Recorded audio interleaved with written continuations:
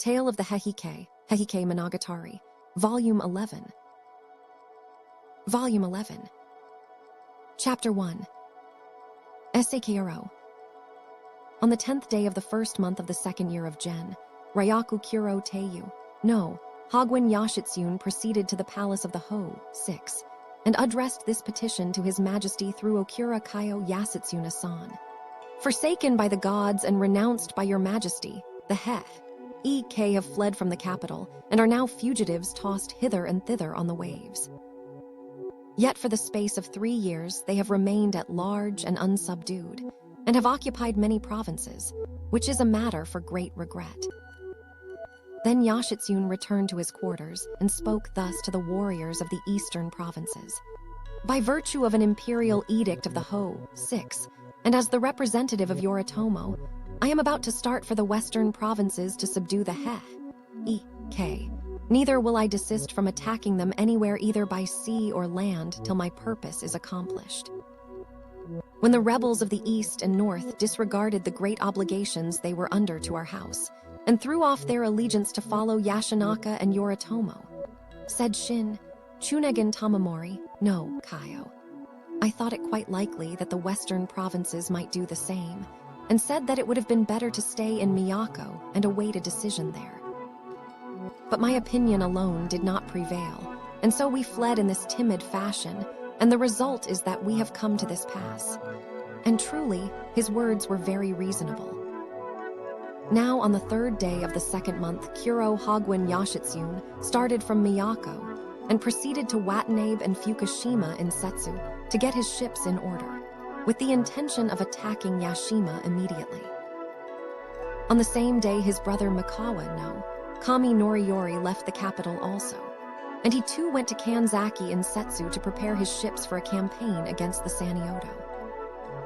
On the 10th day of the same month, the Ho, 6, sent an imperial envoy to the shrines of Ise and Iwashimizu, and gave orders that all the chief priests of all shrines should offer up prayers for the speedy return of the emperor and the 3 sacred treasures to the capital. On the 16th day, just as the ships that had been prepared at Watanabe and Fukushima were about to loose their hawsers and set sail, a most violent tempest arose, and the ships were damaged so that they could not put out, so that day was spent in repairing them.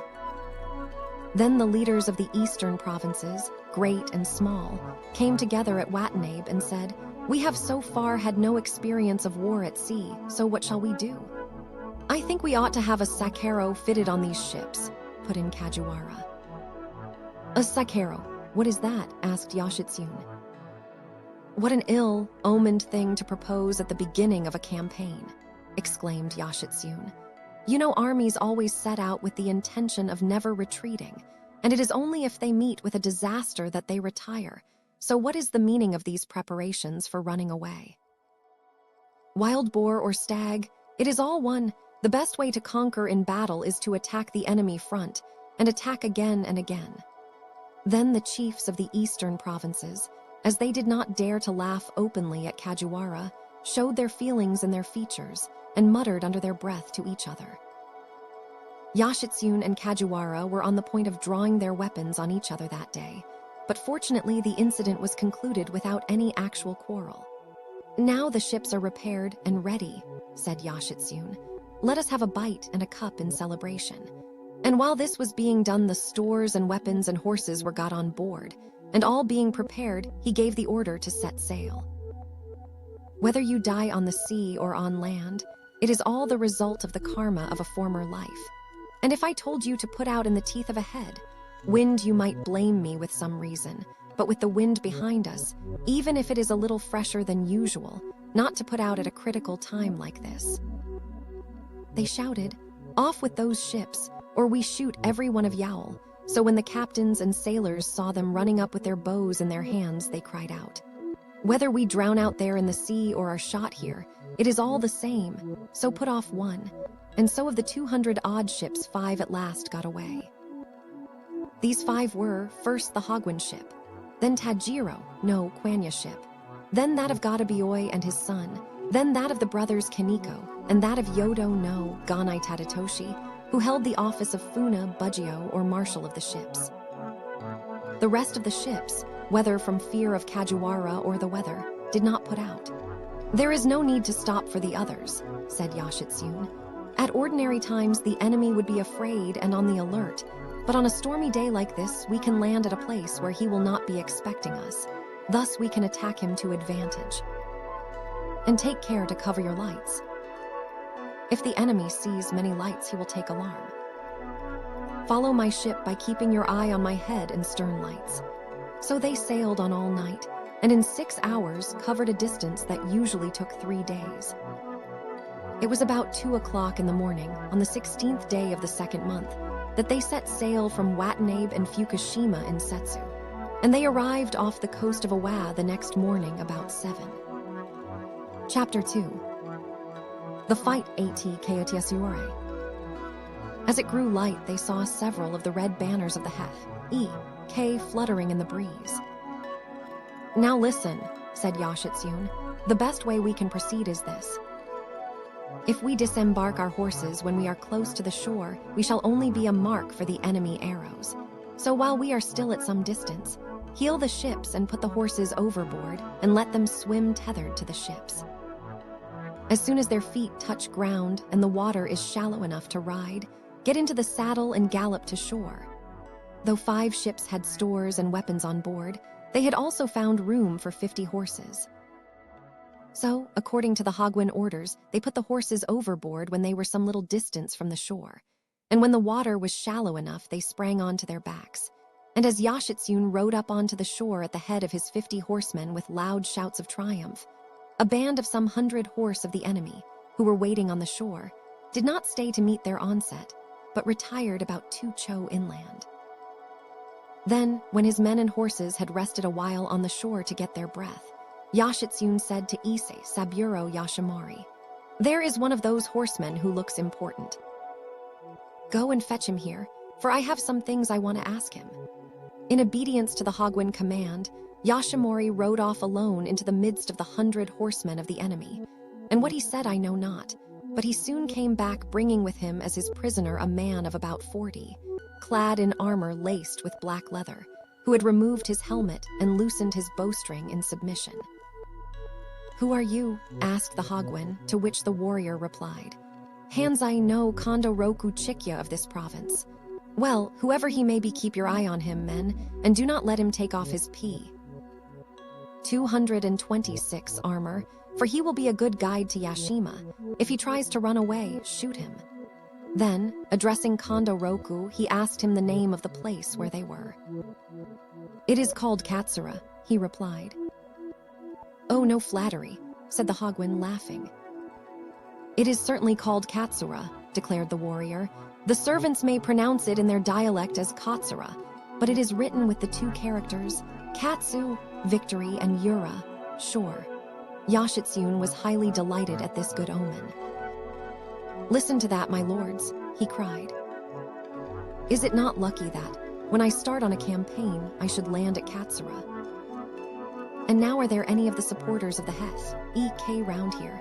"There is Sakurama no Tsukyashido, the younger brother of Awa no Mimbushai Joshi," replied Kondo.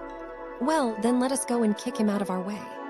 And taking the best 30 of the men and horses of the 100 men of Kondo band, he added them to his own force and rode off to attack Yashido Castle. When they arrived in front of this fortress, they found that it had a swamp on 3 sides and a moat on the other. Shouting their war cry, they made a vigorous attack on the moat side, whereupon the soldiers within shot at them as fast as they could draw their bows. But the Genji paid no heed to them, pushing on across the moat with their neck. Plates sloped to ward off the shafts, and attacking with loud shouts, so that Yashido, thinking further resistance of no avail, after leaving his retainers behind to hold out as long as they could, jumped upon a fleet horse that he had, and was fortunate enough to be able to make his escape. The Genji took the heads of some 20 of the defenders, who were thus left behind, after which they held a celebration in honor of the god of war, cheering loudly in their joy at such an auspicious inauguration of their campaign. Chapter 3. The Crossing of Osaka.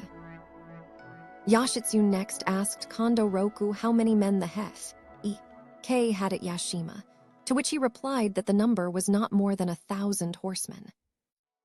"How is it that there are so few?" said the Hogwen.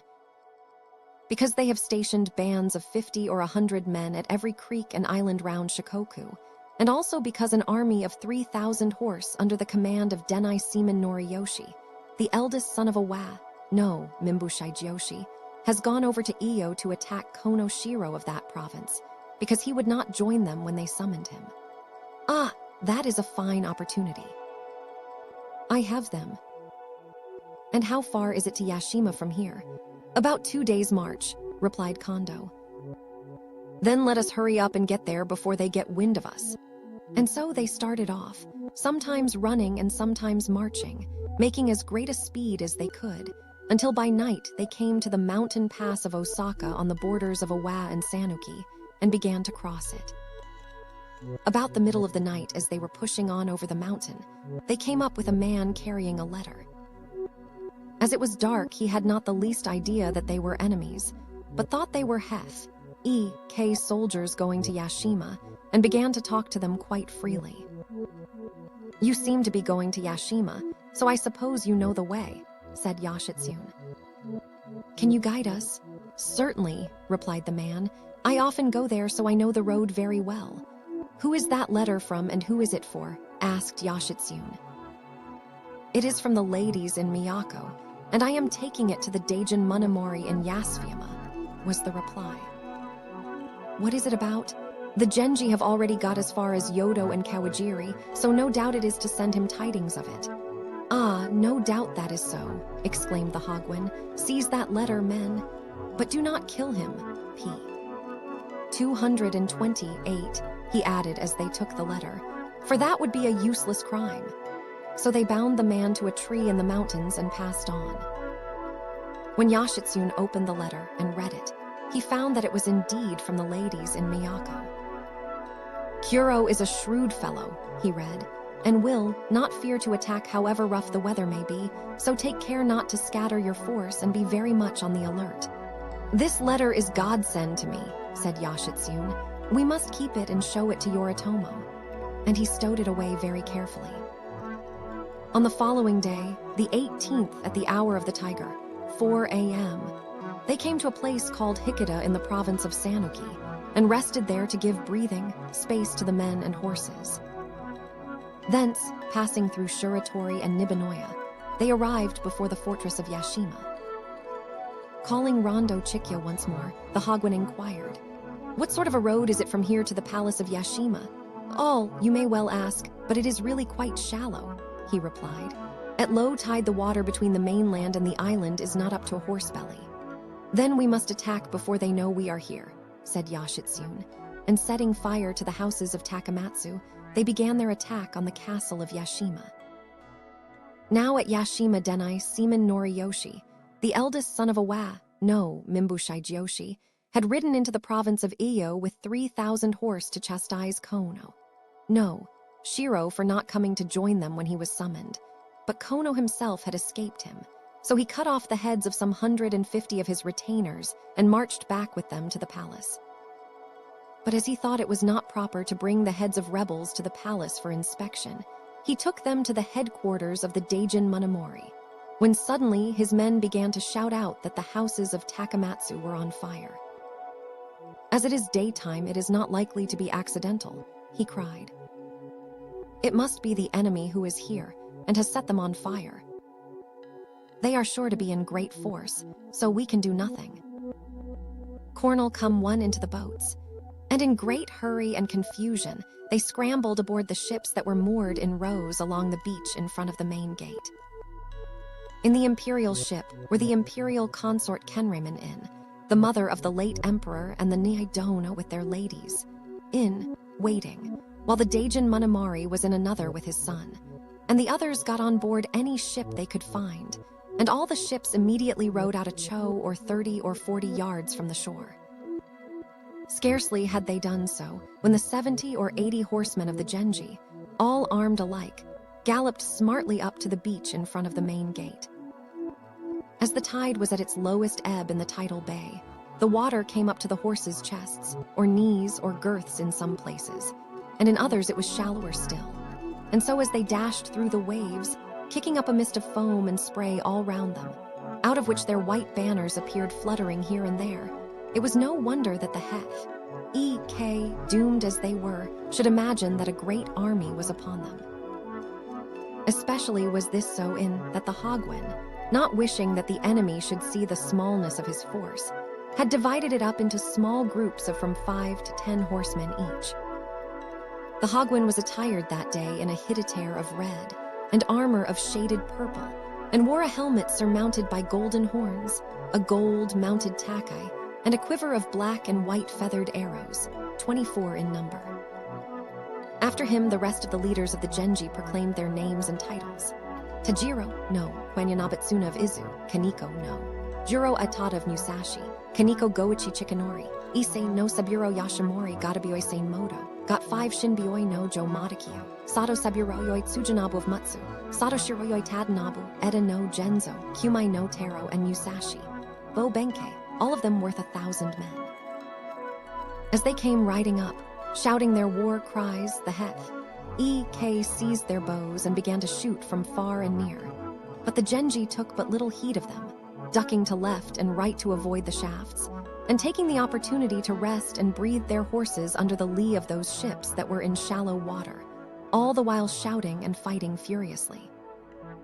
Chapter 4. The Death of Tsuji Nobiyu. Now Gatabioi Sainmoto, a veteran warrior, did not stop to take part in the fight on the beach, but went on and burst into the palace and set it on fire, so that it went up in flames in a moment. The Daijin Munamori, seeing this, turned to his retainers and inquired, "How many men have the Genji?" "Not more than 70 or 80 horsemen, it seems," was the reply. "Ah, so few," exclaimed Munamori. "If the hair of their heads was counted one by one, they would not equal our forcel. Why did you lose your heads and run away to the ships, and let them through without a blow to set fire to the palace? Is not Noto Dono here? Let him land and give battle to these fellows one." At this order Noto, no, Kami Noritsune landed with some 500 men in small boats, under the command of Echu no, Jiroyoi Moritsugu, and took up a position on the beach in front of the burnt-out main gate. The Hagwin also drew up his 80 horsemen opposite them, about a bowshot away. Then Echu no, Jiroyoi came forth onto the deck, house of his boat, and shouted in a loud voice, "Ho, there, you may perhaps have declared your name and titles once already, but as it was far away over the sea, we could not hear." At this point Kaneko, no, Jiro came forward and interrupted them. "What is the good of all this useless talk? Calling one another names is a thing anyone can do. These lords know what our young warriors of Musashi and Sagami can do from what they saw at Ikai, no, Tani last spring." And as he spoke, his younger brother, who had so far stood by his side without a word, took an arrow 12 handbreadths and 3 fingers long, fitted it to his bow and drew with all his might, so that the arrow flew straight at Moritsugu and stuck in his breastplate with such force as if to pierce it right through, thus putting an end to the wordy warfare. Now Noto no, Kami Noritsune was attired as for a sea fight without hittitair and full armor, but in a short under, robe dyed in variegated colors, and armor laced with Chinese silk. His sword was mounted in gold and silver, and he carried a shijt bow and a quiver of 24 arrows feathered with hawk tail feathers. He was the most redoubtable archer in the imperial camp, and it was said of him that he never missed anyone he aimed at. With the intention of putting an end to Yashitsune at a single shot, he stood watching his mark, but the Genji perceived this, and Issei Saburo, Sato Saburoyoi Tsujinabu, Sato Shiroyoi Tadanabu, Eda no Genzo, Kumai Taro, and Musashi. Bo Benkei rode up in a line close together in front of the Hagwin to protect him from the arrows, so that it was impossible for Noto no, Kami to hit him. "Get out of the way of the arrows, you fellows," he shouted, and drawing his bow again and again with great speed and accuracy, he shot down 10 of the Genji soldiers, among whom Sato Saburoyoi, who was in the forefront, received an arrow that pierced him through from the left shoulder to the right armpit, and no longer able to sit his horse, fell headlong to the ground. Then one of Nitono, Kami young men named Kikuo Maru, a very strong fighter, wearing a body armor of green color and a helmet of 3 plates, drew his sword and ran out to take the head of Tsujinabu. At this, his younger brother Tadanobu, who was standing beside him, drew his bow and shot Kikuo Maru under the skirts of his armor, so that he sank down onto his knees. When Nodo Dono saw this, still holding his bow in his left hand, with his right he seized Kikuo Maru and flung him back into his own ship. Thus he prevented the Genji from taking his head, though he died later from the wound. This youth had formerly been the page of Echizen, no, Sami Michimori, but after his death he had followed his younger brother Nodo no Kami. His age was then 18 years, and Nodo Dono was so grieved at his death that he fought no more that day. Then the Hagwon, ordering them to carry Tsujinabu to the rear, sprang down from his horse and took him by the hand, saying, "How do you feel, Saburoyoi?" "It is the end, my lord," answered Tsujinabu. "Is there anything you would wish for in this world?" inquired Yoshitsune. "What is there that I should want?" "Only that I regret that I shall not live to see my lord come to his own. For the rest, it is the destiny of one who wields the bow and arrow to fall by the shaft of an enemy. And that it should be told to future generations that I, Sato Saburoyoi Tsujinabu of Mutsu, died instead of my lord at the fight on the beach of Yashima in Sanuki, in the war of the Genji and Ek, will be my pride in this life and something to remember on the dark road of death." And so he died. Stout warrior as Yoshitsune was, he was so overcome with grief that he pressed the sleeve of his armor to his face and wept bitterly. He then asked if there was any reverend priest in those parts, and when they had found one he said, "A wounded man has just died. I wish you to recite the sutras for him for one day." And he presented him with a stout black horse with a fine set of trappings. This was the horse that the Hagwon, when he received the 5th rank, also raised to the 5th rank and gave the name of Teiyukuro. It was the one on which he had descended the Hyodori, go pass behind Ikai no Tani.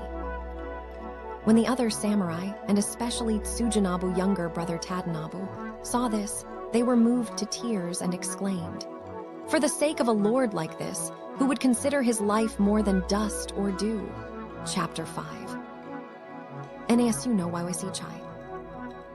Now as those warriors of Awa and Sanuki, who wished to throw off their allegiance to the Ek, and join the Genji began to emerge from their caves and mountains in small bands of 15 and 20, and ride in to join him, the Hagwon soon found himself in command of a force of some 300 horse.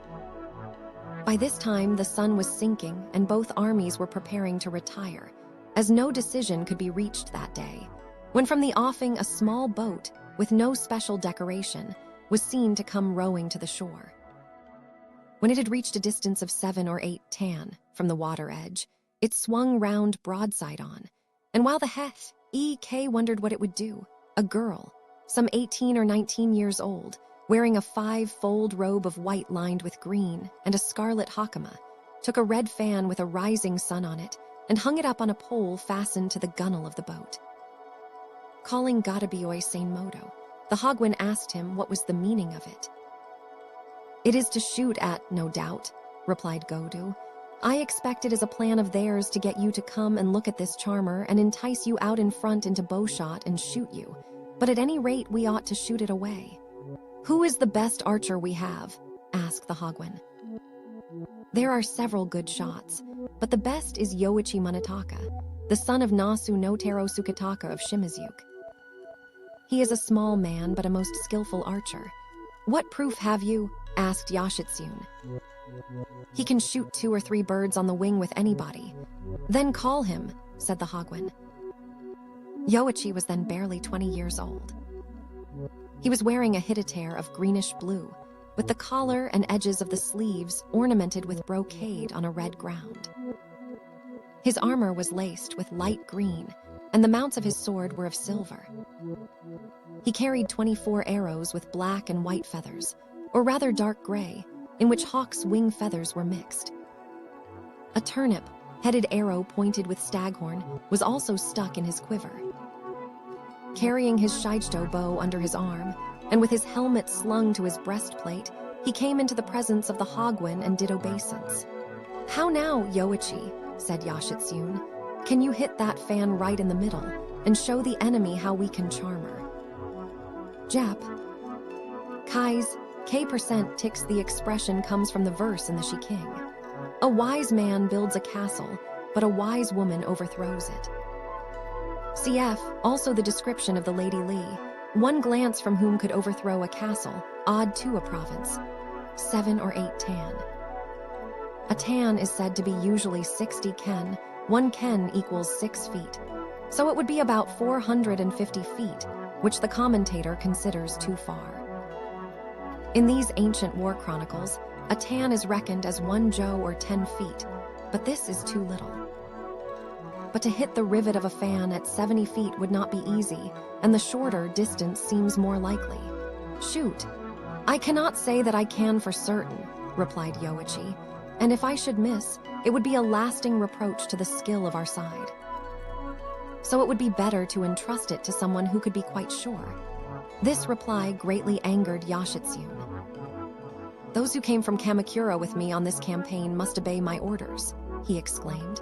"Those who do not had better go back there again." Then Yoichi, thinking it would not do to refuse again, replied, "I may not succeed in hitting it, but as my lord commands, I will try." And retiring, he mounted a fine black horse with saddle ornamented with gold, and taking a fresh hold on his bow, he gripped the reins and rode into the sea. Those on his own side, looking after him, exclaimed, "Ah, that young fellow is sure to bring it down one," and the Hagwon also thought he had not misplaced his trust. As it was a little beyond bowshot, he rode about 1 tan into the water, but still, the fan seemed about 7 tan away. It was the 18th day of the 2nd month, and the hour of the cock, 6 p.m. The wind was blowing rather strongly from the north, and the waves were running high on the beach. Out in the offing, the ships were rising and falling as they rode on the swell, and the fan was fluttering about in the breeze. The K had ranged their ships in a long line to see better what would befall, while on land the Genji lined the shore in expectation. The whole of both armies were watching the scene. Then Yoichi closed his eyes and prayed, "Namu Hachiman de Basatsu, and especially the deities of my homeland, the Gonjin of Nikko, Yuzin Derniajan of Nasu of Utsunomiya, I pray you grant that I may strike the center of that fan. For if I fail, I will break my bow and put an end to my life, showing my face no more among men. If therefore you will that I see home again, let not this arrow miss its mark." After praying thus silently, he again opened his eyes, and the wind had abated a little so that the fan looked easier to hit. Taking a kabureya, he drew his bow with all his strength and let fly. He was short of stature, it is true, but his arrow measured 12 handbreadths and 3 fingers, and his bow was a strong one. The shore echoed to the whir of the arrow as it flew straight to its mark. Whizzing, it struck the fan an inch from the rivet, so that it flew up into the air as the arrow fell into the sea. Once and again, the spring breeze caught it and tossed it up. Then suddenly it dropped down into the water. And when they saw the scarlet fan gleaming in the rays of the setting sun as it danced up and down, rising and falling on the white crests of the waves, the K in the offing beat applaudingly on the gunwales of their ships, while the Genji on the shore rattled their quivers till they rang again. Chapter 6. The Dropped Bow. Unable to restrain himself in his excitement over the enjoyment of this feat, an old warrior of some 50 years of age, in armor laced with black leather, sprang up on one of the ships just in the place where the fan had been and began to dance, twirling a white-handled halberd in his hand. Seeing this, Issei Saburo Yashimari came up behind Yoichi and said, "It is our lord command that you bring down that fellow too." So Yoichi took one of the middle arrows of his quiver, drew his bow, and let fly. The arrow flew straight to the mark, hitting the dancer right in the middle of his body, so that he fell back into the bottom of the boat. There were some who applauded this shot also, but most showed their disapproval by shouting, "Too bad one, that was a cruel thing to do." Silence now ensued on the side of the Heike, though the Genji still continued to rattle their quivers. Then from the Heike side, still disinclined to rest under their discomfiture, there came 3 warriors, one armed with a bow, the second carrying a shield, and the third a halberd. Springing on shore, they dared the Genji to come on, whereat the Hagwon called out to know who of the younger of his best horsemen would try conclusions with these insolent fellows. Then there rode forth Miyanoya Juro of Musashi, and his 2 brothers Shiro and Tashichi, Nibu no Shiro of Kazuke and Kaizo, no Chuji of Shinano, 5 warriors in all. As they charged forward shouting to the onset, however, the archer behind the shield loosed a great lacquered shaft, feathered with black wing feathers, which pierced the horse of Miyanoya Juro in the left breast right up to the notch, so that it collapsed like an overturned screen. The rider at once threw his left leg over the animal and vaulted down to the right, drawing his sword to continue the fight. But when he saw the warrior behind the shield come to meet him flourishing a huge halberd, he knew that his own small sword would be useless, and blew on a conch and retreated. The other immediately followed him, and it looked as though he would cut him down with the halberd. But instead of doing so, gripping the halberd under his left arm, he tried to seize Juro by the neckpiece of his helmet with his right. 3 times, Miyanoya eluded his grasp, but at the 4th attempt his opponent held on. For a moment he could do nothing, but then, giving a sudden violent wrench, the neckpiece parted where it joined the helmet, and Miyanoya escaped and hid behind his 4 companions to recover his breath. The other 4, wishing to spare their horses, had taken no part in the combat, but stayed a short way off looking on. The Heike warrior on his part did not follow him any further, but sticking the neckpiece on the end of his halberd, shouted out in a loud voice, "Let those afar off listen, those who are near can see." That is the way we fellows of the capital declare ourselves. I am Akashichibioi Kagekyo of Kazusa 1, and having thus delivered himself, he retired again behind the shield. The Heike, encouraged at this, cried out, "Do not let Akashichibioi be killed." To the rescue of Kagekyo. "Come on, men." And some 200 of them hastened to land and set up their shields in a row in hen wing style, defying the Genji to come on. The Hagwon, incensed at this, with Tajiro no Kwanya in front, Ise Saburo behind, and Gadabioi father and son and the brothers Kaneko on his left and right hand, put himself at the head of 80 horsemen and charged down on them shouting, whereupon the Heike, who were mostly on foot and few mounted, thinking they could not stand against horsemen, quickly retired and entered their boats, leaving their shields kicked about here and there like the sticks of a fortune teller. Elated with victory, the Genji rowed into the sea in pursuit till they were up to their saddles in water and fought among the ships, while the Heike with rakes and billhooks tried to seize Yoshitsune by the neckpiece of his helmet. 2 or 3 times, their weapons rattled about his head, but his companions with sword and halberd warded off the attacks from their master as they fought. In the course of this fighting, the Hagwon somehow or other dropped his bow into the sea, and leant out of the saddle trying to pick it up again with his whip. His companions cried out to him to let it go, but he would not, and at last managed to recover it, and rode back laughing to the beach. "It was not that I grudged the bow," replied Yoshitsune, "and if my bow were one that required 2 or 3 men to bend it, like that of my uncle Tamatomo, they would be quite welcome to it, but I should not like a weak one like mine to fall into the hands of the enemy for them to laugh at it and say, 'This is the bow of Kuro Yoshitsune, the commander-in-chief of the Genji,' and so it was that I risked my life to get it back." And this explanation drew expressions of approval from all. When the night fell after the day fighting the Heike were still cruising about off the shore, while the Genji made their way inland and took up a position on some high ground by Mure Takamatsu.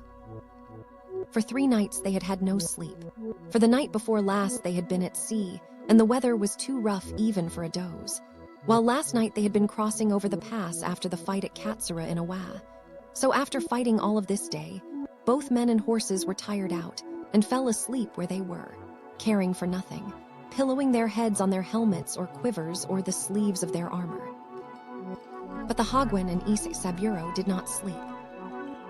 Yashitsune went up to a high place from which he could see if the enemy approached, while Ise Saburo concealed himself in a little hollow and lay in wait, so that if an enemy horseman should come near, he could shoot his horse in the belly.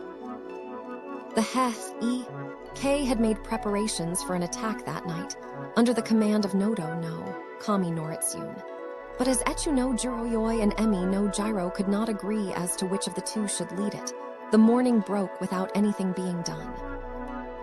If they had made one, how could the Genji have sustained it? And that they did not make it sealed their fate. Chapter 7. The Fight ATSHIDO. When the dawn broke, the Heike retired to the Bay of Shido in the same province, and Yashitsune pursued them thither with about 80 horse.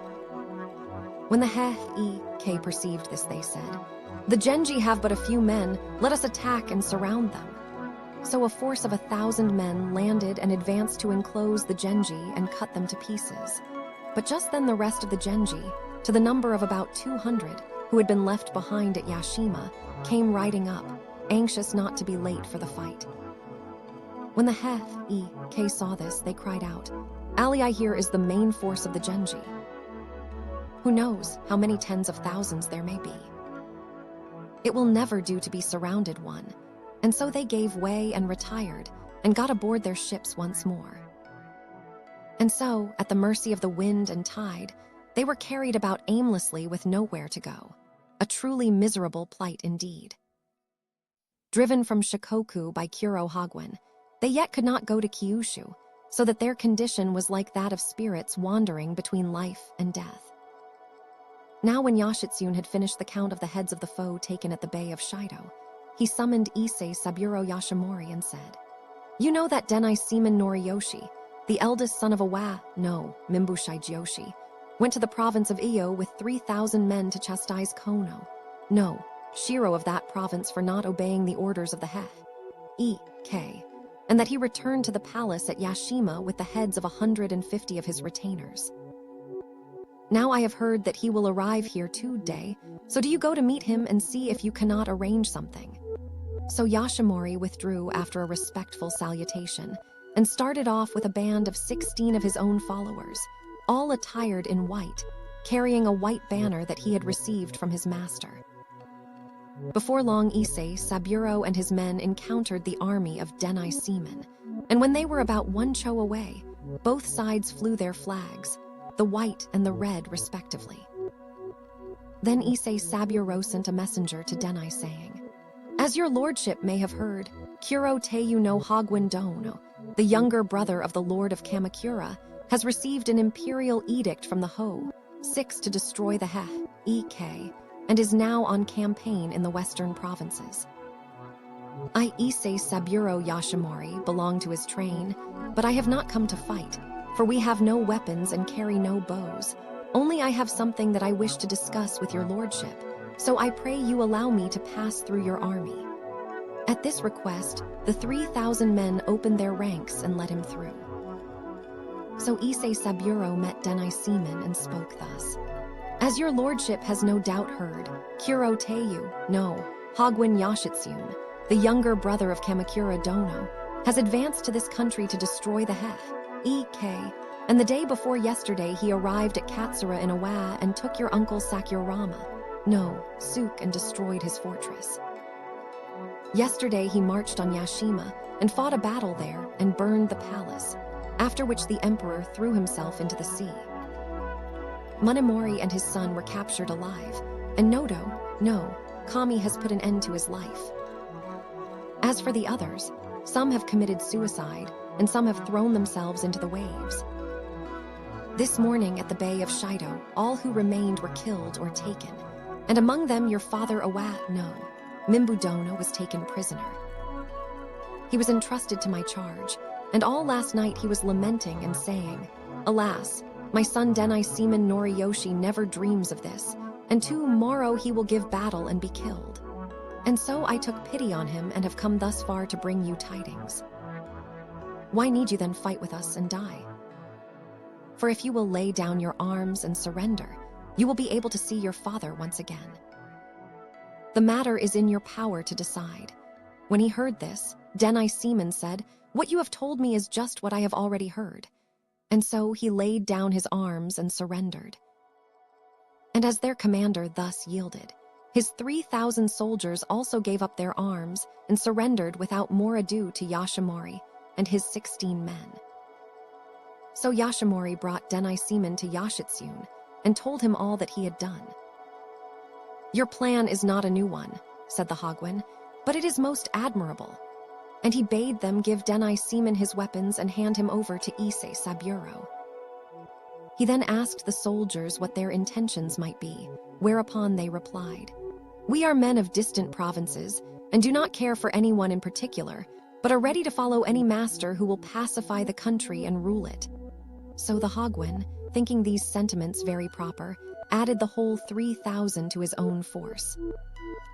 Now on the same day, the 22nd, at the hour of the dragon, 8 a.m., the other 200 ships that had remained behind at Watanabe and Fukushima arrived at the shore of Yashima under the command of Kajiwara, only to find that the whole of Shikoku had been conquered by Kurd Hagwon, and that there was nothing left for them to do. "We are like asterisk iris on the 6th day, or flowers after a service, or an agreement after a battle," they said laughing. Now after the Hagwon had crossed to Yashima, the priest of the shrine of Sumiyoshi, Sumori, no Nagamori, went up to the capital and sought audience with the Ho, 6, saying, "On the 16th day at the hour of the ox, 2 a.m., the whirring of a kabureya proceeded from the 3rd sanctuary of my shrine, and went away over toward the west." On hearing this, the Ho, 6 was very glad and presented Nagamori with a sacred sword and other treasures to be dedicated to Sumiyoshi Daimyojin. In former days, when the Empress Jingo went forth to subdue Korea, the vengeful spirits of 2 deities deigned to proceed from the shrine of Ise to accompany her, and took up their stations on the bow and stern of her ship, so that by their help she subjected Korea to her will. When the war in this foreign land was ended, and she returned to her country, one of these deities took up his abode at Sumiyoshi in the province of Setsu, and this is Sumiyoshi Daimyojin, while the other deigned to go and stay at Suwo in the province of Shinano, and is now called Suwo Daimyojin. That this deity should deign not to forget his former expedition, and should now once again go forth to destroy the enemies of the throne, was a great source of comfort both to the emperor and his subjects. Iris on the 6th day, i.e. too late, the Shabu or Iris festival was held on the 5th day of the FFTH month. Chapter 8. The fight at Dan-no-ura. Meanwhile, Yoshitsune, after his victory at Yashima, crossed over to Suwo to join his brother Noriyori. And strange to say, the place which the Heike next reached was called Hikushirna in the province of Nagato, while the Genji went to Oitsu in the same province. Just at this time, Tanso, the Beto of Kumano of the province of Kei, who was under great obligations to the Heike, suddenly changed his mind and hesitated as to which side he should support. So he went to the shrine of Ikumano at Tanabe and spent 7 days in retirement there, having Kagura performed and praying before the Gonjin. As a result of this, he received an intimation from the deity that he should adhere to the white banner, but being still doubtful, he took 7 white cocks and 7 red ones and held a cock fight before the Gonjin. And as none of the red cocks were victorious but were all beaten and ran away, he at last made up his mind to join the Genji. Therefore, assembling all his retainers to the number of some 2,000 men, and embarking them on 200 ships of war, he put the emblem of the deity of the shrine on board his ship and painted the name of Kongo Doji on the top of his standard. Accordingly, when this vessel with its divine burden approached the ships of the Genji and Heike at Dan-no-ura, both parties saluted it reverently. But when it was seen to direct its course towards the fleet of the Genji, the Heike could not conceal their chagrin. Moreover, to the further consternation of the Heike, Kono no Shiro Michinabu of the province of Iyo, also came rowing up with 150 large ships and went over to the fleet of their enemies. Thus the forces of the Genji went on increasing, while those of the Heike grew less. The Genji had some 3,000 ships, and the Heike 1,000, among which were some of Chinese build. And so, on the 24th day of the 3rd month of the 2nd year of Gen, Ryaku, at the hour of the hare, 6 a.m., at Dan-no-ura in the province of Bungo at Moji, Ga-seki, and at Dan-no-ura in the province of Nagato, at Akama-ga-seki began the final battle of the Gen and Hai. On that day, the Hagwon and Kajiwara were on the point of open warfare with each other. Kajiwara came to the Hagwon and requested that he might be allowed to lead the Genji fleet. "Your lordship seems to me the biggest fool in Nippon," retorted Yoshitsune, laying his hand on his sword hilt. Bo Benkei and the rest of the Hagwon men made haste to surround them, each eager to cut them down. So the Hagwon calmed his anger, and Kajiwara also regained his composure. But from that time, Kajiwara nursed his enmity against Yoshitsune and spoke evil of him, so that at last he got him put to death, as is elsewhere recorded. Now the two hosts of the Genji and Heike faced each other scarcely 30 cho distant on the water. And as the tide was running strongly through Moji, Akama, and Dan-no-ura, the Heike ships were carried down by the current against their will, while the Genji were naturally able to advance on them with the tide. Kajiwara, with his sons and retainers to the number of 14 or 15, stuck close to the shore, and catching on with rakes to some ships of the Heike that went astray, they boarded them and sprang from one ship to the other, cutting their men down both at bow and stern and doing great deeds. And their merit that day has been specially recorded. Chapter 9. Long bowshots. Thus both armies joined battle all along the line, and the roar of their warcries was such as to be heard even to the highest heavens of Brahma, and to cause the deity deep under the earth to start in amazement. Then Shin Chunegan Tamamori, no Kaio, coming forth onto the deck, house of his ship, shouted to his men in a mighty voice. Even in India and China, and also in our own country, with the most renowned leader and the bravest warriors, an army cannot prevail if fate be against it. Yet must our honor be dear to us, and we must show a bold front to these Eastern soldiers. Hoy, these Eastern fellows may have a great name for their horsemanship, shouted Aku Shichai by Oikagekyo, but they know nothing about sea fights, and they will be like fish up a tree, so that we will pick them up one by one and pitch them into the seal. And let their commander Kuro Yoshitsune be the special object of your attack, added Echu no Jiroyoi Moritsugu. He is a little fellow with a fair complexion, and his front teeth stick out a bit, so you will know him by that. He often changes his clothes and armor, so take care he does not escape you one. Who cares for that wretched little fellow? Replied Aku Shichai. Cheer up, my brave comrades. We will soon pick him up under our arms and fling him into the seal. After Shin Chunegan Tamamori had thus addressed his men, he took a small boat and rowed across to the ship of the Daijin Manamori. Our own men look well enough, said he. Only no, Mimbu Shigeyoshi seems doubtful in his allegiance. I pray you let me take off his head. But he has served us well so far, replied Manamori.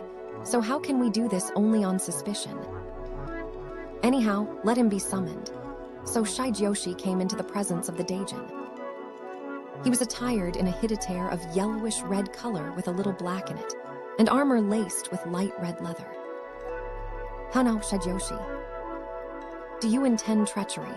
Said Manamori, for your conduct today has a suspicious look. Do you tell your men of Shikoku to bear themselves well in the fight, and do not play the dastard? Why should I play the dastard? Said Shigeyoshi as he retired from before the Daijin. Meanwhile, Tamamori had been standing by with his hand, gripping his sword hilt hard enough to break it, casting meaning looks at Manamori to intimate his wish to cut Shigeyoshi down. But as the latter gave no sign, he could do nothing. So the Heike divided their 1,000 vessels into 3 fleets. In the van rode Yamaga, no, Hayatoji Haito with 500 ships, and after him came the Matsura with 300 more. Last of all came the nobles with 200. Now Yamaga, no. Hayatoji, who led the van, was the strongest archer in all Kyushu, and he chose 500 men who drew the bow better than most, though not equal to himself, and placed them in the bows of his ships, shoulder to shoulder, so that they let fly a volley of 500 arrows at once. The fleet of the genii was the more numerous with its 3,000 ships, but as their men shot from various places here and there, their force did not show to advantage. Yoshitsune himself, who was fighting in the forefront of the battle, was greatly embarrassed by the arrows of the foe that fell like rain on his shield and armor. So, elated by their victory in the first attack, the Heike pressed onward, and the roar of their shouting mingled with the booming of their war drums that continuously sounded the onset. Now on the side of the genii, Wada no. Kotaro Yashimori did not go on shipboard, but mounted his horse and sat himself firmly in the saddle with his feet deep in the stirrups, riding into the midst of the Heike host and letting fly his arrows right and left. A famous archer he had always been, and no enemy within the space of 3 cho escaped his arrows, but one shaft he shot an extraordinary distance on which was a request to return it to the marksman. When it was withdrawn by order of Tamamori, it was seen to be feathered with white wing feathers of the crane mixed with black ones of the wild goose. A plain bamboo shaft 13 handbreadths and 3 fingers long, inscribed at the space of a handbreadth from the lashing on the butt with the name Wada no. Kotaro Yashimori painted in lacquer. Among the Heike too there were some fine archers, but none who could do a feat like this. After a while, however, Kishiro Chikakyo of Iyo stepped forward and shot it back again. Then Yashimori, angered at this, sprang into a small boat and pressed on into the midst of the foe, drawing his boar lustily so that very many of his adversaries were killed and wounded. Not long afterwards, a large shaft of plain bamboo stuck into the boat in which Yoshitsune was standing with a similar request that it should be shot back again. It was feathered with the tail feathers of a copper pheasant and was 14 handbreadths and 3 fingers long.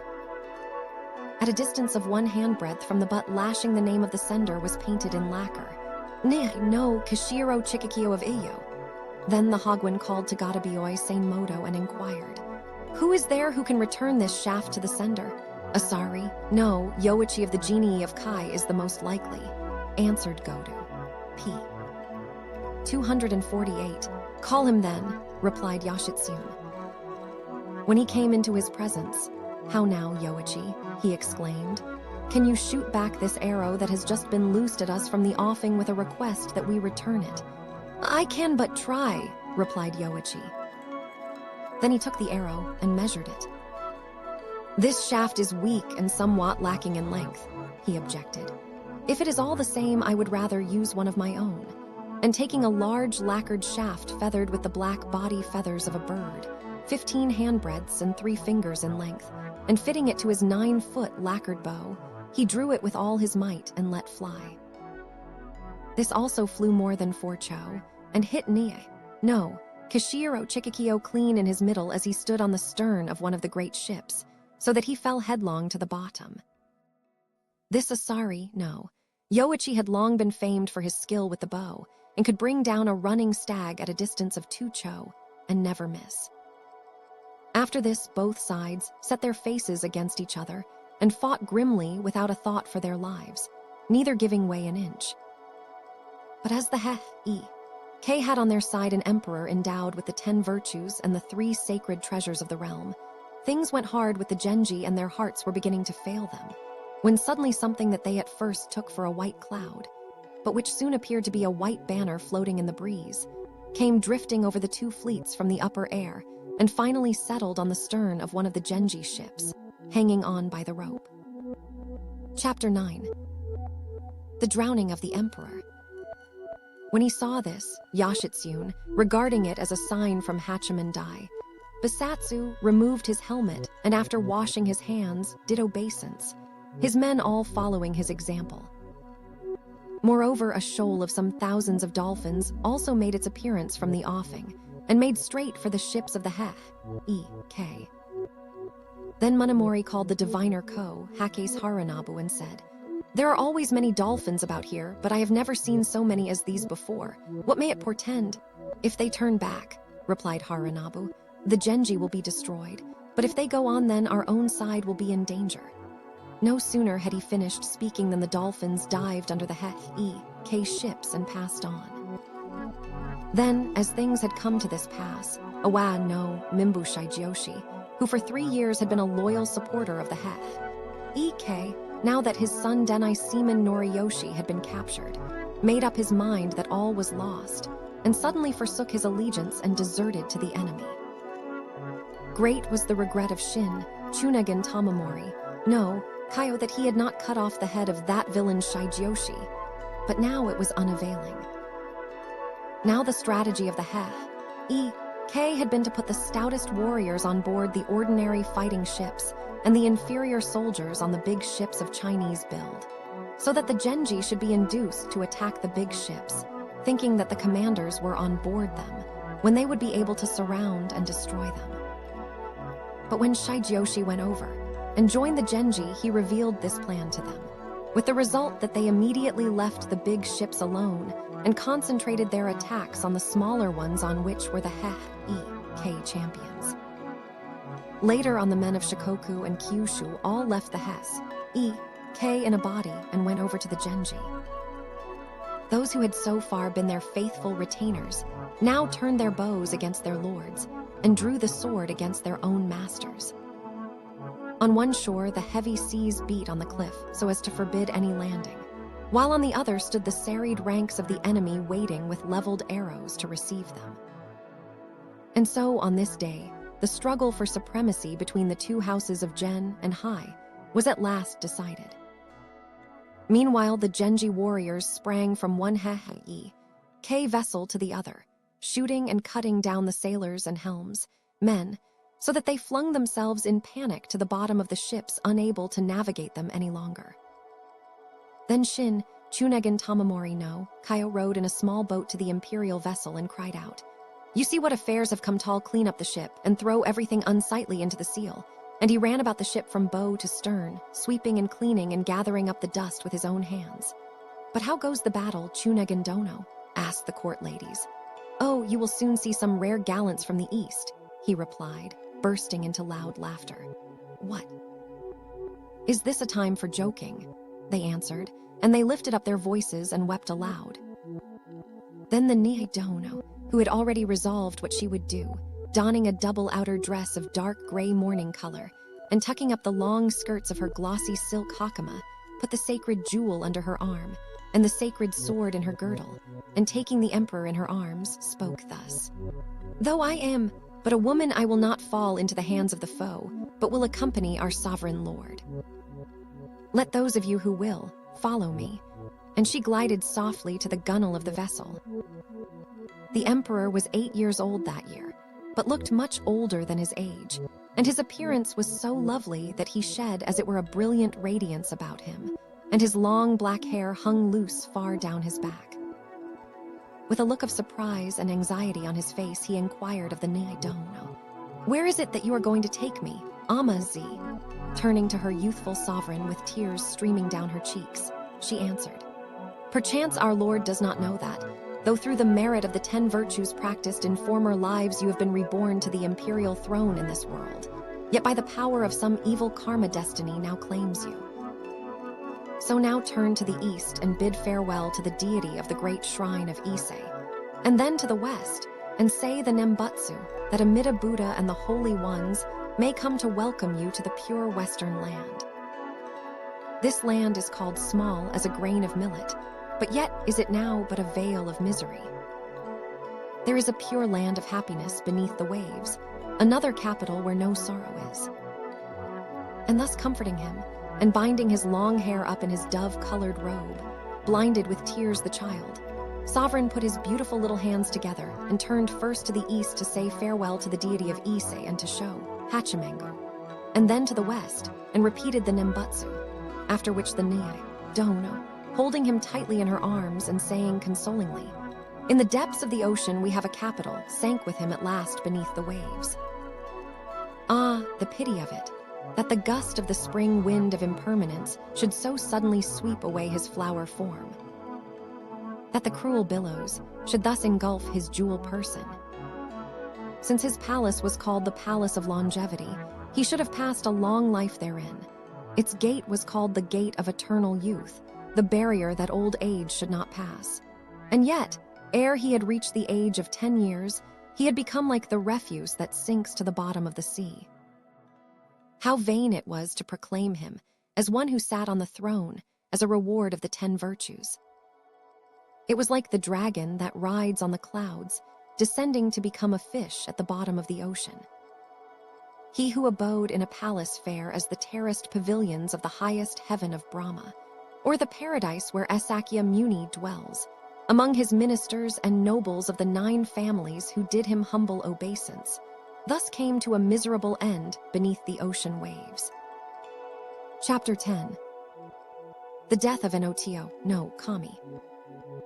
Now when the imperial consort Kenreimon'in saw what had come to pass, she put her ink stone and warming stone into each side of the bosom of her robe and jumped into the sea. But Watanabe, no, Jengo Yumanojo Mutsuru rode up in a small boat, and catching her long hair with a rake, dragged her back. Dainagan no Subon, the wife of Shichihira, seeing this, cried out, "Alasal, how cruel, how can you treat one who was an empress in such a way?"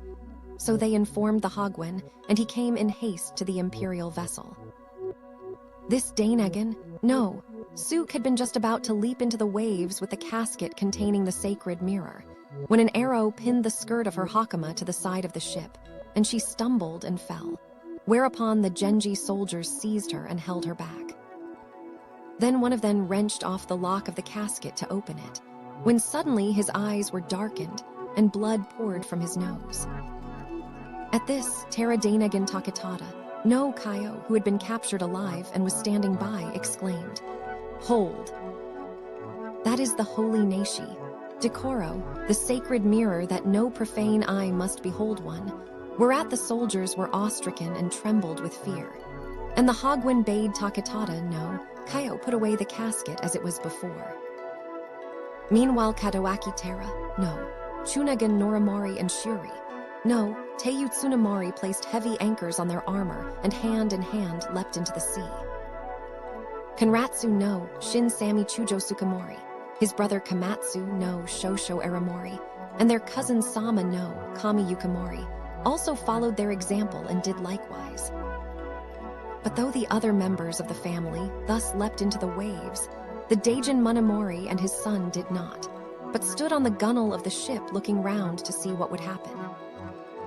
Seeing them thus hesitate, some of the Heihaike samurai, under pretense of pushing by hurriedly, thrust Munamori over into the sea, and his son, Yuman no Kami Kiyamune, seeing this, sprang in after him. Now the others had put heavy objects on their shoulders and held on to each other so that they might be sure to sink, but these two did not do any such thing, but being good swimmers, they swam about hither and thither, the Daijin willing to sink or be rescued whichever his son might do. When Issei, Saburo, Yashamori chanced to come up in a small boat and drag Kiyamune out with a rake, after which Munamori allowed himself to be pulled out also.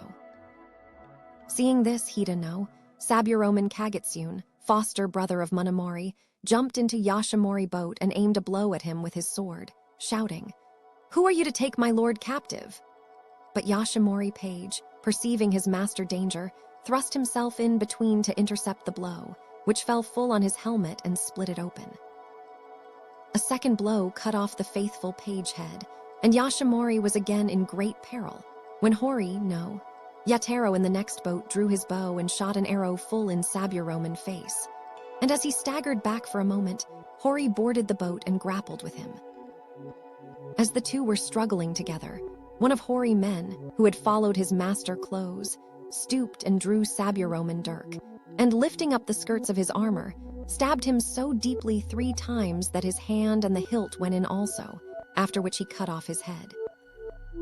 How must Munamori, felt to see his foster brother thus slain before his eyes. Now, as we have said, none could face the arrows of Notono, Kami, Noritsune, and live, and he had resolved to fight to the last this day. He was brilliantly attired in a hitatare brocaded on a red ground, and a suit of armor laced with Chinese silk. He wore a helmet decorated with lofty horns, and a sword mounted in gold and silver.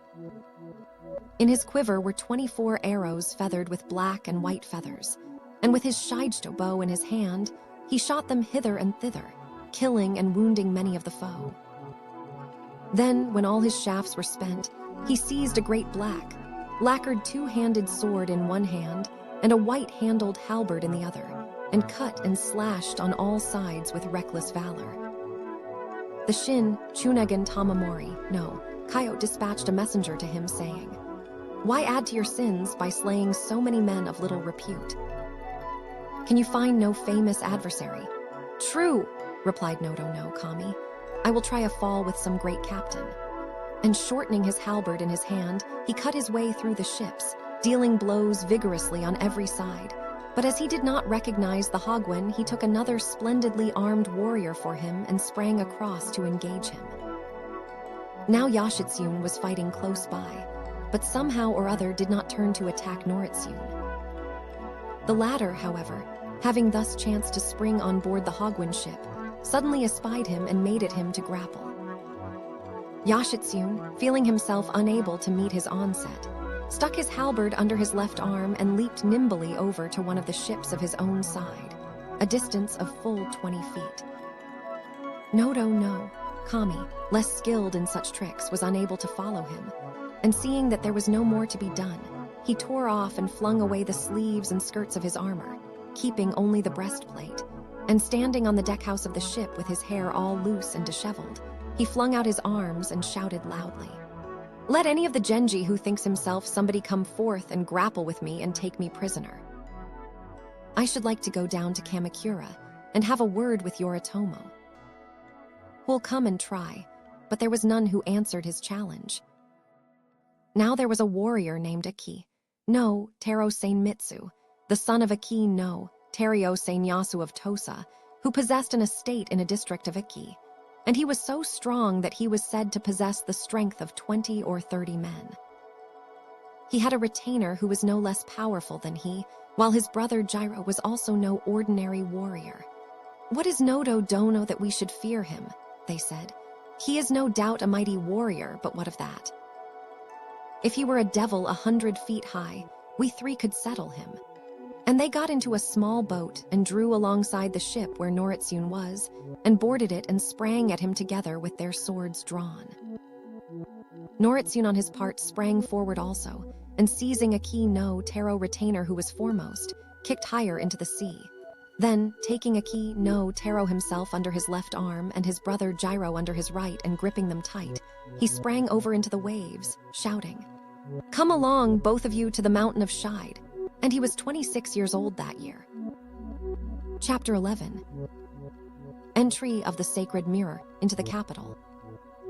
Then Shin, Chunagan Tamamori no Kaio, who had been watching how the day was going, at length saw that nothing remained but to put an end to his life, and calling his foster, brother Iga no Hinesi Mininaga, he said, "Is it not time to fulfill the promise we made?" "Certainly," replied Inaga. And he assisted Tamamori to don 2 suits of armor, afterwards doing the same himself, and the two leaped into the sea clasped in each other's arms. Some 20 samurai who were with them at once followed them into the waves, but Echu no Jiroyoi Moritsugu, Kazusa no Goroyo, Akashichi, Bayoi Kagekyo, and Hida no Jiroyoi managed to elude the enemy somehow and escape. And now the whole sea was red with the banners and insignia that they tore off and cut away, so that it looked like the waters of the Tatsuta, Gawa, when it is flecked with the maple leaves that the wind brings down in autumn, while the white breakers that rolled up on the beach were dyed a scarlet color. The deserted, empty ships rocked mournfully on the waves, driven aimlessly hither and hither by the wind and tide. Jo Tashiyasu and Awa no Mimbushai Joshi and his son, 38 in all, Kikuchi no, Jiro Takano and Harada no, Teiyute no had P. 256 already laid down their arms and surrendered before the battle.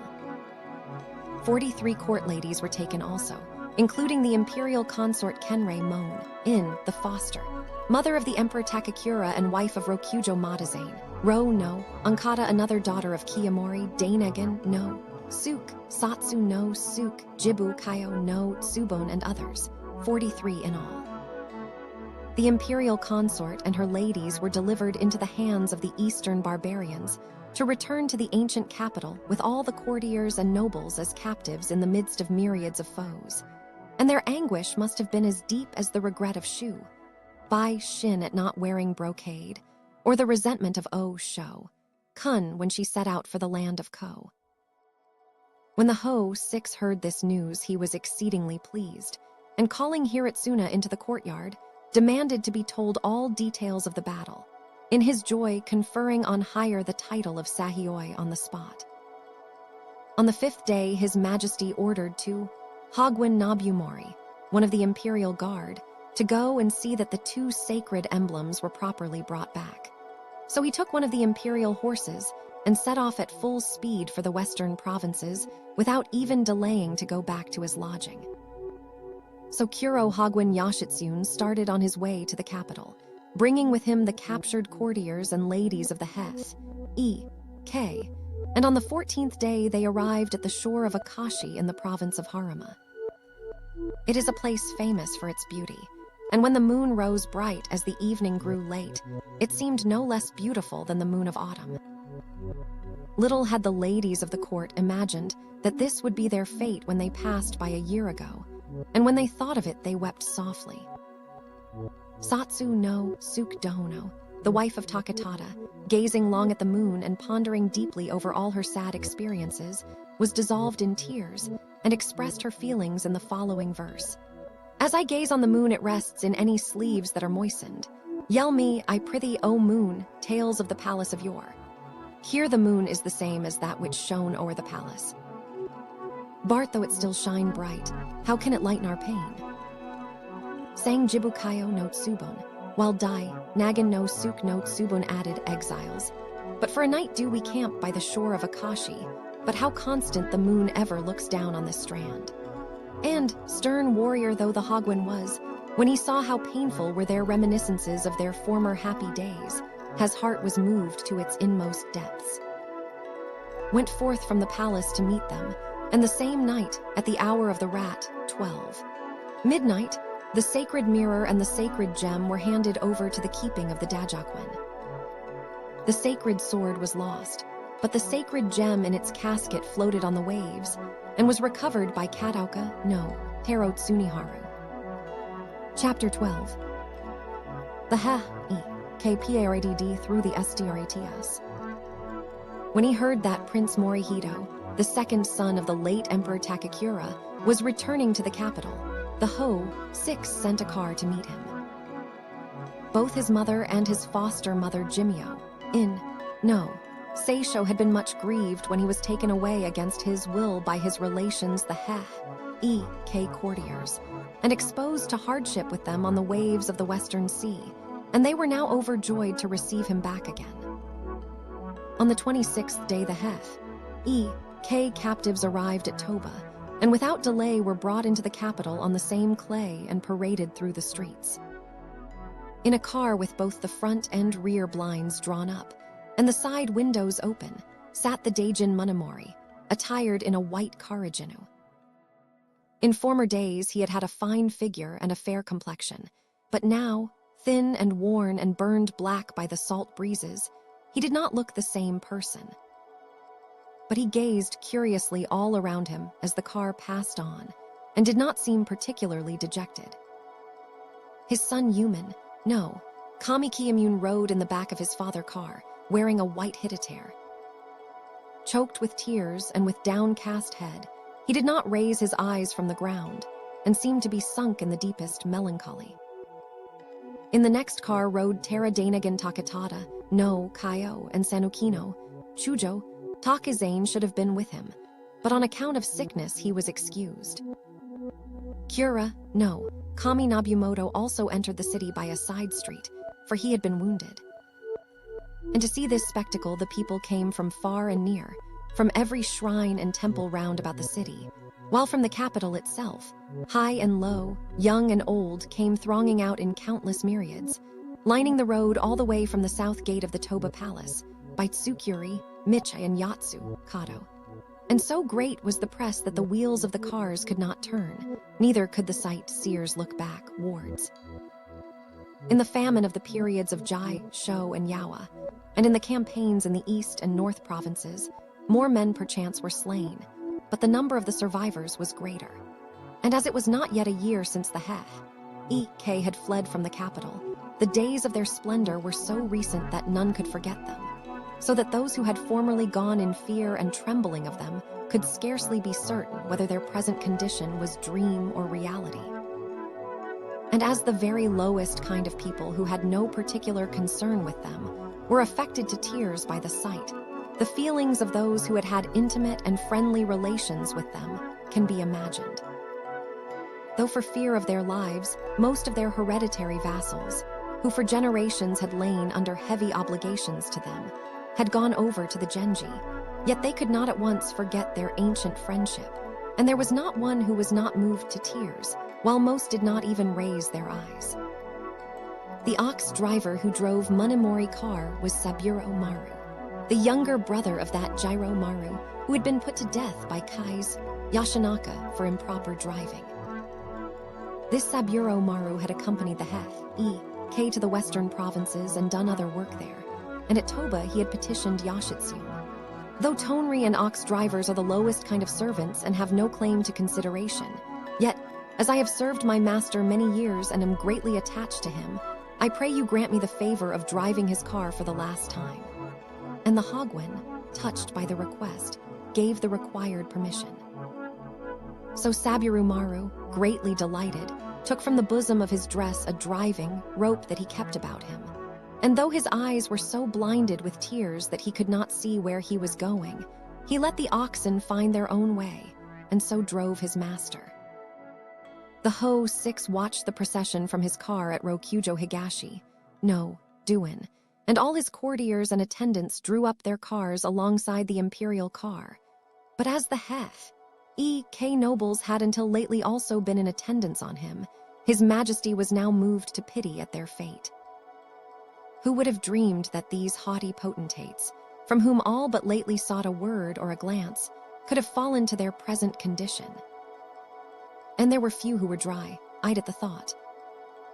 But a year before Monomori had come in procession to the Ho-6 palace to pay his respects on being raised to the position of Naidajin. And then he was accompanied by 12 courtiers of the highest rank, headed by Kwazan, In-no, Chunegan Kainmasa no, Kaio, while 16 others of lower rank, led by Kurando no Kami Chikamune, walked before him in the van, the procession including 4 of the rank of Chunegan and 3 of that of Sami Chujo. All the courtiers and nobles were in festal array to do honor to the day, and Takatada, no, Kai 5 was summoned into the imperial presence and entertained magnificently and sent away with many presents. Today not a single courtier accompanied them, and the 20 old samurai who were taken with them at Dan-no-ura were led along behind them clad in white garments and tied up to the front of their saddles. Passing along Rokujo to the east, they were led to the river bed, and from thence back again to the Hogwen residence in Rokujo Horikawa, where they were put under a strong guard. Food was set before the Daijin, but his throat was choked and he could not eat, and when night came he did not even loosen his clothes, but lay down just as he was, wrapped in the sleeves of his robe. But when his guards noticed that he covered his son Yumen, no, Kami, with his sleeve, they exclaimed, "Ah, among both high and low there is nothing so pathetic as parental affection." The spreading of a sleeve is nothing in itself, but even that shows the depth of his care, and their tears dropped onto the sleeves of their armor. Seeing that the Heike had been thus overthrown, and all the provinces quieted so that all could travel about again without let or hindrance, and that there was no more disorder in the capital, people began to declare that Yoshitsune was the greatest man in the empire, and that Yoritomo had done but little in comparison. So by and by it came to the ears of the Lord of Kamakura that it was noised abroad that Yoshitsune could do what he liked with the empire. "What sayings are these?" he exclaimed. "Was it not owing to the plans I laid, and the armies that I sent that the Heike were so quickly conquered? How could Kuro have set the empire in order alone? What does he mean by growing thus arrogant and thinking he can do as he pleases? And were there no other people available that he must become the son-in-law of this Taira Dainagon and behave himself like a court noble? Moreover, it was a shameless thing of this Dainagon to give his daughter thus. The next thing Yoshitsune will do is to come down and domineer here in Kamakura." Chapter XIV. Fuku show is put to death. On the 6th day of the 5th month of the 2nd year of Gen, Ryaku Kuro Teiyu, no, Hagwin Yoshitsune decided to set out for the eastern provinces with the Daijin Munemori and his son. Muninori therefore sent a messenger to him saying, "I have heard that we are to start for the east tomorrow, and I have a request to make. If the boy of 8 years old, who is written down among the prisoners, is still alive, I should much like to see him again once more." "Truly," said Yoshitsune, "that is very natural, for who can be unmindful of parental affection?" And he immediately sent orders to Kawago no Kataro Shigefusa, in whose charge the boy had been placed, to take him to Munemori at once. And Kawago, borrowing a car from someone, put the child and 2 lady attendants into it, and went off without delay. As the child had not seen his father for so long, his joy knew no bounds, and when Munemori called to him, "Ah, Fuku, show one come along," he rushed up to him and climbed up on his knee. "Listen, all of you," said Munemori, stroking the boy hair and weeping over him. "This child has no mother, for though he was born without any trouble, soon afterwards his mother took to her bed and after a while died. And while she lay sick, she said to me, 'Whatever other children you may in future have by some other wife, do not forsake this one, but look on him as a memento of me. Do not send him away to be brought up by some faster mother.' So when I gave him the name of Fuku Sho, Vice Commander, saying that when we marched against the enemies of the throne human, no, Kami would be the commander-in-chief, and I wished him to be under him as Vice Commander, she was overjoyed, and continued to call him by this name right up to the time that she died, 7 days after. So whenever I see this child, it always recalls her to memory." And when he finished speaking, all the guards and human, no, Kami and the child nurse hid their faces in their sleeves and wept. But still he would not go, weeping and clinging tight to his father's sleeve. And so he remained some time, till at last, as it began to grow dark, his nurse drew him away in her arms, and the 2 ladies got into the car with him and returned home. Munemori stood looking after him a long while, sadly reflecting that his former affection for the child was as nothing to what he felt now. Out of tender regard for his mother's wishes, he had kept the child always beside him, and had not sent him away to anyone to be brought up. At the age of 3, he had put on the kamuri and received the name of Yashamune. And as he grew older, the beauty of his face and figure increased also, while his disposition became the more lovable. So Munemori became more and more attached to him, and took him with him everywhere, so that they were not parted for a moment even on shipboard on the waves of the Western Sea. And this was the first time that they had met since the defeat. Then Shigefusa inquired of the Hagwin what was his pleasure concerning the child. "We cannot take him with us to Kamakura," replied Yoshitsune, "so you had better do as you will with him." So Shigefusa returned to his residence and said to the 2 ladies, "The Daijin will start for the east tomorrow, but the child must stay here in Miyako. He is to be handed over to Agata, no, Saburo Koryoshi, so bid him come forthwith." So they again put him into the car, and he went off joyfully with the 2 ladies, thinking he was going to see his father as before. When, however, the car drove along Rokujo to the eastward and came to the river bed, the ladies were thrown into the greatest anxiety and consternation, suspecting that something terrible was going to happen. In a few moments, a troop of some 50 or 60 horsemen rode down to the river bed, and stopping the car bade Thin set down the child, spreading a fur rug on the ground for them to alight. With a surprised and troubled expression on his face, the little lord inquired, "Where are you going to take me then?" But the two ladies could make him no answer and only burst out into loud lamentations. Then one of Shaifusa's men, holding his sword ready to draw, was just stepping round behind him from the left side to sweep off his head, when the child perceived it and ran and threw himself into the nurse's arms in an endeavor to escape. Whereupon the two ladies, clasping him in their arms, entreated the soldiers to kill them instead, raising their eyes to heaven and throwing themselves on the ground in an unavailing agony of grief. Then Shaifusa, choking down his emotion, exclaimed, "It is too late to do anything now," and dragging the child from their arms, struck him down with his dirk and cut off his head, which he straightway took away to show to the Hogwen. Barefoot, the two ladies followed him and begged earnestly that they might be given the head, for they wished to recite the sutras for him, and the Hogwen, who was not devoid of pity, granted their request. So the two, receiving it with deep gratitude, bestowed it in the bosom of one of them and returned weeping to the city. About a week afterwards, it was reported that two ladies had drowned themselves in the Katsura, Gawa, and one, who had cast herself into the water with a child head in her bosom, was this nurse of Monomori's son. The other, who was found clasping the dead body in her arms, was her maid in waiting. Seeing that her mistress had determined to end her life, her unhappy companion could not bear to survive her, and so had followed her in death. Chapter XV. Kawase Joi. On the 7th day of the 5th month of the 2nd year of Gen, Ryaku Kuro Teiyu, no, Hogwen Yashitsune set out from the capital with the Daijin Monomori and his son. When they came to Awada, Gachai, the palace was far away among the clouds, and when he beheld the clear streams of the barrier at Osaka, the Daijin, weeping bitterly, composed this verse. "Here today by this spring. Look any last on Miyako, grant that once more any face mirror itself in its wave." Yashitsune, noticing how sad and despondent was Monomori, with his accustomed kindness tried to cheer him. "I pray you, if it be possible, save my life," entreated the Daijin. "Anyhow, I do not consider your life in any danger," replied the Hogwen, "but if it were, I would claim it as a reward of my merit in this campaign. Perchance, however, you will be banished, p. 266, ed to some distant province or far-off island. "Let me be banished even to Kashima in Izo," pathetically pleaded Monomori, "so long as my life is preserved."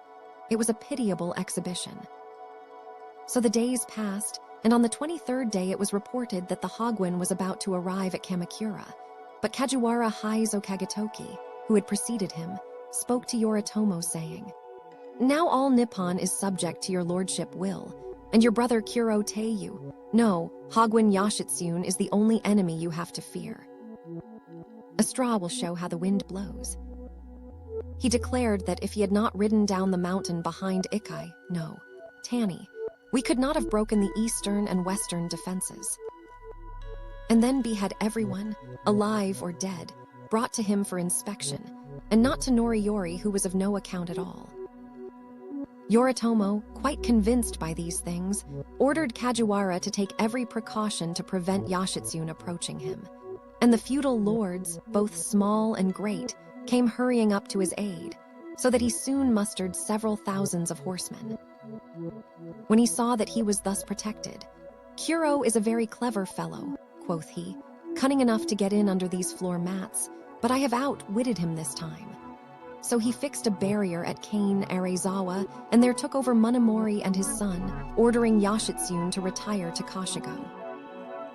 When Yashitsune understood this, he was very indignant. "What is the meaning of this?" he exclaimed. "Between the spring of last year when he defeated Kaizo Yashinaka and this spring I have utterly destroyed the Hef, and without delay restored the sacred mirror and the sacred gem to the capital. I have, moreover, captured alive the Daijin Monomori, the commander-in-chief and his son, and brought them thus far, p. 267, with me as prisoners. So whatever suspicion Yoritomo may harbor about me, he ought at least to receive me in audience." I had thought at least that I might have been appointed Satsui Bushi of Kyushu, or put in charge of the San-in, Sanyo, or Nankai, due to consolidate them for him. But instead of that, I have merely been made governor of the province of Iyo. And then, instead of being received into Kamakura, I am made to go back to Kashigo. Was not the subduing of the whole land of Nippon the work of Yashinaka and myself? Of the sons of the same father, he that is born first is treated as the elder brother, and those who are born afterwards as the younger, so that none can deny that it is he that rules the empire. Who could doubt it?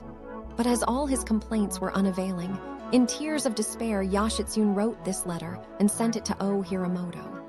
With the deepest respect, Minamoto Yoshitsune pleads his cause.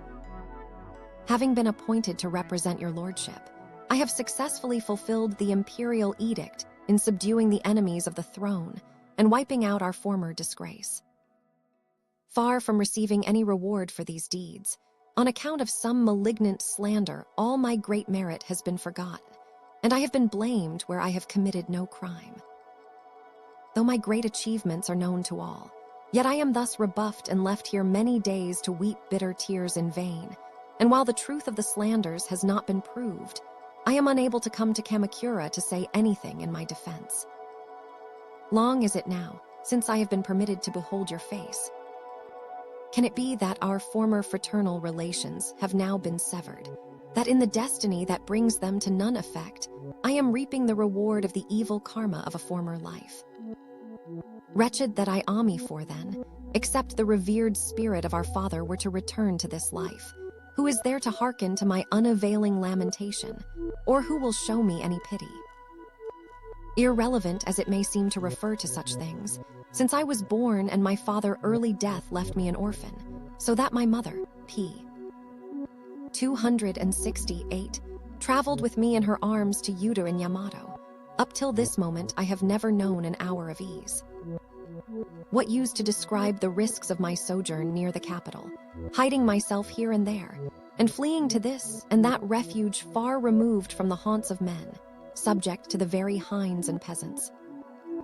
But when, in the new harmony of our brotherly affection, it was arranged that I should go forth in the campaign against the Heth, E.K., since Kaizo Yashinaka was overthrown, and I set forth to destroy the whole family, what hardships are there both by land and sea that I have not undergone? At times spurring my steed over the towering crags, heedless of all danger, at times braving the perils of the winds and waves of the boundless ocean, careless whether my body should be lost in the depths of the sea to be a prey for the great fishes.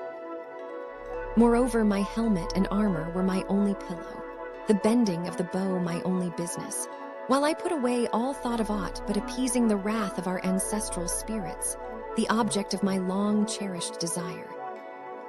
Therefore, it was no more than suitable to the importance of our house that Yoshitsune should be appointed Go. I know, Joe. But now my grief is sore, and my lamentation extreme. Except I turn for aid to the gods and Buddhas, to whom can I look to hear my petition?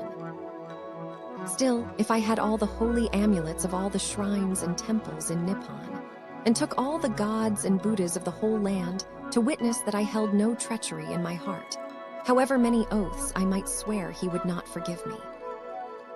Our country is the land of the gods, and the gods will not tolerate impropriety. There is none else on whom I can rely, so I throw myself on your great charity. I pray you therefore to bring these things before Yoritomo at a suitable time, and to take such measures that he will perceive that I am guiltless and pardon me. So shall your house acquire great merit, and good fortune and prosperity shall follow you from generation to generation. Thus will my former sadness be done away, and for a while I shall enjoy tranquility. I cannot say all I would in this letter, but must perforce here bring my few words to an end. Yoshitsune respectfully addresses you.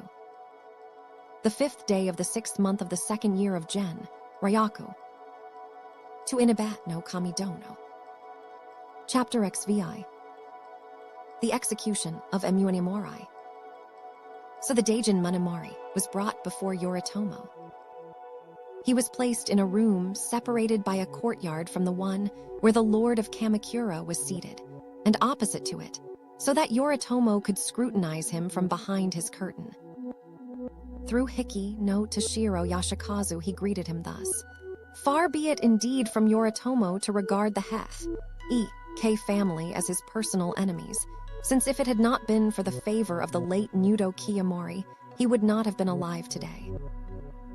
But some 20 years have passed since then, and seeing that the Heike have been declared enemies of the throne and an imperial edict has been issued for their chastisement, it was not possible for me to disobey the imperial command, and so it is that I have the honor of your presence here. I am indeed pleased to see you before me thus alive and well." When Yashikazu brought this message to Monomori, it was regrettable that he prostrated himself in obeisance.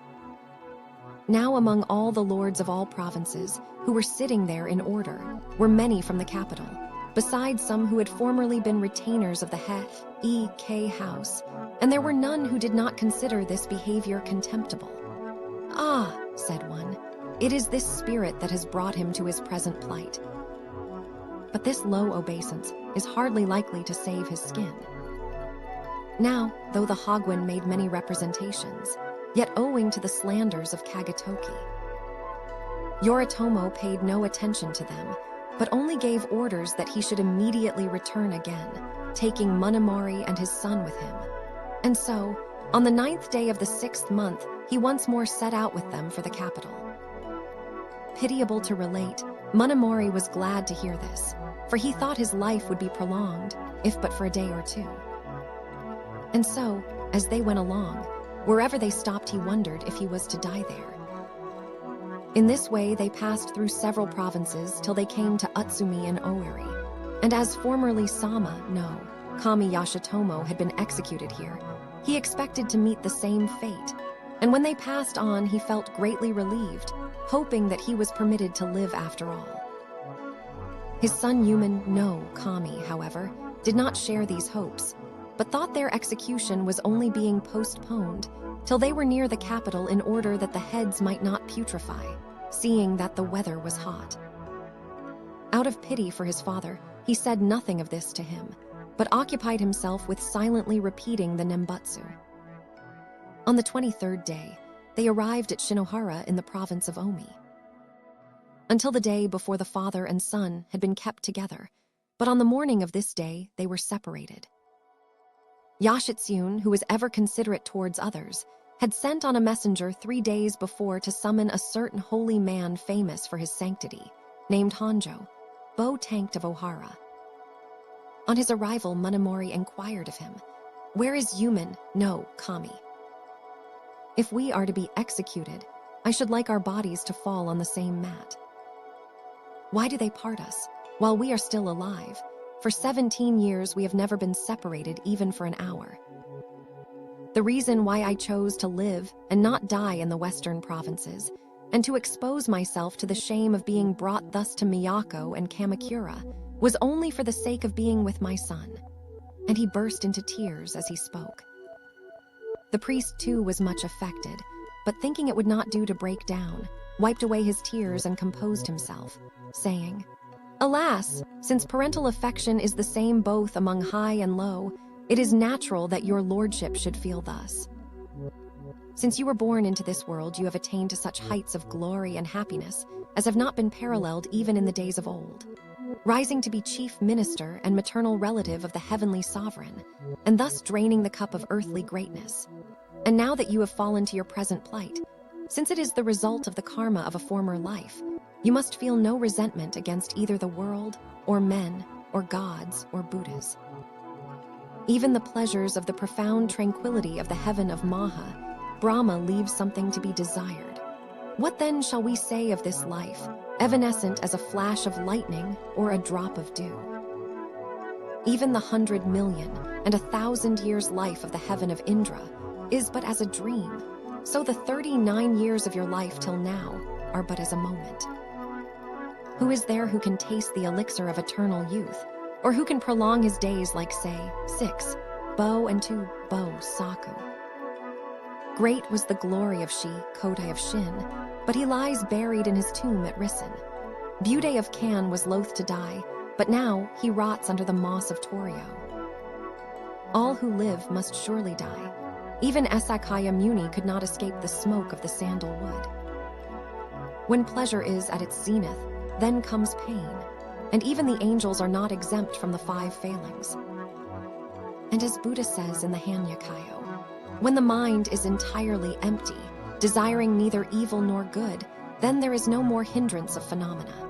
So if we regard both good and evil as unreal, we shall verily be in accord with the mind of Buddha. And inasmuch as Amida Nyorai, after meditation lasting 5 kalpas, was at last, after overcoming all difficulties, able to make the great vow, is it not most stupid and regrettable if we still continue to spend countless myriads of ages bound to the revolving wheel of births and deaths, seeing the treasures of salvation spread out before us without lifting a hand to grasp them?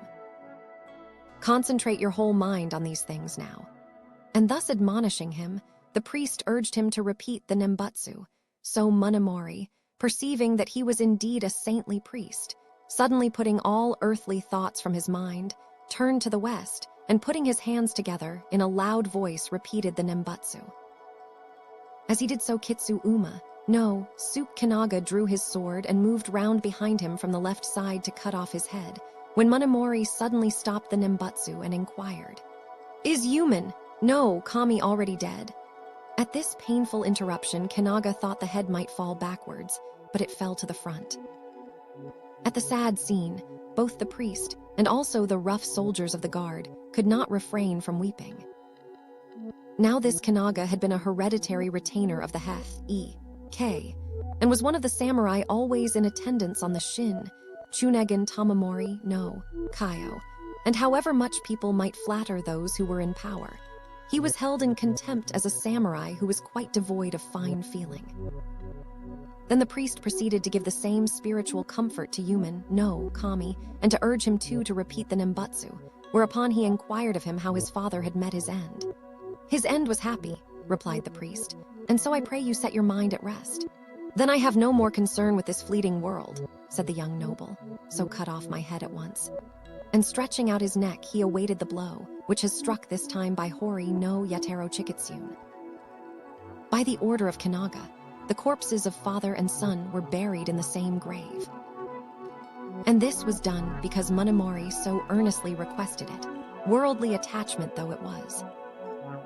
On the 24th day of the same month, the heads of the Daijin Monomori and his son were brought into the capital. The officials of the Kebiishi proceeded to Sanjo, Kawara to receive them, and then, carrying them along Sanjo to the westward, and Higashi, no Do into the northward, they fixed them to a sandal, wood tree on the left of the prison gate. In other countries, there may be an example of the head of one above the 3rd rank being carried through the streets, but in this country, I have never heard of one. In the period of Heiji, the evil deeds of Nabayori, no, Kai 5 were such that his head was cut off, but it was not exposed in the streets. The He-e-K were the first to be treated thus. When they were brought up from the western provinces, they were paraded along Rokujo to the east while they were alive, and when they were sent back from the eastern provinces, they were carried along Sanjo to the west when dead. Disgraced while alive and dishonored when dead, everywhere they were degraded.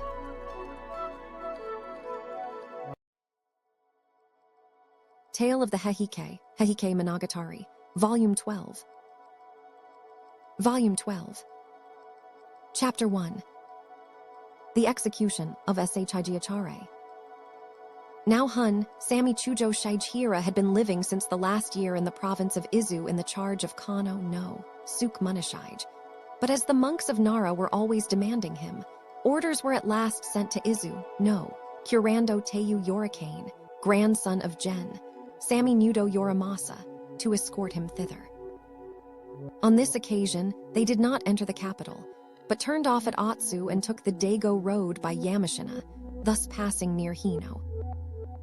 Now the wife of Shichihira was the daughter of Torakai, no Dainagan Korzane, who had been adopted by Gojo, no Dainagan Kunitsuna, She was the foster mother of the late emperor and was known as Dan-no-ura no Tsubon. After the Chujo had been captured at Ikai no Tani, she had remained with his majesty and had jumped into the sea at Dan-no-ura, but was roughly dragged out by the soldiers and sent back to the capital, whereupon she took up her abode with her elder sister Teiyu no Sami at a place called Hino. When she heard that her husband's life, though trembling to its fall like the dewdrop on the end of a leaf, was not yet extinguished, she felt a great longing to see his face once more. But as she could not, there was nothing left her but to spend her days weeping and bewailing him. So the Chujo Shijihira said to the samurai who were escorting him, "I am greatly beholden to you for your consideration and kindness to me so far, and I have just one last boon to crave. As I have no child, I feel no regret at leaving this world, but as I hear that my wife, to whom I have been long wedded, is now living at Hino, I should much like to see her to speak with her about the hereafter." And as the guards were not wood or stone, with tears in their eyes they readily gave him the desired permission.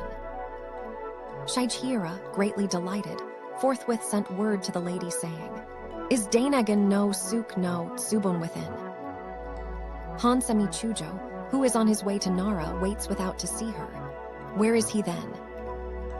"Where is he?" exclaimed the lady, running out when she received the message, when she saw a thin, sunburned figure, clad in a hitotare of dyed blue material and a folded eboshi, standing by the veranda of the residence. How is this? How is this? Is it a dream or is it real? "But come, Inul," exclaimed his wife, advancing to the edge of the curtain. As she heard his voice again, Tears anticipated all else, and with blinded eyes and sinking heart for a while, she found no word to utter. Then the Chujo, raising the curtain and leaning half-way through it, thus addressed her in a voice broken by sobs. "In the spring of last year, after many perils, as a penalty for my great guilt, I was captured alive at Ikai no Tani in the province of Setsu, and after being publicly disgraced in Miyako and Kamakura, I am to be delivered into the hands of the priests of Nara to be put to death. So on my way thither, I wish to see your face again, and now there's nothing more that I have to live for. I had thought to shave my head here and leave my hair as a keepsake, but as I have come in this condition, I cannot bear to do so." And pulling a lock of hair from this forehead, he bit off a piece where it touched his mouth and handed it to her, saying, "Keep this in memory of me." His wife, who had been full of anxiety about him before, was now quite overwhelmed by her grief and fell forward with her robe about her face in an agony of tears. After a while, recovering herself somewhat, she said, "It was my intention to drown myself like the Nidono and Kazeisho, but indeed when I heard you were still alive, I greatly wished to see you again, and so I have lived till now in this wretched p. 276 state. Only in the hope of seeing you have I lived so long, and now this is to be last time." And as they spoke of things, both past and present tears were the only thing that seemed to have no end. "As you look so languid, will you not change your garments?" she said, producing a wadded silk undergarment and a white karajinu. So the Chujo put them on, and giving her those that he had just taken off, said, "Keep these too as a memento of me." "Not only that," replied the lady, "but I pray you write me at least a line, that I may treasure it till the end of my life." And she brought him an inkstone. So the Chujo, weeping bitterly, took a brush and wrote these lines. "Laying aside this robe, I leave it here as a keepsake, wet as it is with my tears, pent in my bosom till now." And the lady also wrote this verse. "Ah, this robe you have worn, what use can it be to you further? 'Tis a memento for me that I shall see you no more. Since we are bound to each other, we shall surely be reborn together in the next life," said the Chujo. "Pray that it be upon the same lotus. The times grows late, and I must haste to Nara. I must not keep the guards waiting." And he made to do forth, but the lady clung to his sleeve and held him back, crying, "Why so soon? Stay a little longer." "You can guess what I feel in my heart," replied he, "but my time on earth grows short." And with firm resolution he turned to depart. Indeed, when he thought that this would be the last time in this world, he could with difficulty refrain from turning back once more, but unwilling to show any weakness, he conquered his feelings and went on his way. The lady, rolling herself right outside the curtain, lifted up her voice and wept aloud, so that the sound of it could be heard far beyond the gate, and the Chujo, blinded by his tears and unable to see the road, for some time did not quicken his pace. A pitiable meeting indeed, one, he thought regretfully. His wife at first started to run out after him, but seeing that it was of no avail, threw herself down with her face buried in her robes. Now the monks of Nara, as soon as they had got possession of Shaijhira, held a council to decide what they should do with him. Shaijhira, they declared, was the worst kind of criminal, beyond even the 3,000 varieties of the 5 punishments.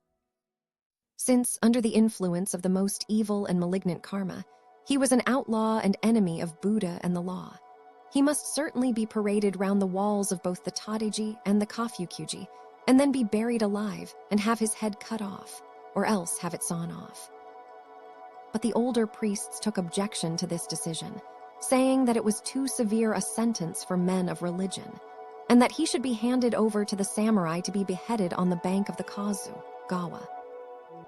And in the end, this counsel prevailed, and he was delivered over to the samurai, who led him out to the bank of the Gawa, where countless myriads of people, including thousands of priests, besides his guards and other spectators, had assembled to see him put to death. Now there was a former retainer of the Chujo named Muku no Uma no Jo Tamatoki, and he was also in the service of the Hachijo no Nyo In, who greatly wished to see the last of his master, so he rode his hardest to the Gawa and arrived just as he was about to be beheaded.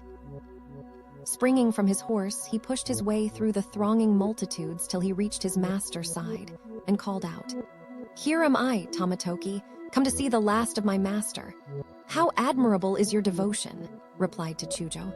"And now, Tamatoki, since my guilt is so great, I should like to worship a Buddha before I die." "Can it be done?" "That will not be difficult," replied Tamatoki, and after consulting with the samurai on guard, he went off to a neighboring hamlet and brought back an image of Buddha, most fortunately one of Amida.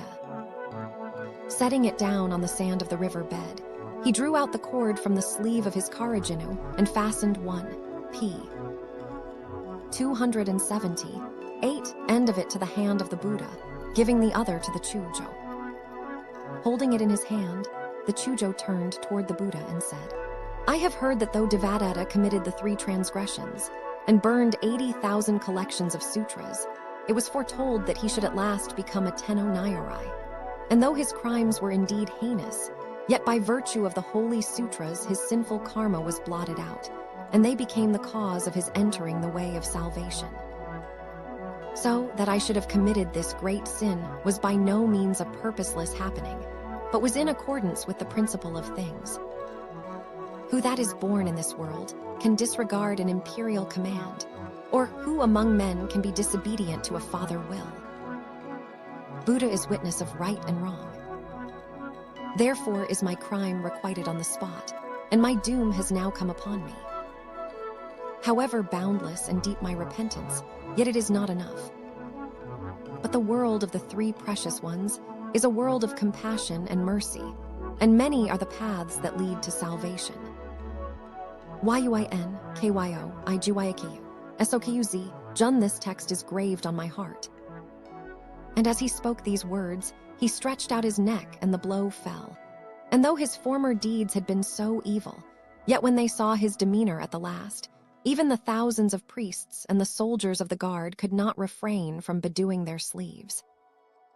The meaning of this is that, though there may appear to be things which are opposed to each other, such as Buddhas and devils, good and evil people, yet in reality they all work together in harmony.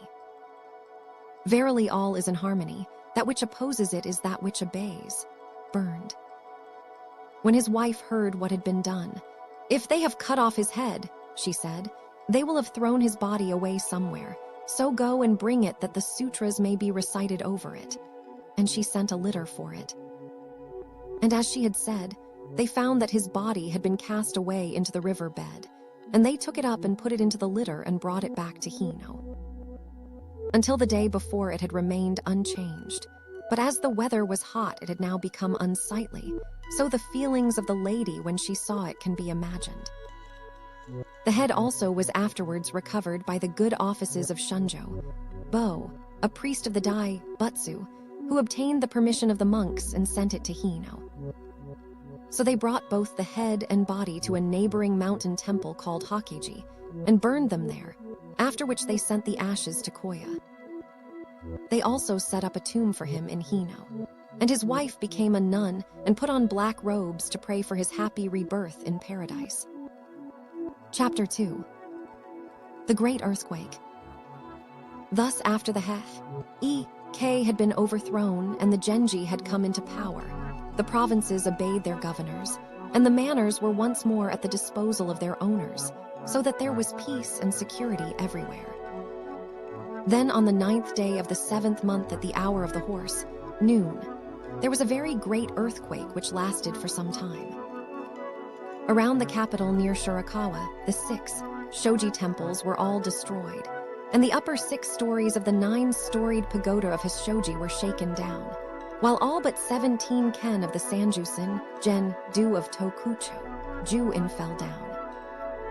From the imperial palace and the various shrines and temples to the houses of the common people, all were the 6 shoji temples. Hisshoji, Senshoji, Seishoji, and Shoji, Seishoji, and Shoji, destroyed. The roar of their falling was like thunder, and the dust that rose up like clouds of smoke. The sky was darkened, and the light of the sun could not be seen. Old and young went in fear and trembling, and the palace officials were at their wits' end. The provinces, both far and near, were equally affected. Mountains crumbled down and filled up the rivers, the sea surged, and the shores were flooded. The ships rocked about on the waves, and the horses lost their footing on the ground. The earth split asunder, and water gushed out. The rocks were rent and rolled down into the valleys. If there is a flood, cannot they escape by fleeing to the hills? And if there is a fire, even if far from a river, it can be avoided. But men are not birds that they should fly in the air, neither are they dragons that they should ride on the clouds. So verily there is nothing more fearful than a great earthquake. At Shirakawa and Rokuhara, and in the city those who were buried alive were without number. Among the 4 elements, water, fire, wind, and rain are ever harmful, but earth does not usually do men hurt. But now high and low shut themselves into their houses, thinking the world was coming to an end, and whenever the sky roared or the earth shook they said the Nembutsu and cried aloud. When people of 60 or 70 or 80 or 90 declared that the destruction of the world was a natural thing, but they had not expected it yesterday or today, the young who heard it were beside themselves with grief. The Ho-6 was just then proceeding to a Makumano, for it was the season for the offering of flowers. But when he saw the dead and injured, he hastily got into his imperial palanquin and returned to the Rokujo palace, and great was the anxiety of the courtiers and nobles of his train as they rode beside him. Setting up a pavilion in the south court of his palace, His Majesty took up his abode in it. The emperor summoned his phoenix car and proceeded to the edge of the lake, while the other princes sought refuge, p. 280, one in different places, some in their palanquins and some in their cars. Then the chief astrologer came running hastily to the palace with the information that a great earthquake might be expected to take place between the hour of the boar and the hour of the rat, 10 to 12 p.m. that evening, whereupon all were struck with consternation. In former days, in the time of Montoku Tenno, in the great earthquake of the 8th day of the 3rd month of the period Sai, Ko, it is said that the head of the Buddha of Tadiji fell down. And in that of the 2nd day of the 4th month of Tengyo, that the emperor left his palace and took up his abode in a 50-foot pavilion that was erected for him in front of the Jonaiden.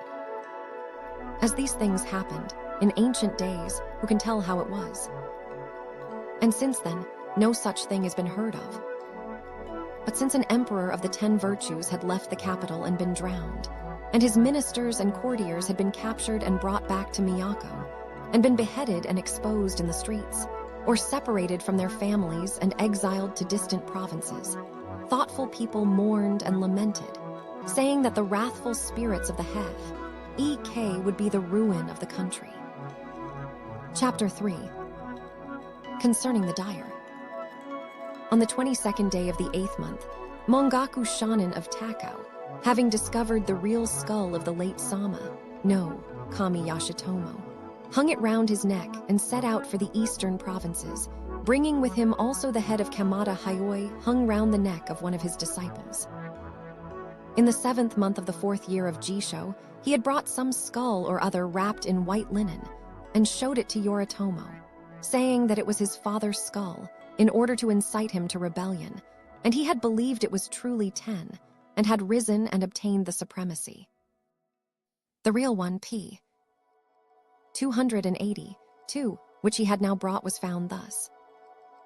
A certain dyer, to whom the late Yashitomo had showed kindness, employing him for a long time, had begged the head from the Kebeishi, when he saw it buried in front of the prison with no one to say the death prayers over it, and thinking that Yoritomo, though now in exile, might very likely emerge and become powerful in future, and make inquiries about it, he hid it in the temple of Engakuji on Higashi, Yama. So when Mongaku heard of this, he came down with it to Kamakura, bringing the dyer with him. When Yoritomo heard that he was approaching the city, he went out as far as the Kades, Gawa, to meet him, and then returned with him to Kamakura clad in mourning garb. Placing the priest on the floor above him, he stood in the courtyard below to receive the head, weeping bitterly the while. And all the feudal lords, both great and small, who witnessed the scene, moistened their sleeves with their tears. Then he cut out a certain steep cliff and built a temple there, that prayers might be said for the spirit of his father, and he gave it the name of Shichoji, Inn. And when the court heard of it, Sashobin Kanatada was sent as imperial envoy to Kamakura to confer on the late Sama, no, Kami Yashitomo, the title of Neidajin of the upper 2nd rank. Thus the warlike prowess of Yoritomo not only exalted himself and his house to high honor, but obtained rank and title for the spirit of his departed parent. Chapter 4. Exile of the Taira, Daeane Juan. On the 23rd day of the 9th month, a message came from Kamakura to the court that all the Heth, E.K. who were still left in the capital should be exiled to various provinces. So the Taira Dainagan Takatada was sent to Nodo, Kurando, no Kami Nabumoto to Sado, Sanuki no, Chujo Takazane to Iki, Hyoba no Shoyumasakira to Oki no, Sazu Zenshin to Awa Hashoji no Shujio no, En to Kazusa Kayo, Bo Ajeri Yu En to Bingo and Chunagan no, Rishi Chukai to Musashi. And so they set out on their various journeys with hearts full of sadness at parting, some for the waves of the western sea, some for the mists of the eastern barrier, knowing neither whither they were going nor when they would meet again. Then the Taira Dainagan Takatada, no, Kaio, betook himself to Yashida to the former imperial consort Kenreimon'in and said, I have obtained leave from the officials to come and bid you farewell. Now this Takatada no, Kai 5 was the son of Zo, Sadijin Takanabuko, and the grandson of Dua no, Zenji Tamanabu. He was the elder brother of the late Kenshin, Monin, the maternal uncle of the late Emperor Takakura, and the younger brother of Hachijo, no, Nihidono, the wife of the lay priest Chancellor Kiyomori. All ranks and offices were at his disposal, so he quickly rose to be Dainagan of the upper 2nd rank, and 3 times held the office of Kebeishi, no, Beto. While he held this office, he arrested all the thieves and robbers and bandits and pirates of all provinces, and without any inquiry cut off their arms at the elbow, so that he was given the nickname of Aku, Beto. And when Hanakata, the groom of the chamber, came with the edict of the Ho-Oh demanding the return of the emperor and the 3 sacred treasures, it was this Takatada that had the characters Namakata branded on his face. For the sake of his late beloved consort Kenshin Mon and the Ho, 6 had wished to show him favor, but this insult angered him greatly. The Hogwen too, on account of their intimate rela, p. 284, Tianship, did all he could for him, but it was of no avail, and so he was banished. His son Jijutoki, who was then 16 years old, escaped banishment and was luring with his uncle Seisho Takamitsu. But the day before his father went into exile, he went to his residence, and with his mother Satsu no, Suk clung to his father's sleeve in his sorrow at being separated from him. "We must part at last anyhow," said the Dainagon coldly, though indeed he was much affected.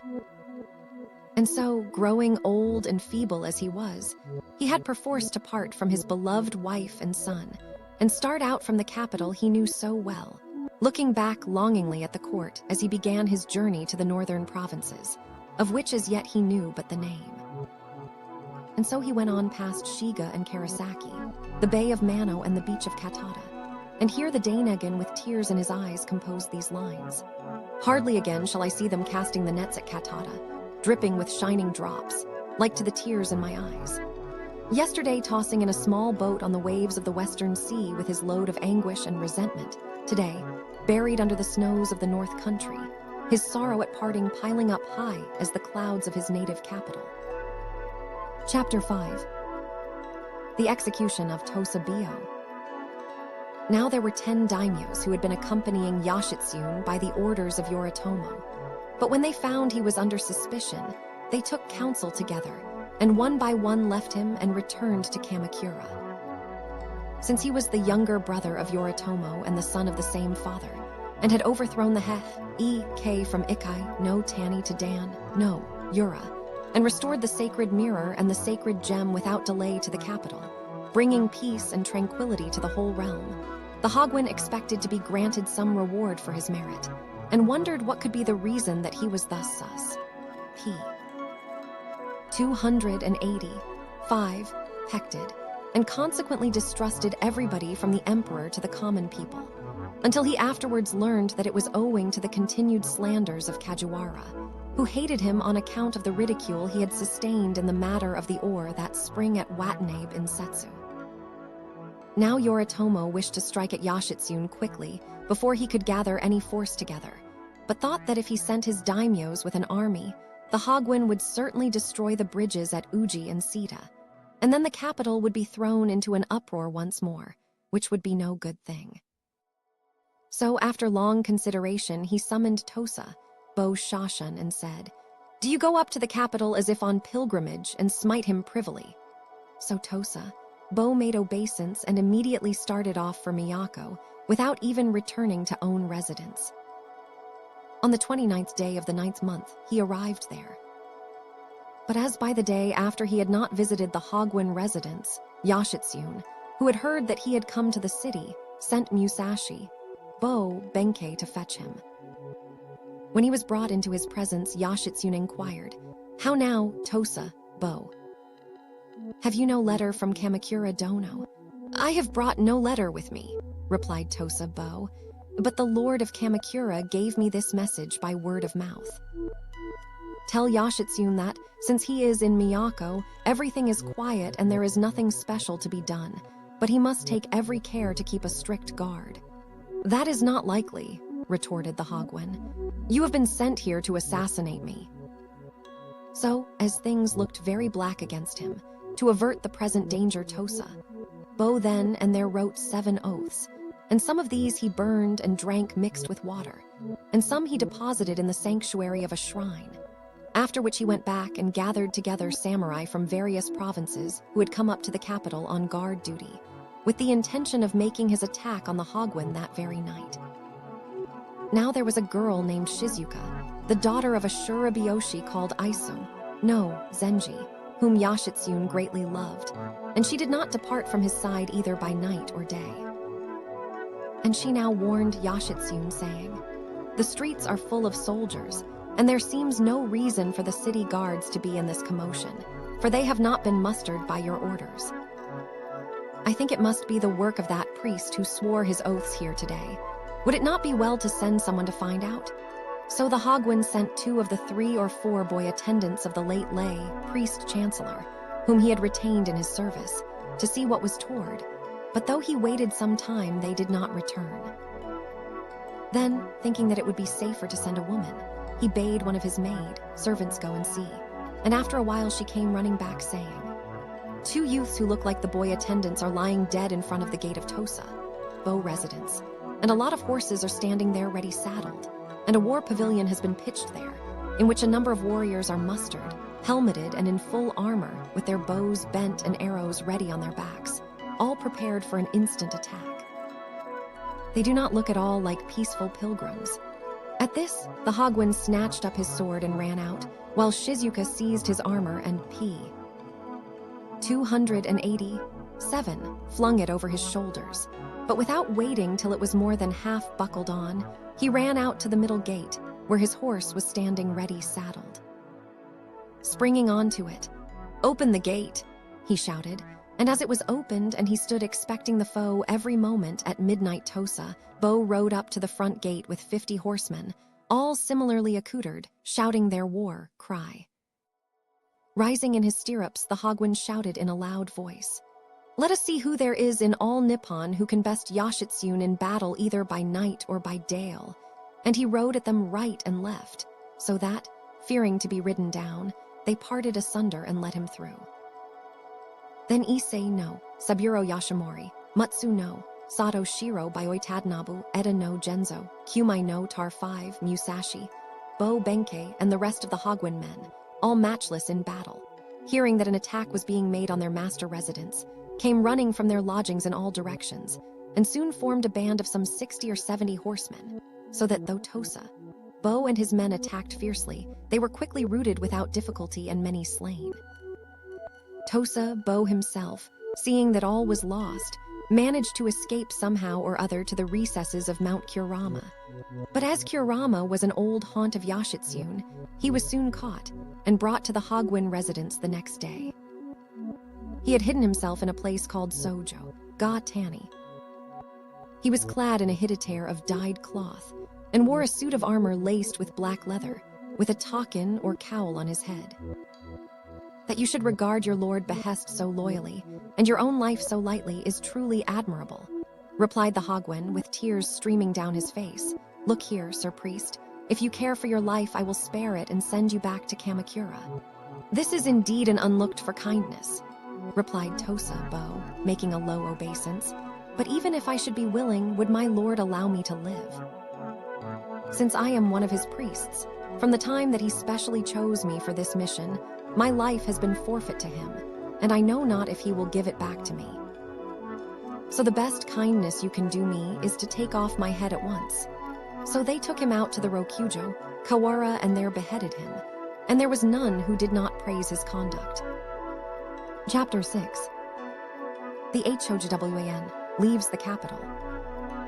Now there was an inferior retainer named Adachi no Shinsaburo, whom Yoritomo had sent to Yashitsune, saying, "He is only a common servant, but he is a very clever fellow, so please employ him." And this was in order that he might see all that Yashitsune did and report it to Yoritomo. So when he saw how Tosa Bo had been executed, he fled with all speed to Kamakura and told the news. "You two had better be careful not to behave like Kuro," said Yoritomo to him, and this so alarmed him that he returned to his residence and took off his armor and changed his mind about going to the capital. In order to convince his brother of his innocence of any disloyalty, he wrote every day 10 oaths to that effect, and read them out every evening in the courtyard before Yoritomo Mansion. So in 100 days he wrote 1,000 oaths, but all to no purpose, for Yoritomo had him put to death at last. Then Yoritomo sent a force of 60,000 horsemen under the command of Hojo no Shiro Takamasa against Yashitsune in the capital, and when the Hagwon heard of it, he at p. "If you will hand over to me for execution my old enemy Kikuchi no Jiro Takano, who is now in your house, I will gladly do so," replied Agata, and upon the Hagwon readily consenting, he took him out to the Rokujo, Kawara, and beheaded him, after which he agreed to serve Yashitsune. So on the 2nd day of the 11th month, Kuro Teiyu Hagwon Yashitsune proceeded to the palace of the Ho 6 and presented this petition by the hand of Okura no Kaio Yasutsune-san. owing to the slanders of his retainers Yoritomo, has given orders that I am to be put to death. And I had at first thought of destroying the bridges at Uji and Sita and holding out against him. But to act thus would cause a tumult in the capital, and that would be a very great misfortune. So a letter was issued from the Ho 6 court to Agata, no Saburo Koryoshi, and also to the clans of Yuzuki, Hetsuki, and Matsura, that they should all place themselves at the disposal of Yashitsune. And on the third day at the hour of the hare, 6 a.m., without causing the least trouble or disturbance in the capital, he rode away with a force of some 500 horse. Now when Oda, no, Taro Yorimoto of the Setsu Genji heard this, he said to himself, "If I let one who is at variance with him pass by my gate quite freely, it will not be well for me when Yoritomo hears of it, so I had better draw bow against him." And Lai rode out with the 60 horsemen of his force to a place called Kawarazu to attack the Hagwon. Then the Hagwon men, turning and enveloping Oda and his 60 horsemen in their midst, set upon them with all their might, determined to let none escape. And when most of his men were slain, and he himself wounded and his horse shot through the belly, Oda himself was forced to seek safety in flight. So Yashitsune men cut off the heads of the 20 or so who had been left to hold the rear, and made a celebration in honor of the god of war, raising a joyous shout in their pleasure at such an auspicious beginning to their journey. That day they arrived at Daimatsu, no, Ura in the province of Setsu, and on the next day they took ship from thence. But the west wind blew with such violence that the Hagwon ship was driven on to the shore of Sumiyoshi, and from there he fled and concealed himself in the mountains of Yashino. There he was attacked by the monks of that place, and again fled to Nara. But as the Nara monks were also hostile, he returned again to the capital and eventually sought refuge in the province of Mutsu. Now the 10 ladies whom the Hagwon had brought with him from the capital had to be abandoned on the shore at Sumiyoshi, and they threw themselves down in despair on the sandy beach under the pines. And as they lay there pillowed on their long sleeves and with their hakamas all in disorder, the priests of the Sumiyoshi shrine took compassion on them, and putting them into litters sent them back to the capital. As for the ships in which Agata no Saburo Koryoshi, on whom Yashitsune chiefly relied, Shida no Saburo Zenjo Yashinori, Bizen no Kami Yuki, and the rest embarked, they were cast hither and thither on various shores and islands, so that none knew what had become of the others. And this west wind that blew so fiercely was said to be caused by the angry spirits of the He-E-K. On the 7th day of the same month Hojo, no, Shiro Takamasa arrived at capital, and on the following day he proceeded to the palace of the Ho 6 and petitioned. Yoritomo begs that an imperial rescript he issued for the smiting of Iyo, no, Kami Minamoto Yashitsune, Bizen no Kami Yuki, and Shida no Saburo Zenjo Yashinori. And his majesty was not long before he complied. Thus, on the 2nd day, at the request of Yashitsune, a letter was issued by the court in opposition to Yoritomo, and on the 8th day, at the request of Yoritomo, an imperial edict was issued to smite Yashitsune. One thing was done in the morning and another at night, and the empire was in a lamentable state of suspense. Chapter 7. Yoshichida Dianijoen. So the former Ahioi, no, Suke Yoritomo of Kamakura, having now become Satsui, Bushi of the whole land of Nippon, sent a request to the court that he might levy a tax of so much rice on every tan of land in the country for the rations of his soldiers. From of old, replied the Ho 6, we see it written in the asterisk Murray 6, Gi, Kai 6, that whosoever should subdue the enemies of the throne should receive half the country, but even so it is not easy to grant it. Yoritomo demand is excessive. But when he gathered the courtiers and they held a council about the matter, they decided thus: what Yoritomo Kaio says is half right. So, as all the courtiers were unanimous, the Ho 6 could do nothing, and after a while gave his consent. Then Shugo or wardens were placed in all provinces, and Jito or lords in all manors, and in this way no one was able to conceal so much as a single hair. Now, though he had many adherents among the courtiers, Yoritomo entrusted this matter and other such things to Yashida, asterisk Muriogi, Kiyo. part of the Hokkaido. But it is doubtful if such a statement is to be found in it. No, Dainagon Sunafusa no Kaio. And this Dainagon was said to be a very fine character. For when the Genji came into power, those of the court who had been closely connected with the Heth, E.K. sent letters and messengers, and in various ways tried to curry favor with them. But this Dainagon alone did no such thing. And in the days of the Heth, E.K., when the Ho-6 was confined in the Seinen detached palace, it was this Dainagon and Hachijo no Chunagon Nagakata no Kaio who were appointed betos of the palace. He was the son of Gon no Uchuban Mitsufusa no Asan, and when he was but 12 years old his father died and left him an orphan. But he rose in rank and office without any check, being Kurando of the 5th rank, Imon no Kami and Benquin at once, after which he became successively Kurando no Kami, Sangi, Daibin, Dazai no Satsu, Chunagon, and then Dainagon. He passed over the heads of many others, but was never himself passed over. People good and evil deeds cannot be hid, as a gimlet goes through a bag. He was indeed a greatly respected Dainagon. Chapter 8. Concerning Arokeudii. Now Hojo no Shiro Takamasa was made warden of Miyako to represent Yoritomo there, and in order that none of the male posterity of the Heth, E.K., should escape him, he made proclamation that anyone, high or low, who could give him any information as to their whereabouts, should receive whatever he might wish. And regrettable to say, many in the capital, anxious to gain rewards, made search and gave information, so that many were discovered. And if they were quite young children, they would be thrown into the water or buried alive. Or if they were older, they would be strangled or stabbed, so that the grief and lamentation of their mothers and foster mothers was beyond compare. Hojo himself was pained at this wholesale slaughter, but as he had to obey orders, he could do nothing. Westward from here, at a place called Shabudani, to the north of the mountain temple of Daigakuji, which lies behind Henjoji, the wife and children of Kamatsu no Sami no Chujo Kormori are in hiding. Hojo was exceedingly pleased to hear this, and immediately sent someone to spy out the place. When his mother heard this, her senses reeled so that for a while she knew nothing. And Sato Go and Sato Roku, the child 2 faithful retainers, tried to find some way to escape with him.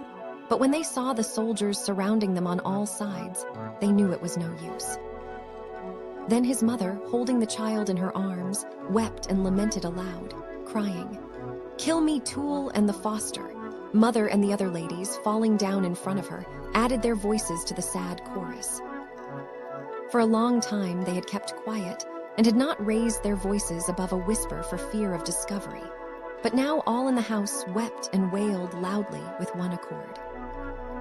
Now Hojo was neither wood nor stone, and tears rose to his eyes as he stood waiting within hearing of the scene. Repressing his emotion, he sent another messenger saying, "As the land is not yet quiet and safe, some violence might befall you, so Takamasa himself has come to fetch the child. There is nothing to fear, so I pray you let him come at once." At this, the child said to his mother, "As there is no help for it, it were better to send me at once, for otherwise the soldiers will break in to search for me, and that will be much worse. And even if I do go, I can soon ask leave of this Hojo to let me come back again." At this, his younger sister, who was about 10 years old, cried out also, "I too want to go and see my father." And she ran out after him, so that the foster mother had to hold her back. Rokudai Gozen was 12 years old, but looked more grown up than most boys of 14 or 15, and was very handsome and charming in his disposition.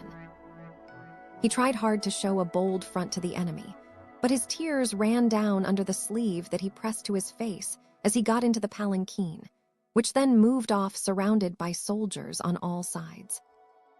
Sato Go and Sato Roku walked on each side of their young master, and though Hojo made 2 of his men get off their horses for them to ride, they declined and walked barefoot all the way from Daigakuji to Rokuhara.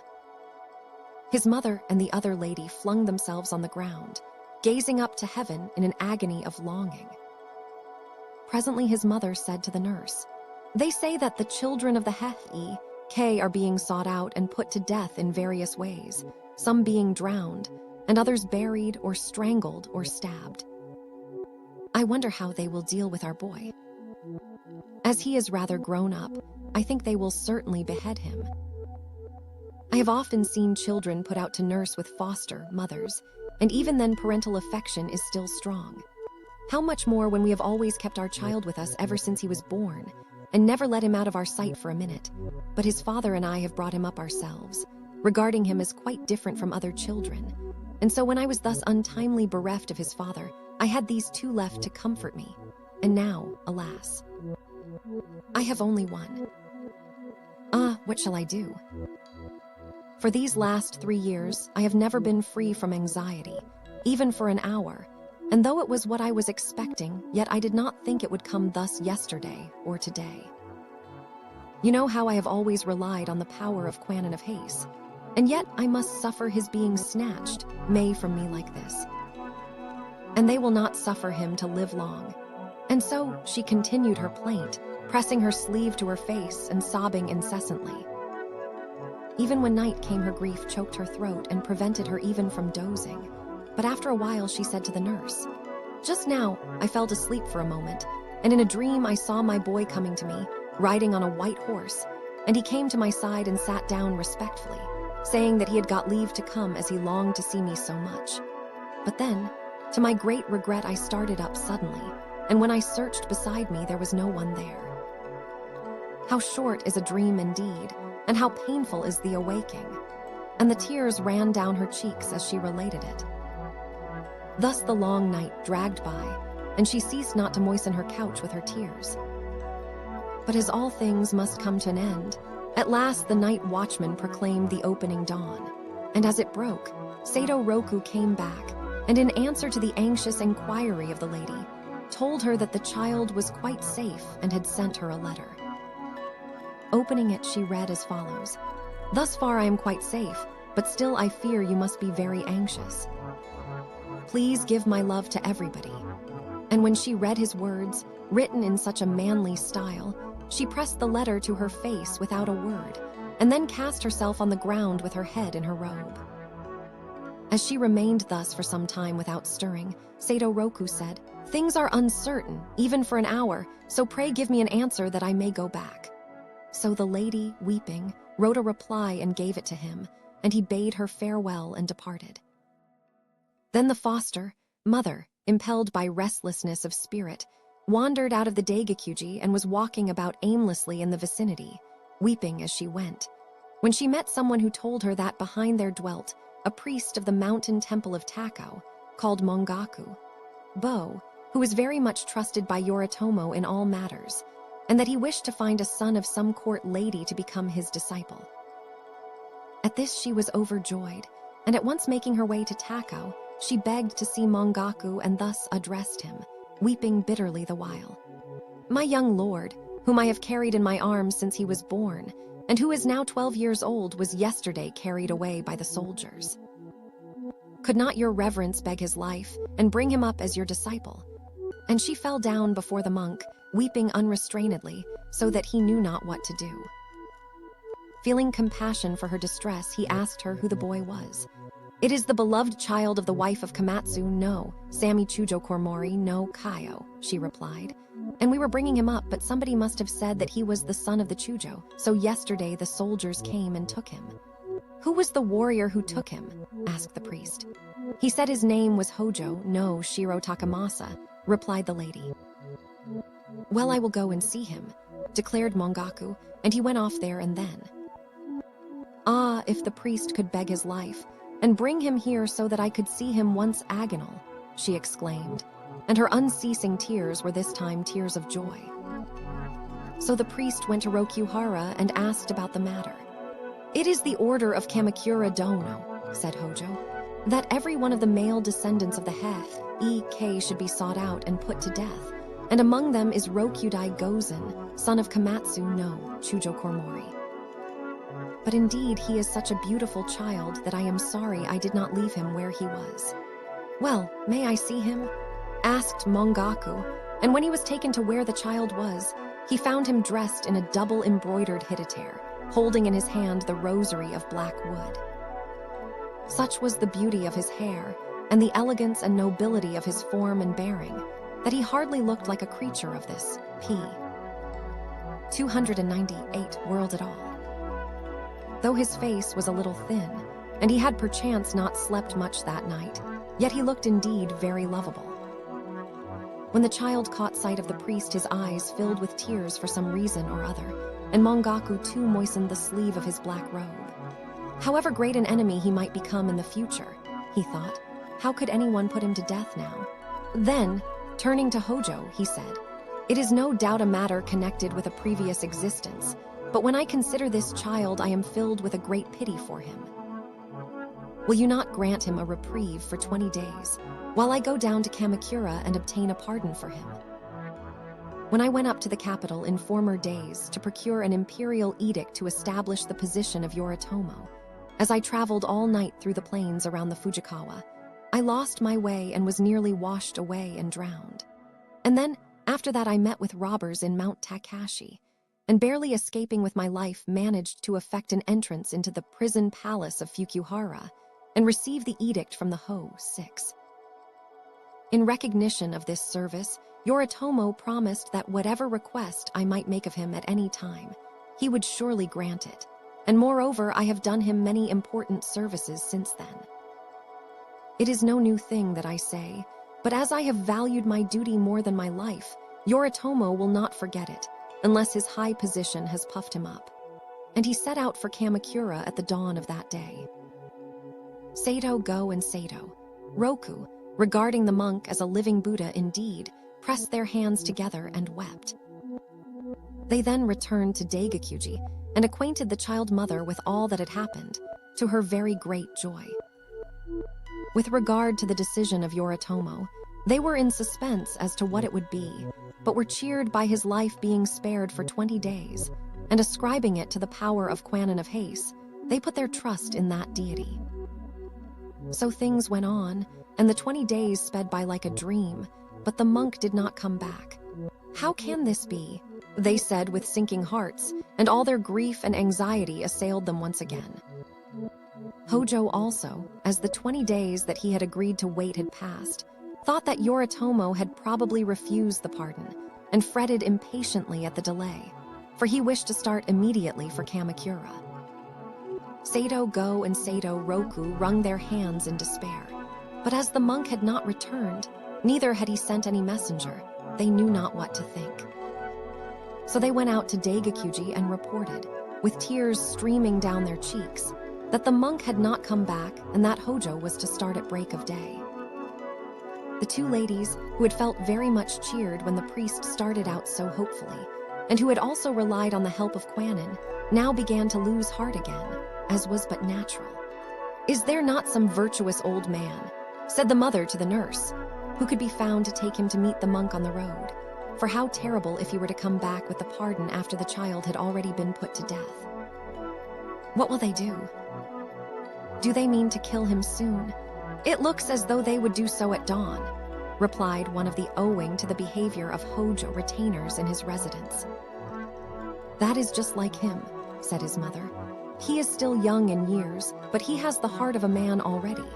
If there had been time, I would have asked Hojo to give him leave to come back here once again. But today is already past the 20th day, so I shall not be able to come to him or he to me. And I know not when I shall see him again, so how wretched must he be, thinking that tonight will be his last. And you, how will you fare? We will stay with him to the last, and if the worst happens, we will take his bones and bring them to the holy mount of Koya, and then we will renounce the world and follow the way, that we may pray for his happiness in the future life." And they sank down on the ground, choked with tears. Then, as the time grew late, his mother said, "As matters are so uncertain, I pray you go back immediately."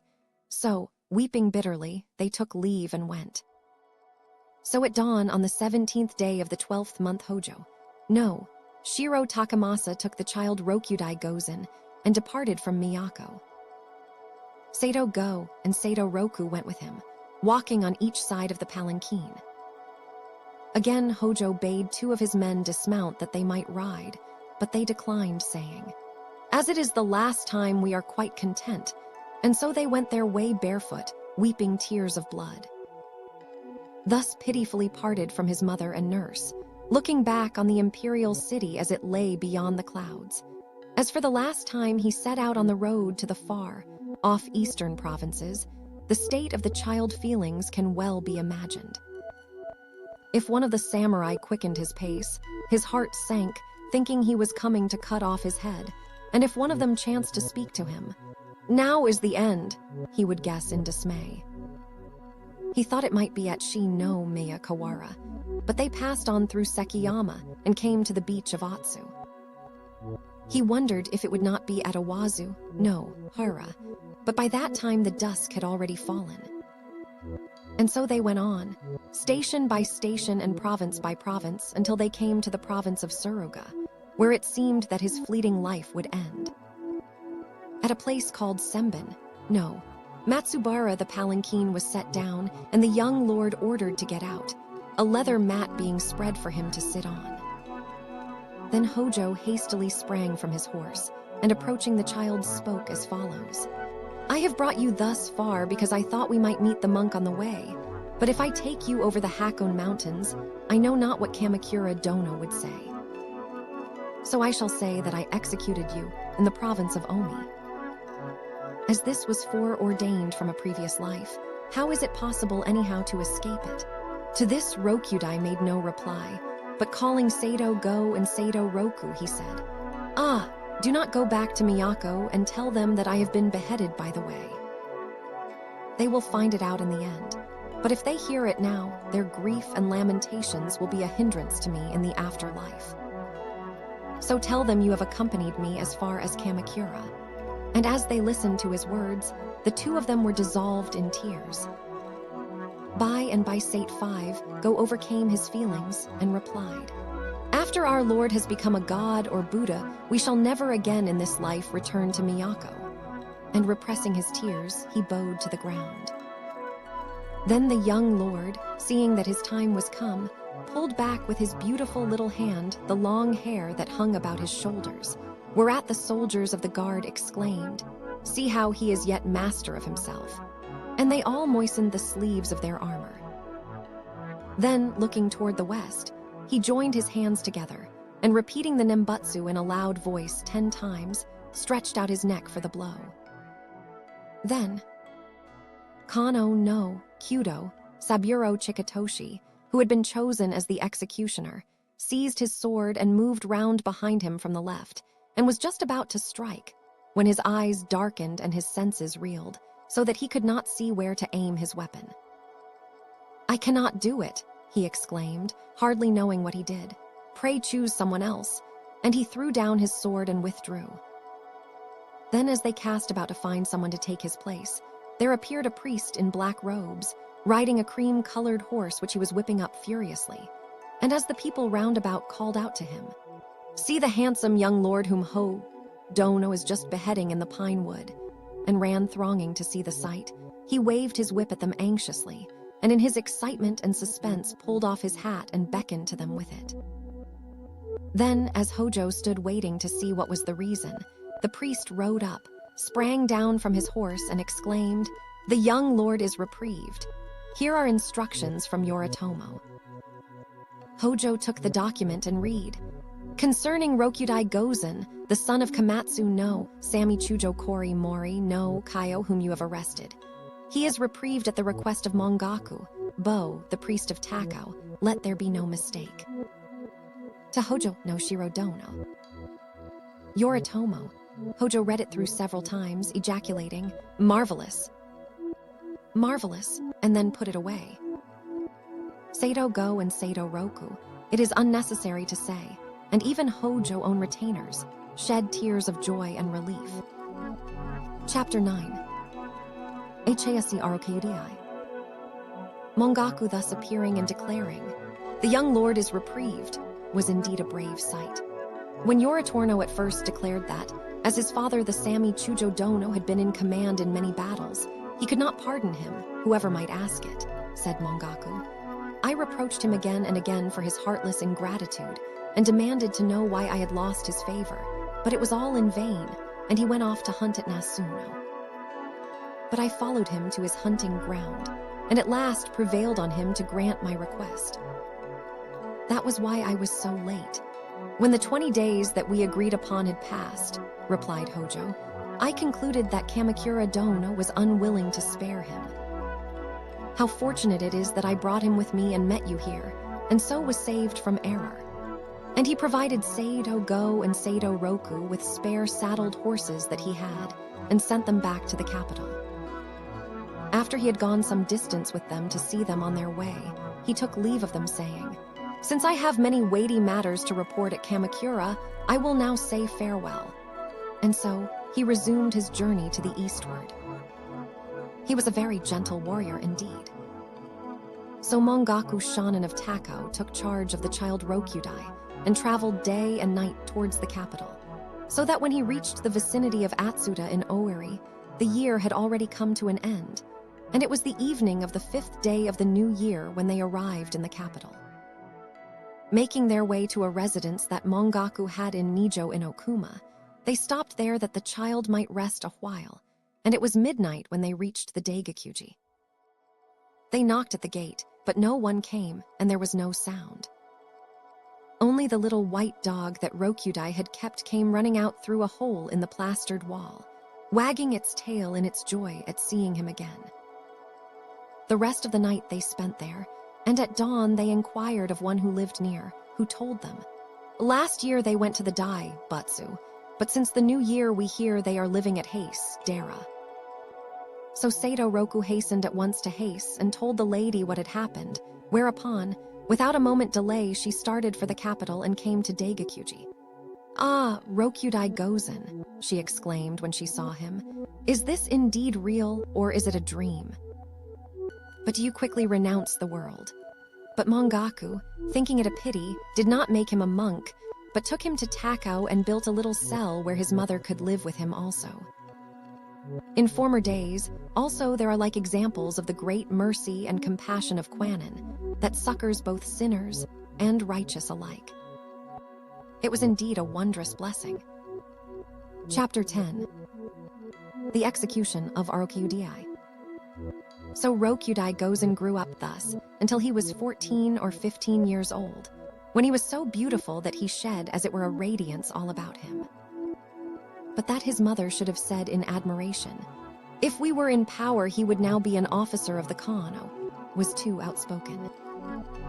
At a favorable opportunity, Yoritomo sent to Mongaku saying, What kind of youth is Rokyudai Gozen, son of the Sami Chujo Kormori whom you have in charge? Do you think of him as you did of me formerly, that he is one able to subdue the enemies of the throne, or avenge his father's shame? Do not trouble yourself about him, replied Mongaku, for he is a spiritless and stupid fellow. Still Kamakura Dono was not quite satisfied. If there were a rebellion, that priest would be for it, he remarked ominously, and though it is not likely in my lifetime, I do not know about my posterity. When this reached his mother's ear, she again urged him to become a monk without further delay. So, about the spring of the 5th year of Bun-jai, cutting off his beautiful hair short at the neck, and attired in a robe and hakama of drab color, with his traveling box on his back, he started out on a pilgrimage, and Seido Go and Seido Roku accompanied their master in similar garb. First ascending Mount Koya, he visited Takeguchi Nudo, the virtuous priest who had helped his father to attain enlightenment and instructed him in the way, and from him heard all particulars of his father becoming a monk and his subsequent death. Then, wishing to retrace his father's steps, he went on to Kumano, and looking across at the island of Yamanari, which is in front of the shrine called Hama, no Miya, to which his father had rowed, he greatly desired to cross over to it, but on account of the contrary wind he was not able. As he stood gazing over at it, he wondered in what place it was that his father had sunk, and felt as though he wished to ask the white-crested waves that came rolling in on the shore. Regarding the sand of the beach tenderly, as being perchance the bones of his parent, his sleeves were bedraggled with tears, and ever moist like those of the sea-damp garments of the fishermen. Passing all that night on the beach, he spent his time reading the sutras and repeating the Nembutsu, drawing with his finger the likeness of a Buddha in the sand. And when dawn appeared, summoning a priest, he dedicated all the merit he had acquired to the enlightenment of his father's spirit, and returned to the capital with his heart full of sadness. Now the emperor at this time was Go-Shirakawa, and he thought of nothing but pleasure, so that all the affairs of state were in the hands of the mother of the empress, and people lamented greatly at it. Because the king of Go loved Kenkaku, those who suffered hurt in the kingdom were not few. And because you captivated the king of Go, many ladies of the court died of starvation. And because those of lower rank will always imitate the pleasures of those above them, all those of understanding loudly lamented the danger to the empire. But the second imperial prince Go-Takakura-in was much devoted to statesmanship, and very diligent in intellectual matters, and Mongaku, shrewd priest that he was very fond of meddling in the management of affairs, so that he was extremely anxious to set this prince on the throne. But while Yoritomo was alive, he did take any steps. Then, on the 13th day of the first month of the 10th year of Kenkyu, Yoritomo died at the age of 53, and Mongaku raised a revolt forthwith. But it was immediately discovered, and officers were sent to Nijo Inokuma to arrest Mongaku, who was then more than 80 years of age, and banish him to the province of Oki. As they were leading him away from the capital, he burst out, "What does that ball loving youth mean by letting them take an old man like me, who does not know whether he will live from one day to the next, and send him under imperial chastisement to a place like Oki, far away from the capital? You had better see that someone is sent there to bring me back pretty quickly." And so, dancing with rage and reviling strongly, Mongaku was sent into exile. It was because this emperor was so fond of playing ball that Mongaku called him by this contemptuous name. It was very strange that afterwards, in the period Shō-Kaiu, on account of his many rebellions, though there were many other provinces, this emperor should have also been banished to the far-off Isles of Oki. And it is said that the angry ghost of Mongaku wrought many evil things there, continually appearing in the emperor presence and saying all kinds of things to him. And he sent a petition to the court that he might be taken and executed, and in Hogwen's Tsukikane arrested him and sent him down to the eastern provinces, where Kami Yasutsuna of the province of Suruga was ordered to take him and behead him at Tago, Gawa in the province of Sagami. That his life was spared from his 13th year to beyond his 30th was solely through the mercy of Kwanon of Hase. And with the death of Zenji there perished the last of the Hef, E.K. Keiensi Chomaki. Chapter 1. The former empress becomes a nun. The former empress Kenreimon'in went to Yashido at the foot of Higashi, Yama, and entered the cell of a monk of Nara called Chunagin no Hoinkei. It was old and dilapidated, with the garden overgrown with weeds, and shinabu grass clustering thickly on the roof. The curtains were gone, and the bedchamber exposed, and there was nothing to keep out the wind and rain. Though there were many kinds of flowers, there was none to care for them, and though the moon streamed in every night, no one was there to gaze at it. She, who had formerly spent her time in the jewel halls and within the brocade curtain, now suffered the unspeakable hardships of dwelling in this moldering cell, bereft of all her old companions, like a fish on the dry land or a bird torn from its nest, and she yearned fondly for the times she had spent tossing on the heaving billows. So on the first day of the 5th month of the first year of Bun, Jai, the former empress, cut short her hair and was instructed in the way by Ashobo, no Shonin Insei of Korakuji, and for the customary offering she presented him with the robe of the Emperor Antoku, which he had worn up to the time of his death, so that the perfume yet clung to it. She had brought it with her to the capital from the far-off western provinces, as the poet says, Takabana Chakan in the row I shoe, Page 308, intending to keep it as a memorial of him and never let it leave her person. But now, as she had nothing else to offer, and thinking moreover that it would be an aid to his enlightenment, weeping bitterly, she handed it to him. The shaman was so affected that he could utter no word, but pressing the sleeve of his black robe to his face, he retired weeping from the imperial presence. And this robe was afterwards woven into a banner and suspended in front of the Buddha of the Korakuji. This empress was appointed imperial consort at the age of 15, and at 16 was raised to the rank of empress. She was ever by the emperor's side, helping him in the government by day, and the only sharer of his love by night. At the age of 22, she bore a prince who was named as the heir to the throne, and when he assumed the imperial dignity, she became retired empress and took the name of Kenreimon'in. She was the daughter of the lay priest chancellor Kiyomori, and as she had thus become the mother of the emperor, she was held in great reverence by all the people. She was 29 years old this year, and the beauty of her fair face was not yet dimmed, neither was the elegance of her slender form impaired. But what now availed the loveliness of her hair? So she renounced this world and became a nun, but even when she had entered the true way, her grief was not assuaged. Ever she seemed to see before her the figures of the emperor and the Naidono and the others as they sank in the waves, and never in this life could she forget those melancholy scenes. So she wondered why she had remained alive to bear such sorrows, and her tears were never dried. Even in the short nights of the 5th month, it was not easy to keep awake, but if she did not fall asleep, she did not dream of those who had passed away. Faintly the shadow of her single light fell on the wall outside, and all night the dismal drumming of the rain sounded on the lattice of the windows. Surely the imperial consorts who were shut up in the Joyo Palace in China were not more wretched. And how did it, page 309, remind her of the beloved past, this orange tree in blossom by the eaves, that the former tenant had brought and planted there. The rest of the court ladies, who had thrown themselves into the sea, but had not drowned themselves with the same determination as the Naidono and the wife of Echizen, no, Sami Michimori, had been roughly dragged out by the Genji soldiers and brought back to the capital, as has been before related. And these, both young and old, all became nuns and were living in concealment in far away valleys and dells in the mountains, wretched and emaciated in appearance and quite unrecognizable as their former selves.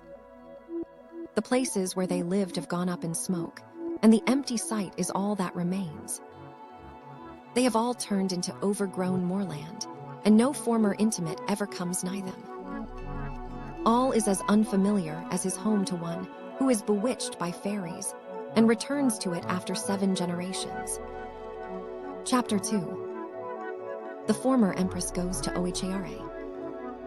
Now, as her former poor abode was ruined in the great earthquake of the 9th day of the 7th month, and its outer wall fell down, the former empress had nowhere to live. How had the days altered from when the green-clad palace guards stood continually before her gate? For now the tumble-down wall, more bedewed with moisture than the outside moorland, seemed as if it understood the change of times and resented the incessant shrilling of the insects. So though the page 310 nights grew longer and longer, the empress could not sleep, but brooded continually over her melancholy condition. And this, added to the natural sadness of autumn, became almost too much for her to bear. In this changed world, there was none to feel sympathy for her, and all those of her affinity were gone, so that none were left to cherish her in her need.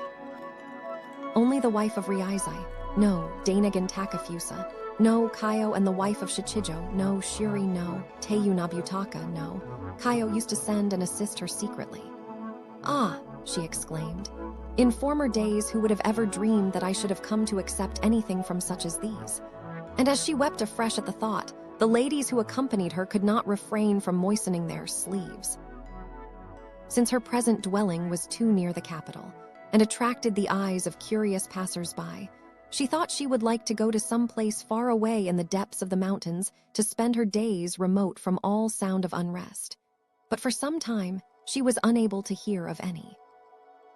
Then a certain lady came to Yashida and said to her, "There is a place northward from here, in the mountains of Ohara, called Go-Shirakawa, and it is very quiet."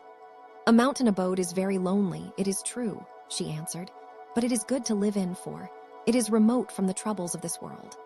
So, as she desired it, the matter was settled, and the wives of Nobutaka and Takafusa sent a palanquin to fetch her. Thus, at the end of the 9th month, she proceeded to the temple of Go-Shirakawa. As they went along, she gazed at the beauty of the autumn tints, while the sun sank gradually behind the mountains. The dreary boom of the evening bell of the wayside temple, and the thick, lying dew on the grass as they passed drew tears from her eyes, while the fierce gale whirled the leaves from the trees in all directions. Suddenly the sky grew dark, and the autumn drizzle began to fall.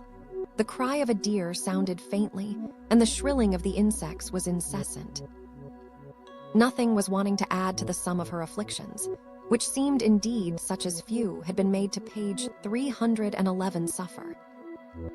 Even when she was driven about from shore to shore, and from island to island, her melancholy was not to be compared to this. The place she had chosen to dwell in was ancient and surrounded by mossy rocks. The reeds in the garden were now covered with hoar, frost instead of dew. And when she gazed on the faded hue of the withered chrysanthemums by the wall, she could hardly fail to be reminded of her own condition. Entering before the Buddha, she prayed, "For the sacred spirit of the emperor, that it may attain perfect Buddhahood, and for the departed spirits of all the Heike, that they may quickly enter the way of salvation." But still, the image of the late emperor was impressed on her mind, and wherever she might be, and in what world soever, she thought she could never forget it. So they built for her a small cell 10 feet square beside the Go-Shirakawa, and in it were 2 rooms, in one of which she put her shrine of Buddha, and in the other she slept. And there she spent her time continually repeating the Nembutsu and performing the Buddhist services, both by night and by day. And it happened that once, on the 5th day of the 10th month, that she heard the sound as of someone treading on the oak leaves which had fallen and covered the garden. "Who can it be?" she exclaimed. "That comes to disturb one who has thus renounced the world. Do you go and see, for I will conceal myself if it be anyone I do not wish to meet." So one of the ladies went to look, and it was only a young stag that had passed that way. "Who is it?" "Who is it?" asked the empress, whereupon the lady Dainagon no Tsubon composed these lines in reply. "Who is the stranger whose steps are heard so nigh to our dwelling? 'Tis but a stag whose tread rustles the leaves of the vale." And the empress was so much affected by this verse that she wrote it on the shoji of the window. And as she thus passed her tedious hours, even in this dreary spot, she found many subjects for comparison. The trees, page 312, that grew by the eaves of her cell, she likened to the 7 precious trees of paradise. And the water that collected in the hollows of the rocks she compared to the lake of the 8 virtues in the pure land. Impermanence is as the flowers of spring that so quickly fall when the wind blows, and worldly illusion like the moon of autumn, so easily lost behind the clouds. She thought how she had diverted herself with the flowers in the Shoyoden, and how on the day after they had been scattered by the wind, and how in the Choshuden they had made poems to the moon, and its light had been hidden by the clouds. Formerly she had lived delicately in the jewel halls, and couches of brocade had been spread for her in the golden palace, but now she dwelt in a hut of brushwood and thatch, and the sleeves of her robe were disheveled and tear-stained. Chapter 3. The O proceeds to Oichere. Thus, in the spring of the 2nd year of Bun, Jai the O expressed a wish to go to Ohara and see the place where Kenreimon'in was living in retirement. But the 2nd and 3rd months were stormy, and the cold still lingered. Neither did the snow melt on the mountains, nor the icicles thaw in the valleys. Thus the spring passed, and the summer came, and the festival of Kuru was already over when His Majesty proceeded to the recesses of Ohara. Though the visit was incognito, the Sadesho Tokyudeji, the Dainagan Kwazan In, and the Gon Chunagan Suchai, Mikado accompanied His Majesty with 6 of the higher courtiers and 8 of lower rank, besides several of the imperial guards. As they went by way of Kurama, His Majesty was able to visit the temple of Futarakuji, built at Fukyabu at Kiyohara, and the place where the consort of the Emperor Go-Shirakawa had formerly lived in retirement at Ono, after which the imperial palanquin proceeded on its way. The white clouds on the distant mountains reminded them of the cherry page 313 blossoms that had fallen, while the green leaves on the twigs seemed to regret the passing of spring. It was past the 20th day of the 4th month, so the summer grasses had grown up thickly, and as they parted them on the little trodden road, His Majesty, who had never been there before, was much affected by the lonely, uninhabited look of the place. At the foot of the western mountains, they came to a small temple. This was the Jakko Inn. It might be well described by the lines. Its roof tiles were broken and mist was its only incense. The doors had fallen from their hinges, and the beams of the moon were its sanctuary lamps.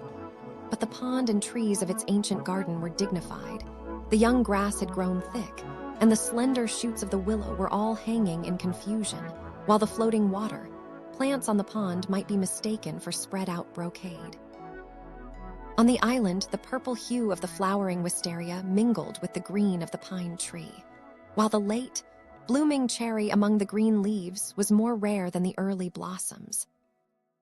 From the 8-fold clouds of the Yamabuki that was flowering in profusion on the bank came the call of the cuckoo, a note of welcome in honor of His Majesty's visit. When the Ho-Oh saw it, he composed these lines. When on the pond clear waters the cherry, tree scatters its blossoms, thick on the limpia wave ripple the clusters of flowers. Pleasant was the sound of the water as it fell from the clefts of the time-worn rocks, and the ivied walls and beetling crags would have defied the brush of the painter. An unknown quotation. Page 314 distance, and here too was the rain that moistened the door of Ken. The cedar boards of the roof were gaping, so that the rain, the hoar frost, and the dew of evening vied with the moon beams in gaining entrance, and the place appeared well, nigh uninhabitable. Behind was the mountain, and in front was the moor, and the bamboo grasses rustled loudly in the wind. As is the way with those who have no friends in the world, she seldom heard any news from Miyako, but what she did hear was the cry of the monkeys as they sprang from tree to tree, and the sound of the wood cutter axe, for few people there were that came there. Since this fate has come upon her in accordance with the 5 precepts and the 10 virtues, replied the nun, why should she spare herself the austerities of mortifying her flesh? In the Ingwa Kaio it is written, if you wish to know the cause in the former life, look at the effect in the present life. And if you wish to know the effect in the future life, look at the cause in the present one. And if she knows the cause and effect of both past and future lives, there is nothing at all for her to lament. Looking at this nun the Ho-Oh noticed that she was clothed in pieces of silk and cotton put together roughly anyhow, and thinking it strange that one of such an appearance should speak thus, he asked her who she was. For some time she could answer nothing, but only wept. But after a while page 315 controlled her feelings and replied, I am ashamed to say so, but I am Awa no Nayai, daughter of the late Shonagon Nudo Shinzai, and my mother was Kid no Nai. As your majesty was formerly so kind to me, the reason why you do not now recognize me must be that I have become old and infirm. And she pressed her sleeve to her face, unable to control herself any longer, a sad sight indeed. Can it be so? Exclaimed the Ho-Oh, and you are truly Awa no Neji. I did not recognize you, but however one may think, it all seems like a dream. And his voice became choked with sobs, while the courtiers who accompanied him were moved also, some saying that what she said was very strange, while others thought it quite natural.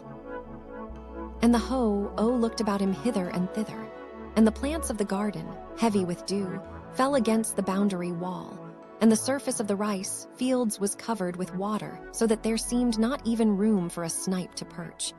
And His Majesty went to the cell of the former empress and opened the shoji and looked in. In one chamber were the images of the three Bisatsu, Amida, Kwanin, and Seishi, and in the hand of Amida, who stood in the middle, was a cord of 5 colors. On the left was a picture of Fujin, and on the right of Zendo Kwasho, beside which hung a portrait of the late emperor. There were also 8 rolls of the Hokkaido and 9 volumes of the Amidakayo.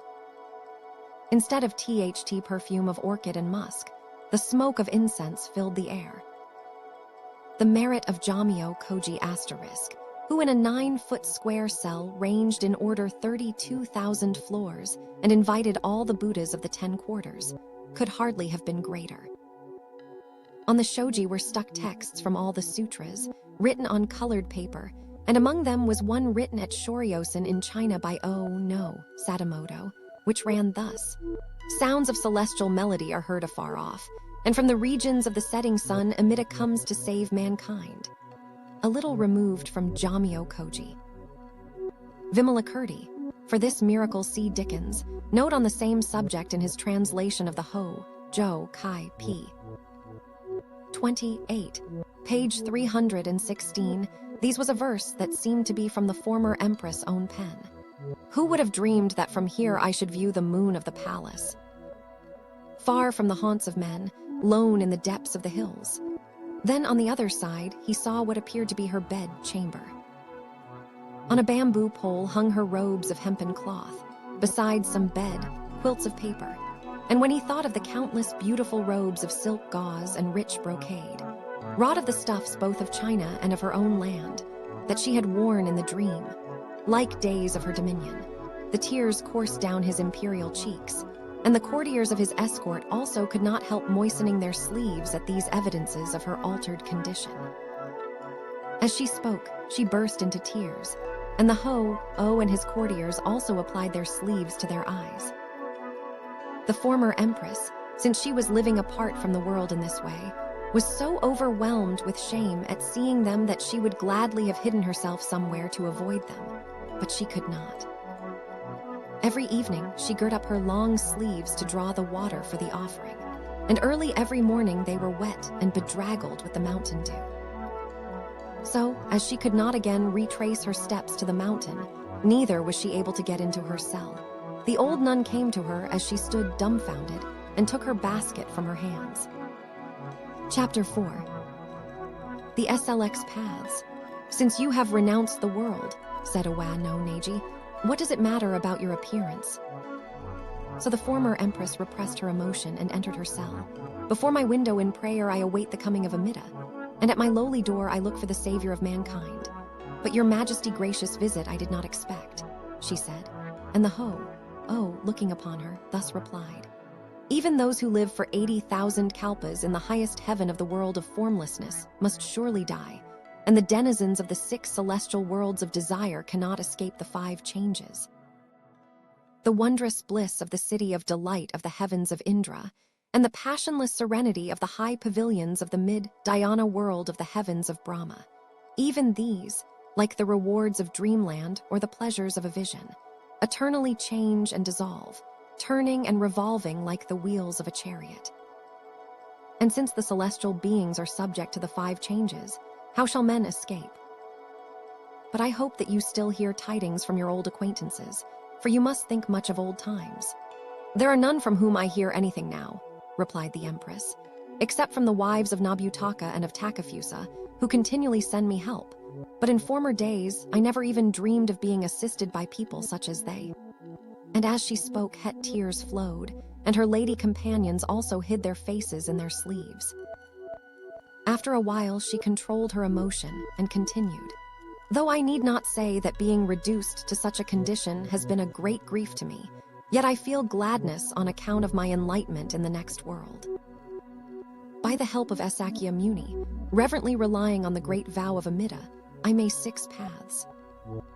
Hell, pretas, beasts, asuras, men, and heaven.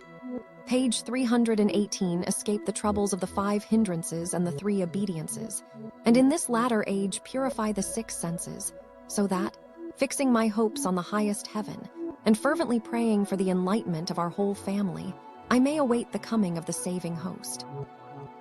"Verily, this our empire is but a petty country," answered the Ho-Oh. "But since by observance of the 10 virtues he became its emperor, everything must be in accordance with his will." "Born the daughter of the Taira chancellor," continued the former empress, "and having become the mother of the emperor, the whole empire lay in the hollow of my hand. Clad in my varied robes of state, from the New Year festival to the year-end ceremonies, I was surrounded by the great ministers of state and the courtiers in brilliant throng. Even as above the clouds, the 6 heavens of desire and the 4 dhyana heavens are encircled by 8 myriads of lesser heavens. Dwelling in the Seriodin and the Shishindin behind the jewel curtain, I gladdened my eyes in spring with the blossoms of the imperial cherry tree. In the hot months of summer, I refreshed myself with crystal streams, and in the autumn, I viewed the moon in the midst of my ladies. In the cold nights of winter's soft bed, quilts were heaped up to warm me, and I thought that I had only to wish for the draught of immortality, and the magic potion of eternal life and youth brought from Horai the Elysian Isle, for it to be immediately page 319 forthcoming. So full was my life of joy and happiness, both by day and by night, that perchance even in heaven nothing could surpass it. Then in the autumn of Ju, when Yashinaka came up to attack us, after setting fire to their ancient homes, our family fled from the capital where they had lived so long, looking sadly back at the imperial palace. Going down to the shore of Suma and Akashi, of which I before knew only the name, we set sail on the boundless ocean, and so from island to island and from shore to shore, our sleeves wet with the salt spray by day, and the cry of the sea, birds mingling with our sobs by night, we rode about seeking some favorable refuge, but never forgetting our ancient home. Left thus with none to help us, the anguish of the 5 changes of our dissolution came upon us. We speak of the pain of the grief of parting, and the pain of the regret of meeting, and both of these in one I have known to the full.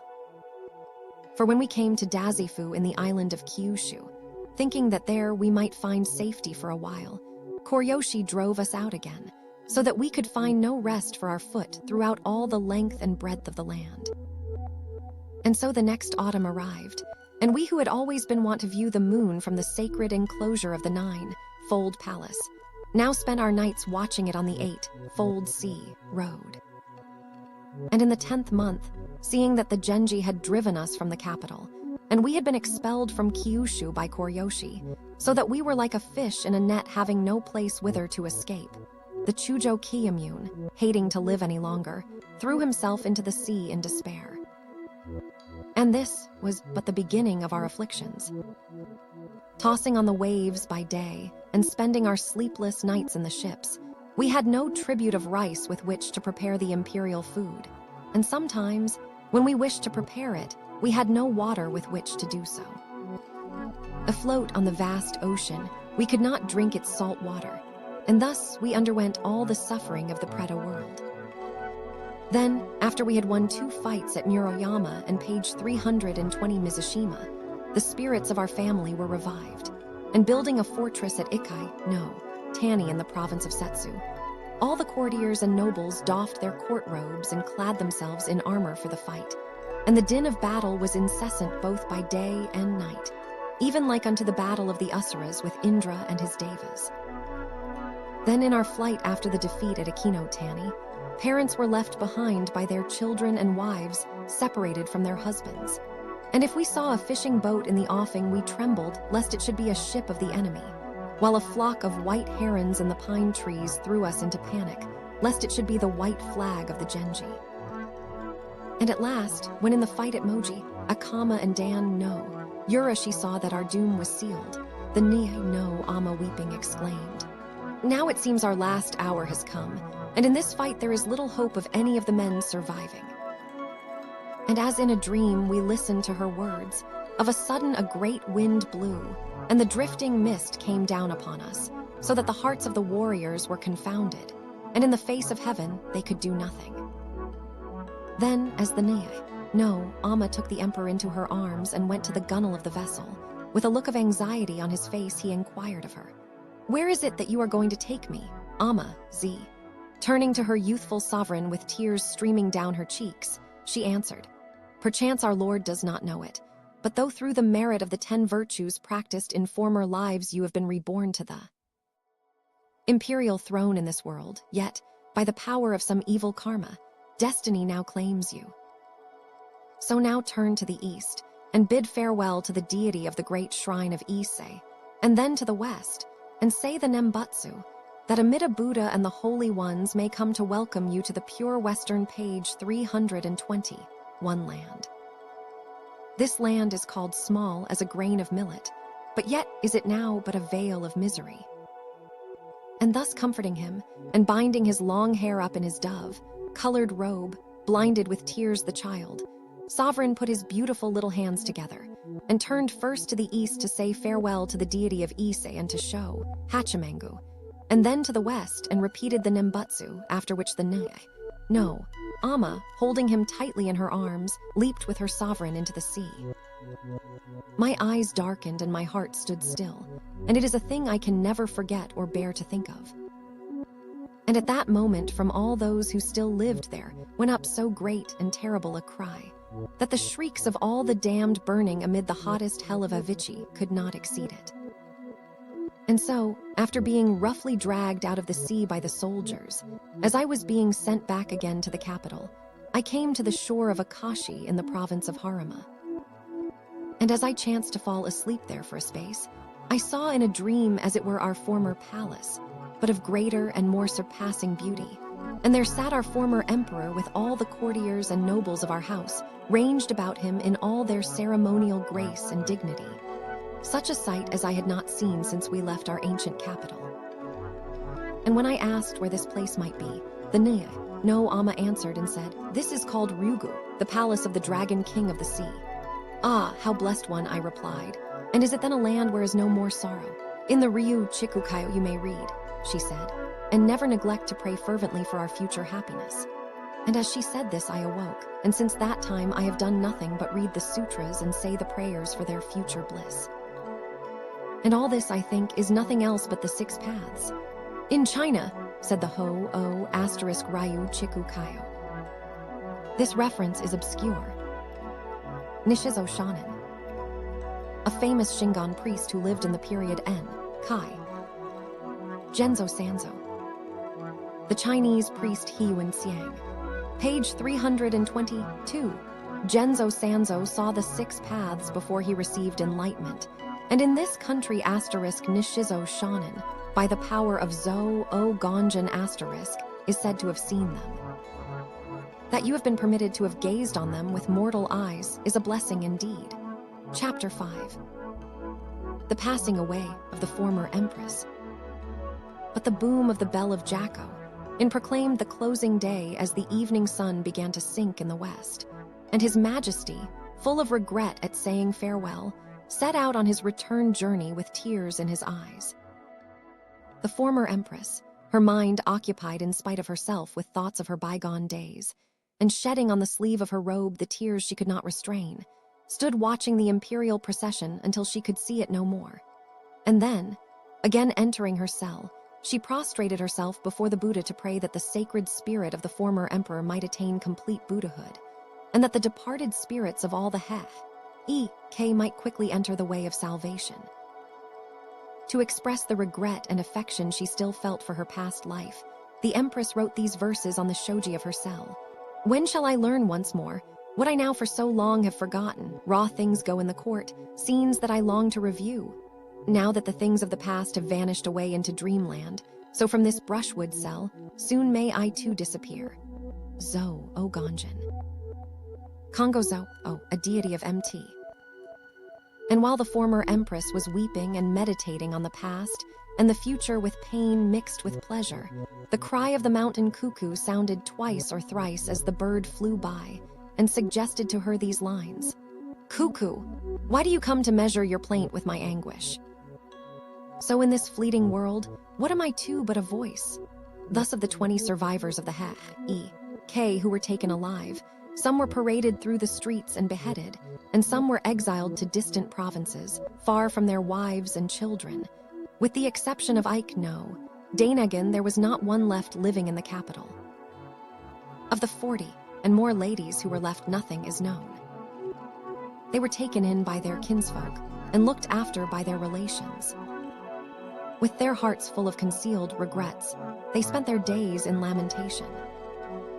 Those in high places, up to the emperor within the jewel curtain, were filled with disquiet, while the common people, down to the dweller in the hut of brushwood, could find no rest.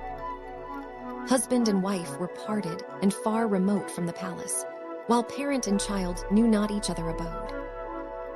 And all this was because of the many evil deeds of the lay priest Chancellor Kiyomori, which he continually committed, in condemning people to death and banishing them, and dismissing them from office and appropriating their emoluments, without either regard for the emperor on his throne or pity for the people beneath him.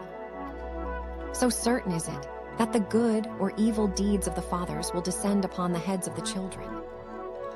But the former empress continued to live on vainly for some years, till at length she fell ill and took to her bed. And as she thus prayed, Dainagen no, Suk no Tsubon and Awa no Neji, standing on each side of her couch, lifted up their voices in lamentation at their sad parting. And as the voice of her prayer grew weaker and weaker, a purple cloud of splendor grew visible in the west, and an unknown scent of wondrous incense filled the cell, while celestial strains of music were heard from above. And thus, about the middle of the 2nd month of the 2nd year of Ken, Kayu, the former Empress Kenreimon'in, breathed her last. The two ladies, who had never left her side since the day that she had been chosen as imperial consort, were plunged into the depths of despair at this parting from their mistress. And as their relations and connections had all disappeared, and there was none to help them, they had nothing left but the performance of the Buddhist services. And at last they too, like the dragon girl, who attained enlightenment, and like the Lady Idake Asterisk, also departed this life to be reborn in bliss. The Lady Idake. The Queen Vaidehi, wife of Bimbisara, king of Magadha, and mother of Ajatsattu, who imprisoned her. At her earnest desire to hear the doctrine, Buddha miraculously flew to her prison and preached to her. Dragon girl or Naga maiden. Another example of a woman obtaining enlightenment, a thing that was regarded as difficult on account of the 5 hindrances, i.e. that woman cannot become either Brahma, Indra, Mara, a T. Chakravarti, or a Buddha. The Book of SWRDS. Heike received the sword Zoku, row of Kibo Asterisk, and therewith slew the white serpent, and gained the imperial throne and a famous name. She took the dirk of Ka Asterisk, and with it slew the emissary of Yen, thereby fulfilling a brilliant destiny.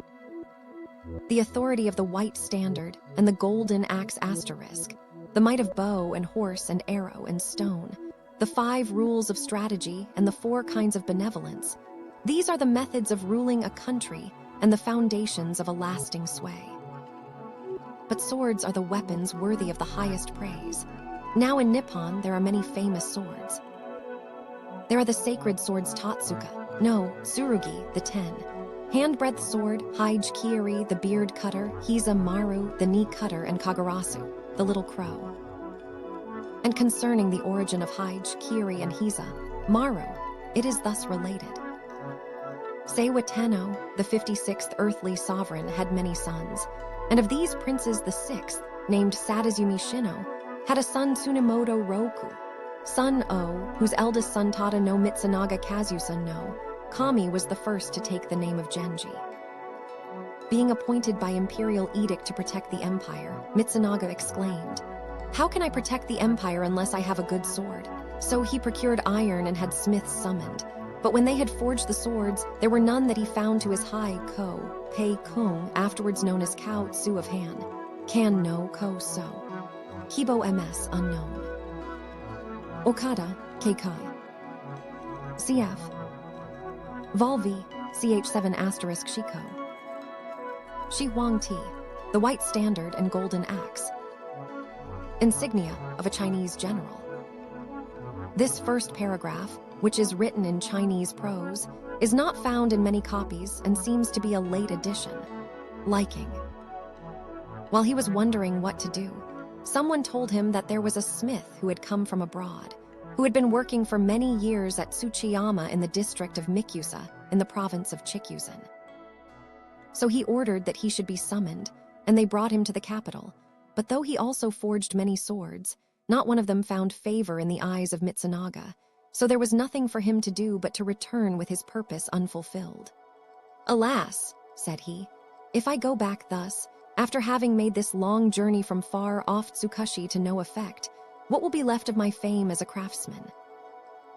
From ancient days, those who have desired anything of the gods and Buddhas have had recourse to prayer to obtain it.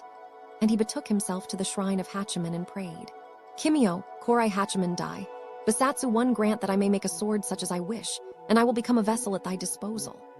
This vow he wrote and offered in the deepest sincerity, and when 7 days had passed, a divine answer came to him in the night, saying, "I have had compassion on you in respect to your desire.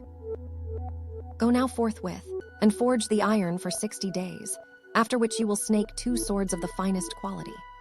Greatly rejoiced at this significant dream, the craftsman went forth from the shrine, and carefully selecting and fusing the iron, he worked at it and forged it for 60 days, so that at length he produced 2 swords of the finest quality, 2 feet 7 inches long, comparable even to the 3-foot blade of Ko, so of Kan.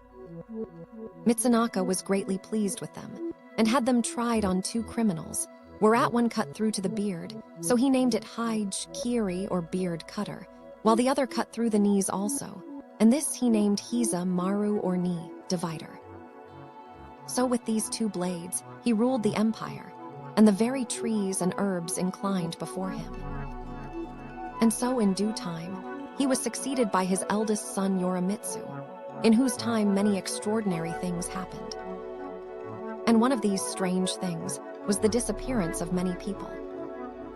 They did not die, but while in a room surrounded by many others, without being seen to get up or depart, they would suddenly vanish as if blotted out. And as none knew whither they had gone, or could hear where they were, fear seized on all, and from the sovereign to the common people, everyone was in indescribable confusion and panic. Then the Myojin had compassion on her and answered, "I am indeed sorry for your condition.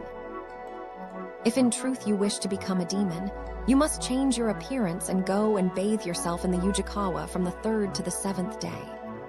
Then the lady returned rejoicing to the capital, and secluding herself in an unfrequented spot, divided her long hair into 5 tresses and made it into 5 horns. She put vermilion on her face and reddened her body. On her head she placed a tripod, to the legs of which she fastened torches, holding also in her mouth another torch flaming at both ends. In this guise she rushed out through the Yamato highway to the south after dark when people had retired. And when they saw her thus with face and body red and eyebrows painted thick and black with dye, while 5 jets of flame flared out from her head, they never doubted that she was a demon, and fell down in the streets beside themselves with fear, some even dying in the excess of their terror.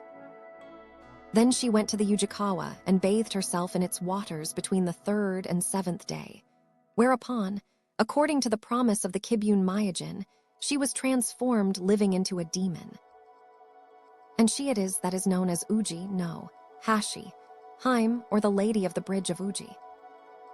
And thus she was able to seize and slay not only the woman of whom she was jealous and the man who had spurned her, but all their relations and connections, high and low, male and female. And when she wished to seize a man, she would change into a woman, and if she would take a woman, she would become a man, so that all the people of the capital of all ranks shut the doors of their houses after the hour of the monkey, 4 p.m., and would neither go forth nor allow anyone to come in. Now at this time Setsuno, Kami Yorimitsu had 4 famous retainers who were as his 4 Deva kings, and they were Tsuna, Kintoki, Sadamichi, and Sudake, and of these the mightiest was Tsuna. As he was born at Yashida in the province of Musashi, he was also called Yashida Genji. Now it chanced that Yorimitsu had some small matter to be done at Amiya in Akijo, and he sent Tsuna as his messenger. As it was after dark, he gave him the sword Hijikiri and bade him take one of his horses.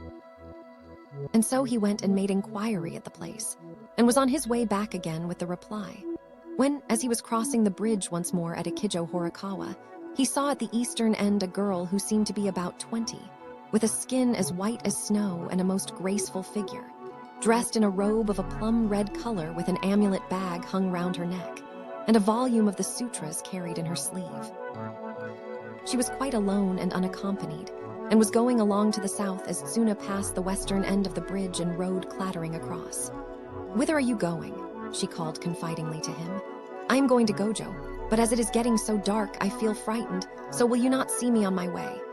"Take my horse, then," replied Tsuna, immediately springing to the ground, and as she seemed pleased at the offer, he took her up in his arms and set her in the saddle. "Indeed, I will escort you wherever you wish," replied Tsuna, when suddenly she changed her beautiful form into the shape of a hideous demon, and crying out, "The place I am going to is Atagi Yama." She seized him by the queue and flew off with him through the air toward the northwest. Tsuna, without the least trepidation, at once drew Hijikiri and slashed upward with it, cutting clean through the arm of the demon, and thus released fell headlong until he alighted on the roof of the gallery of the shrine of Kitano, while the demon, with its arm cut off, flew away towards Atagi. Then Tsuna jumped down from the gallery and pulled off the demon hand that was still gripping his queue. And Lal, it was changed from its snow-white hue and was now of an exceeding blackness, covered everywhere thickly with white hairs that looked like silver wire.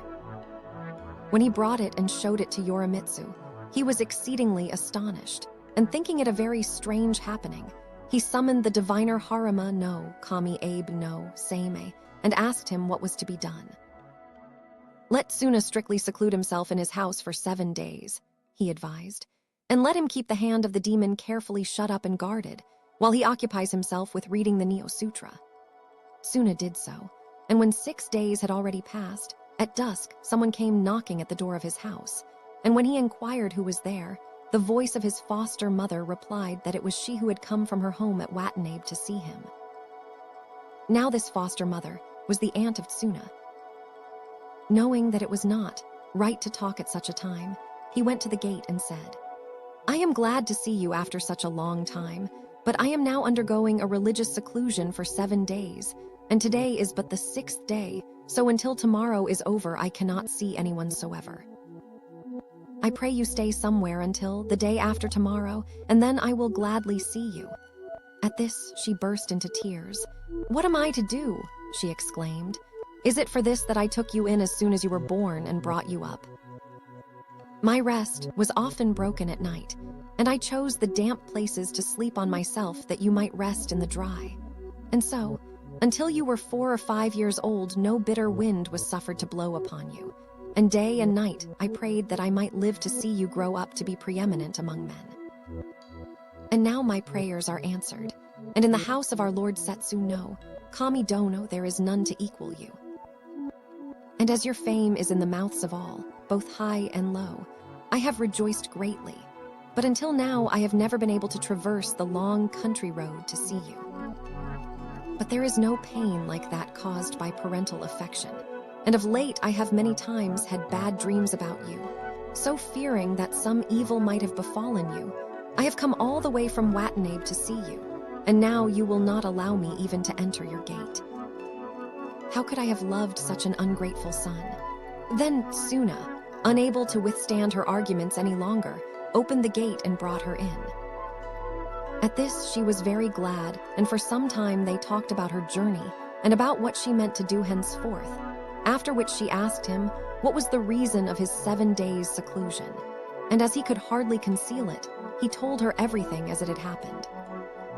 When she had heard it all, she declared that he had been quite right to take every precaution, and regretted that she had been angry owing to not having known it. But she continued, "Parents are like protecting deities to their children, as the proverb goes, so I will think no more of it. But what kind of a thing is a demon hand?" "Ah, how horrible," she exclaimed, looking at it again and again. "And so that is what a demon hand is like. And suddenly standing up, she became transformed into a horrible demon and crying out, "That is my hand, I will take it." She kicked out the gable of the roof and flew up into the sky, flashing fire as she went. And that is the reason that the Watanabe clan always build their roofs without any gable, and make them like a garden house. Now though Tsuna thus lost the demon hand, and his seclusion was made of none effect, yet by the power of the Neo Sutra he was preserved from harm. And after cutting off the demon hand, the name of the sword was changed from Heige, Kiri to Oni, Maru Demon Queller. During the summer of that year, Yorimitsu fell sick of an ague, from which he could get no relief by any means, and after some time it recurred every day with burning heat and pains in the head, and thus he lay, sorely tormented, as it were between heaven and earth, and so he continued for the space of 30 days. Now it happened one night that he was a little better, and the fever had abated somewhat, so that the 4 faithful retainers, who had been nursing him, had retired to the guard room to sleep a while. As it grew somewhat late, Yorimitsu saw, from the shadow of the dim light in his chamber, the form of a tall priest, some 7 feet high, coming stealthily up towards him, holding a rope to throw over him. Yorimitsu sprang up in surprise, crying out, "Who are you, you rascal, who dares to take a rope to Yorimitsu?" And as he did so, he caught up the sword Maru that stood by the side of his pillow and made a cut at him. Aroused by the noise, the 4 Deva kings came running in with all speed to inquire what it was, whereupon Yorimitsu told them what had taken place, and when they looked beneath the lampstand, there was blood spilt there. Searching further with lights in their hands, they saw that there was a trail of blood from the doors of the chamber out onto the veranda, and when they followed this up, they found that it led to a mound at the back of the shrine of Kitano, and there stopped. So they stuck it on an iron spit and took it to the river bed and there left it. And from this time, Hizumaru was known as Kumo, Kiri, Spider, Cutter. And after the days of Yorimitsu, it passed into the hands of Dua, no, Kami Yorimoto. But these blades have been handed down as ancestral heirlooms for 3 generations from my grandfather Tada no Mitsunaka, replied Yorimoto, and ought to be passed on to my son, so I feel very loath to part with them. But as his remonstrance was not listened to, at last he had to give up the swords to Yoriyoshi. Then Yoriyoshi set out for Mutsu, and after fighting for 9 years, he has victorious, taking the head of Sadato and bringing Manito back as a prisoner to the capital. Sadato was 9 feet 5 inches in height, and Manito 6 feet 4. So when he was brought to the house of Yoriyoshi, all the nobles and courtiers went there to divert themselves with the sight of the strange Eastern barbarian, and one of them in jest broke off a twig of plum blossom and asked Manito what it was. Immediately he replied in these lines, "This is what in our land is called the flower of the plum tree. What do you call it at court?" Seemingly you do not know, whereupon they went away again crestfallen. Manito was eventually banished to Kyushu, where there are many of his descendants still living at the present day. They are the Matsura clan. The 2 swords passed from Yoriyoshi to his son Hachimentaro Yashi, and he, hearing that Takeira and Manihira in the province of Dua had fortified themselves at Yamakita and Kanazawa and rebelled, hastened thither to put them down. But though he was a daring and courageous warrior, it was 3 years before he was able to conquer them.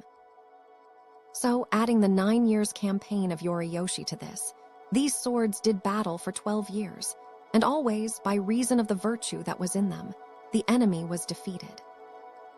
Yashi had many children, but his eldest son Tsushima, no Kami Yashichika, was sent to Izumo to quell a rebellion there, and was slain by Inaba no Kami Masamori, and neither his second son Kawachi, no Hangwen Yashitada, nor his 3rd Shikabu, no Teiyu Yashikuni, received the 2 swords, but they were given to the 4th son Rokujo, no Hangwen Tameyoshi. When he was 14 years old, his uncle Mino, no Kami Yashitsuna, revolted, and he was sent to attack him. When Yashitsuna heard that his own nephew Tameyoshi was marching against him, he cut off his queue and surrendered. This also was through the virtue of the swords.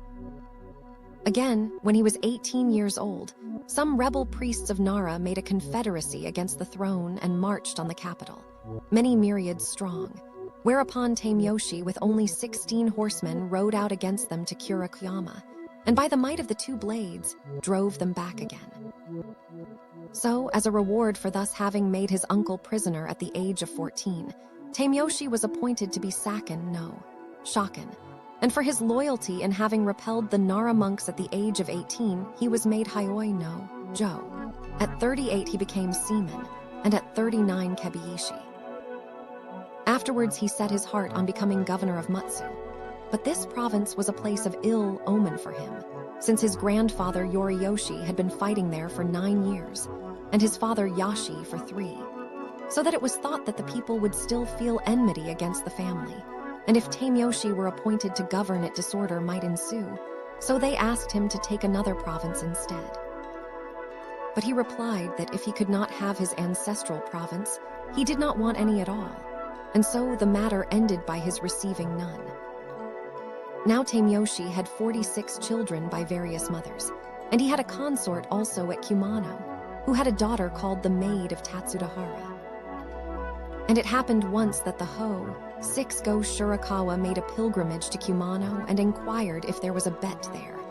And when they told him that there was not, he said that this was not as it should be, and bade them elect one. Now there were 2 clans at Kumamo called Ui and Suzuki, whose ancestors had come over to this country as the right and left wings of the Gonjin when he flew over from Magadha in India.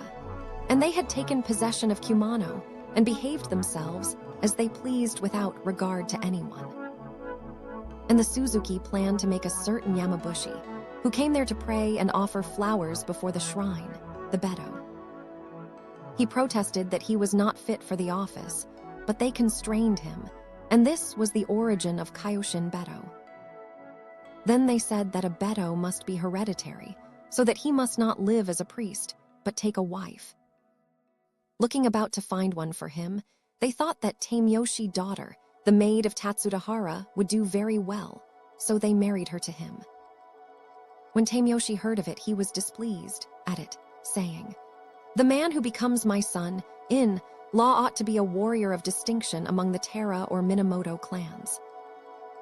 Then the 2 swords that had been handed down to Tameyoshi made noises all night long, and the noise made by Oni, Maru, was like the roaring of a lion, while that made by Kumo, Jiri, was like the hissing of a snake.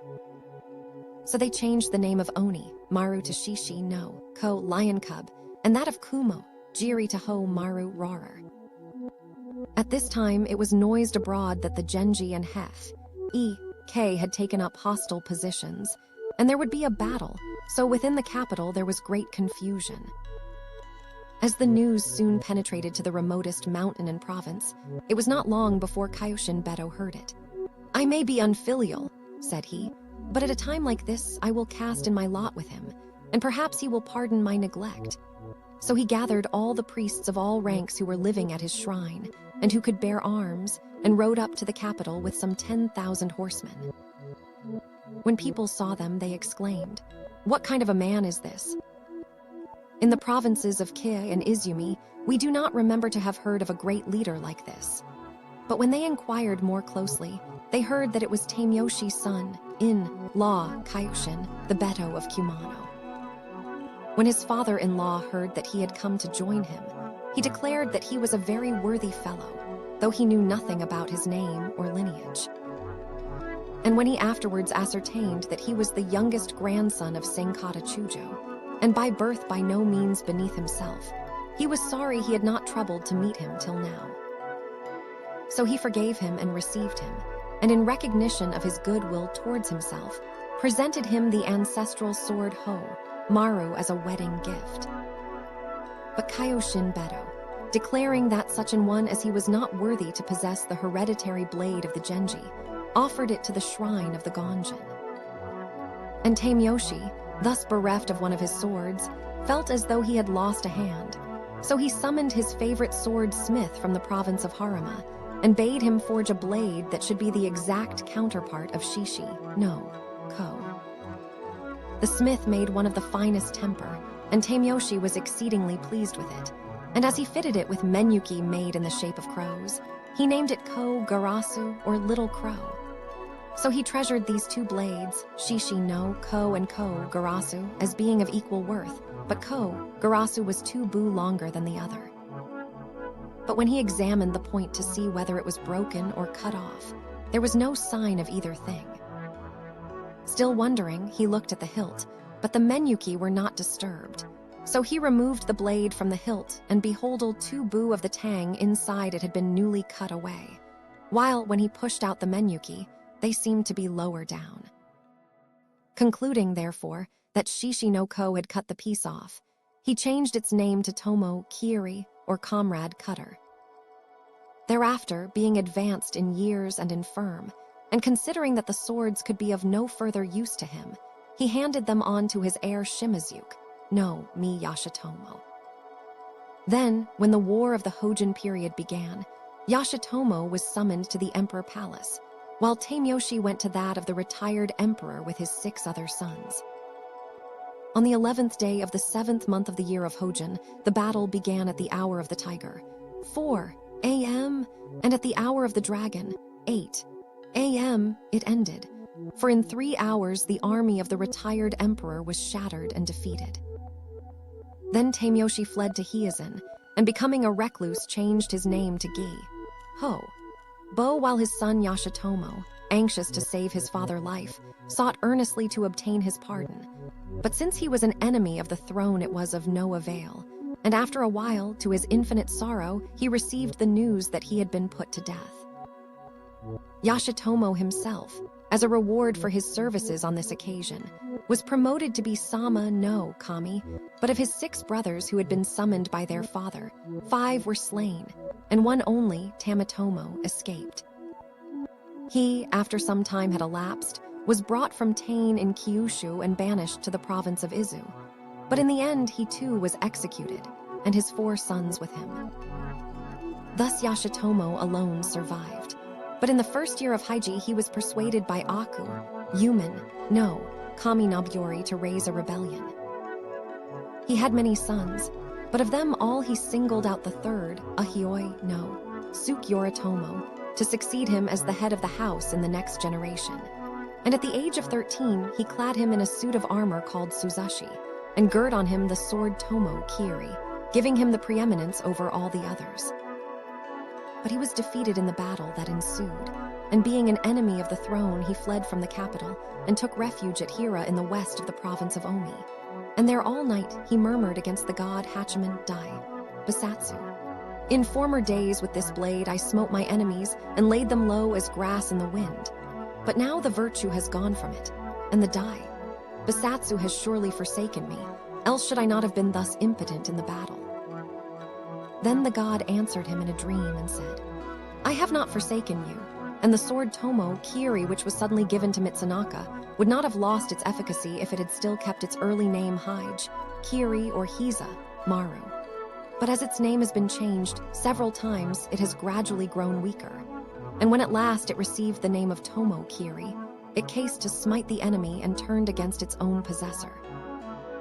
When the deity had thus made it all clear to him, Yashitomo awoke, and perceiving how unwise he had been to give the sword so ill-omened a name, he again changed it to its ancient style of Heije, Kiiri. So they left Hira and passed through Takashima, and Yoritomo became drowsy in the saddle as they rode on, and lagged behind his father some way. Then some of the men of those parts, to the number of about 70 or 80, rode up and set on him to take him alive. But Yoritomo, at once awakened, drew forth Heije, Kiiri, and laid about him with it, whereby some were wounded and very many killed, a sign that the blade was itself again. That night they abode at Shiatsu, but at midnight, having obtained a guide, they departed to the east of the province of Omi. Hearing that the barrier at Fuwa no Seki had been closed, and that a force had set out from the capital to seize them, Yashitomo turned aside and plunged into the snow-covered mountains. But Yoritomo, who was yet but a child, could not make his way through the thick snow, so he stayed behind at the entrance of the defile. Akugenda Yashihiro, the eldest son, fled away by himself to the province of Hida. And Yashitomo with the second son, Tamanaga, escaped to Mino and stayed in the house of a harlot at Ayahaka. After which he with one retainer went round by the coast and sought refuge with Asada Shoji Tadamune, who lived at Utsumi, in Noma in the province of Oiri, and who fell on them and slew both lord and retainer in the early morning of the first day of the first month of the second year of Heiji. This Tadamune was a vassal of Yashitomo, and was also the father-in-law of the retainer Masakio, and that a man should slay both his hereditary lord and his son-in-law is an act that appears the more base the more it is considered. Tadamune then sent the heads of the two, together with the sword Kagurasu, to the capital for the inspection of the Heth, E.K.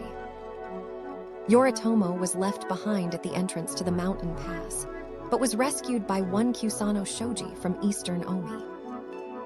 He was quite small enough to be concealed in the ceiling, but being very shrewd, he carefully considered and came to the conclusion that he was sure to be discovered in the end. And though he thought little of his own life, he felt very dejected at the prospect of the treasured sword of the Genji being taken by the Heth, E.K. Wondering how he could conceal it, he said to Shoji, "Your caring for me thus must be the result of some connection in a former life, and I now look on you entirely as a parent. Now the chief priest of the shrine of Atsuta in Oiri is my maternal uncle. I pray you go thither and take this sword and say to him, Yoritomo is in strict hiding at such a place, but will surely be discovered at last. But though he be taken and put to death, this blade must not be given up, so do you deposit it in the shrine." So Shoji went down to Atsuta and brought the message of Yoritomo to the chief priest, and he bestowed the sword in the treasure house of the shrine.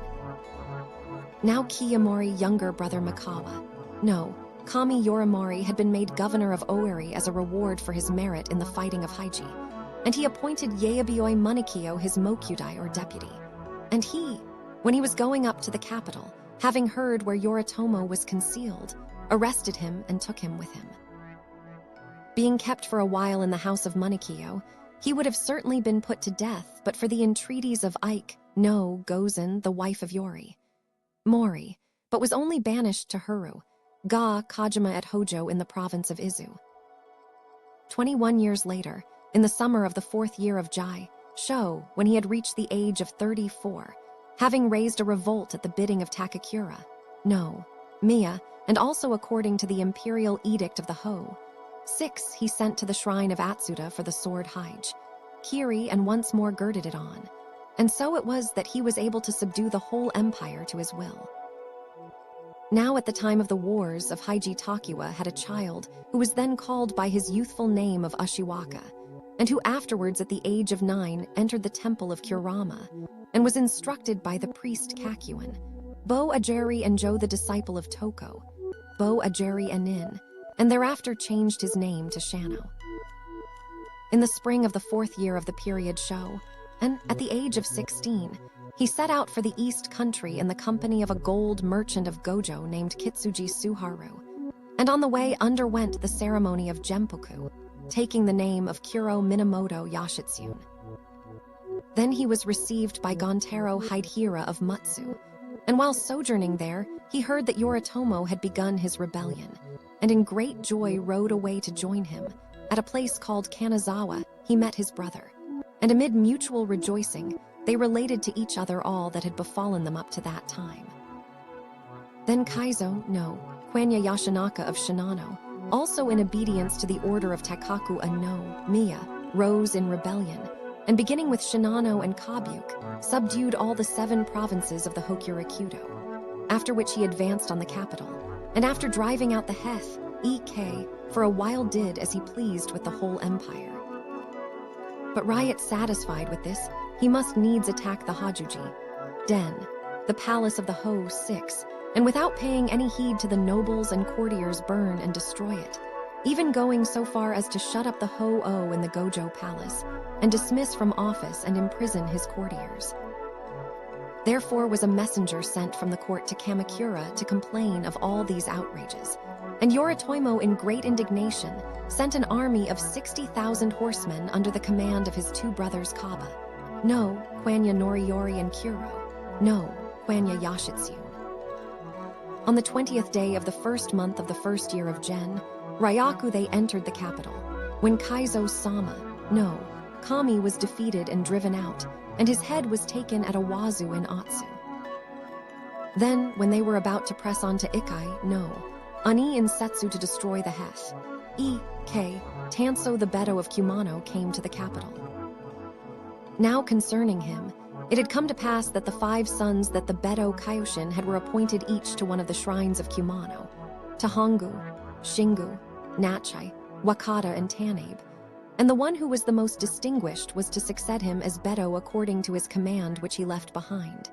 And since Tanso of Tanabe was the greatest of them, all he was chosen to become Bedo after his father, which is now known as Ho-Maru, which Kaioshin received from Minamoto Tameyoshi and laid up before the Gonjin, and restore it to the Genji that they may with it subdue the Heth, E.K.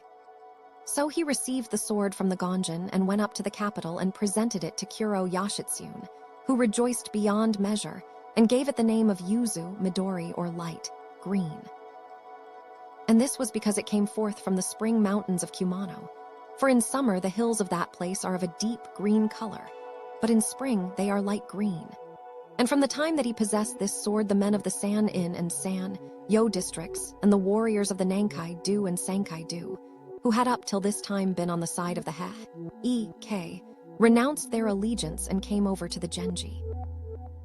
Then on the 3rd day of the 2nd month, the Genji went forth from the capital and marched to Ikai no Tani, and there the army was divided into 2 parts, and Noriyori with 50,000 horsemen advanced into Setsu, while the reserve under Yashitsune set out from Mikusayama. From the hour of the hare, 6 p.m., until the hour of the snake, 10 a.m., of the 7th day, both armies fought fiercely with one accord, and victory rested with the Genji, the Heth, E.K. fleeing as best they might. Their commander Echizen, no, Sami Michimori and 8 others of their nobles were slain, and on the 13th day their heads were carried through the streets of the capital and fixed on the gibbet. As a reward for their success in this battle, on the 6th day of the 8th month Kuro Onzoshi became Seaman no Kami, and soon afterwards by a special edict of the Ho. 6 he was promoted to Go. I no Jo being known as Teiyu Hagwin, while Kaba no Onzoshi was made Mikawa no Kami. On the 11th day of the 2nd month of the 2nd year, they again set out against the Heth, E.K. And when the ships were about to start at Watanabe and Kansaki, Kuro Hagwin and Kajiwara Haizos fell into a dispute as to whether a back, water or should not be fitted, and enmity arose between them. But Yashitsune, not at all in fear of the violent gale that blew, crossed over with but 50 ships and 50 horsemen, whereas Kajiwara, who feared the storm, did not arrive until the day after. With the help of a guide, Yashitsune attacked and burned the buildings at Yashima, and on the 22nd day of the 3rd month, he reached Akamageski in the province of Nagato. Noriyori with the warriors of Kyushu headed for Moji, no, Seki in the province of Buzan, so that the E.K. host was taken between them ere the last desperate fight began. The Heth E.K. were at length defeated, and the Naidono, taking the emperor in her arms, sprang with him into the sea, while the former Neidejin Munamori and 38 others were captured alive. The Hagwin fought in many battles, but never even received a wound, and in every one he was victorious, making a great name for himself throughout the whole empire. And all this was solely on account of the might of this ancestral blade. Thus he subdued all the Nankado and Seikado, and returned to the capital carrying with him the captive leaders of the Heth, E.K., and restored the 3 sacred treasures to the imperial city. Only of the 3 sacred treasures he brought back but the mirror and the jewel, for the sacred sword was lost in the sea. Now the jewel, the sword, and the mirror are the 3 sacred treasures of our imperial throne, and the jewel has been handed down from the age of the gods, and is kept in a marked casket as a talisman to protect each generation of sovereigns. And this casket is never opened, so that no one has seen what is in it. The Emperor Go-Shirakawa for some reason or other tried to open the casket, but when he took off the lid immediately, a white cloud rose from within it. After a while, the cloud returned again as it was, and Neji replaced the lid and tied it down again. Nippon is a small country, but in this thing it surpasses even great ones. If the emperor himself, lord of the mightiest powers, was not permitted to see it, how should ordinary people do so, much less any others of lesser rank still? Now this sacred jewel has on it letters showing it to be the seal of a god. And how it was that the seal of a god came to become the sacred treasure of the imperial house is not clear. But if we search carefully into the matter, it may be revealed in the origin of our country. Kunitoko, Takai, no, Mikoto, the first of the 7 generations of heavenly deities, let down his celestial spear to see if there was any country beneath, and sounded to the bottom of the ocean, but finding no land drew it up again, when a drop that fell from the point of it congealed and hardened and became an island. And as a presage of the birth of our country, there appeared floating on the waves of the sea the characters Dai, Nishai. And as it was on these characters that the drop from the spear stood and became an island, the name of Dai, Nippon, was given to the country. And it was the island of Awaji that was the origin of Nippon. From Kunitoko, Takai, no, Mikoto, the next 3 generations were male deities. There were no female ones.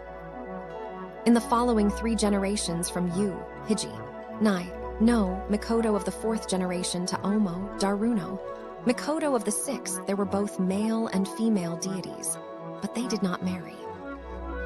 In the 7th generation, Izanagi and Izanami, no, Mikoto descended to the Isle of Awaji and they're married. Then they planted the mountains, rocks, herbs, and trees, and created the great land of 8 islands, after which they created many countries. And since there was as yet no master in the world, they bore 1 daughter and 3 sons, Hai no Kami, Tsuki no Kami, Haruko, and Suza no. Oh no, Mikoto. Hai no Kami, the deity of the sun, that is Ten-sho Dai Jin, the deity of the Dai, Jingu, or shrine of Ise. And Tsuki no Kami, the moon deity, is Tsuki Yomi no Mikoto, who is called Takano no Daimyojin.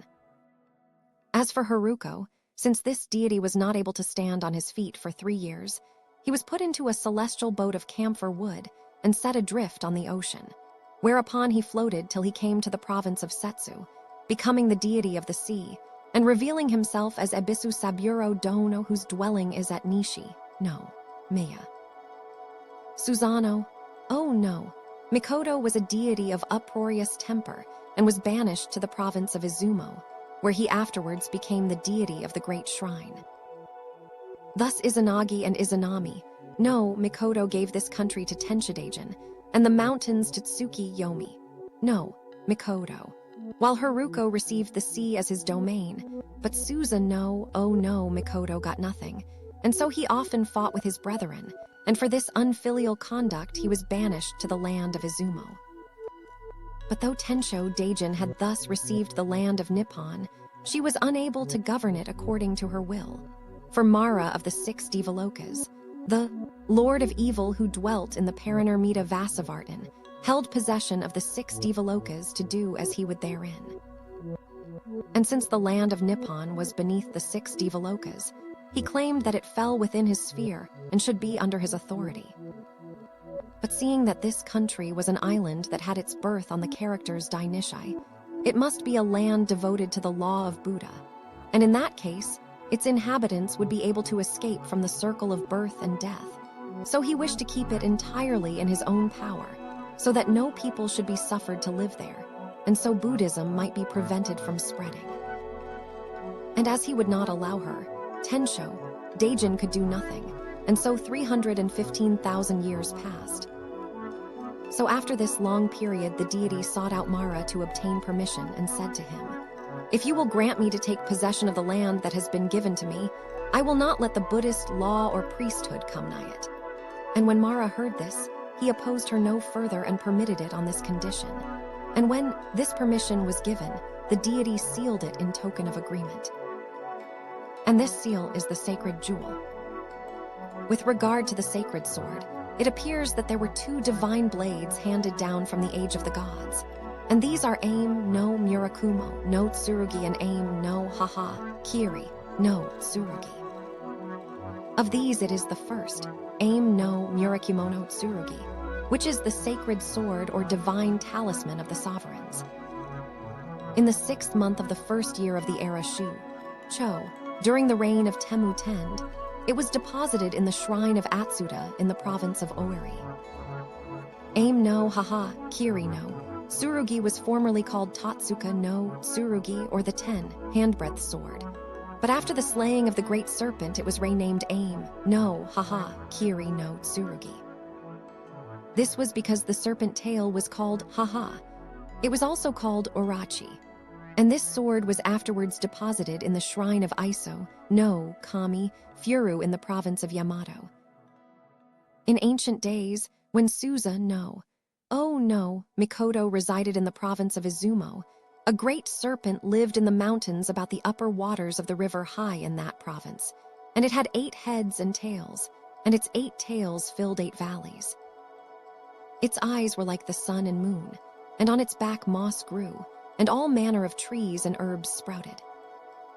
Year by year it swallowed up men, so that children mourned their swallowed parents and parents lamented for their swallowed children. And from the villages on the south and north, the sound of wailing went up continually.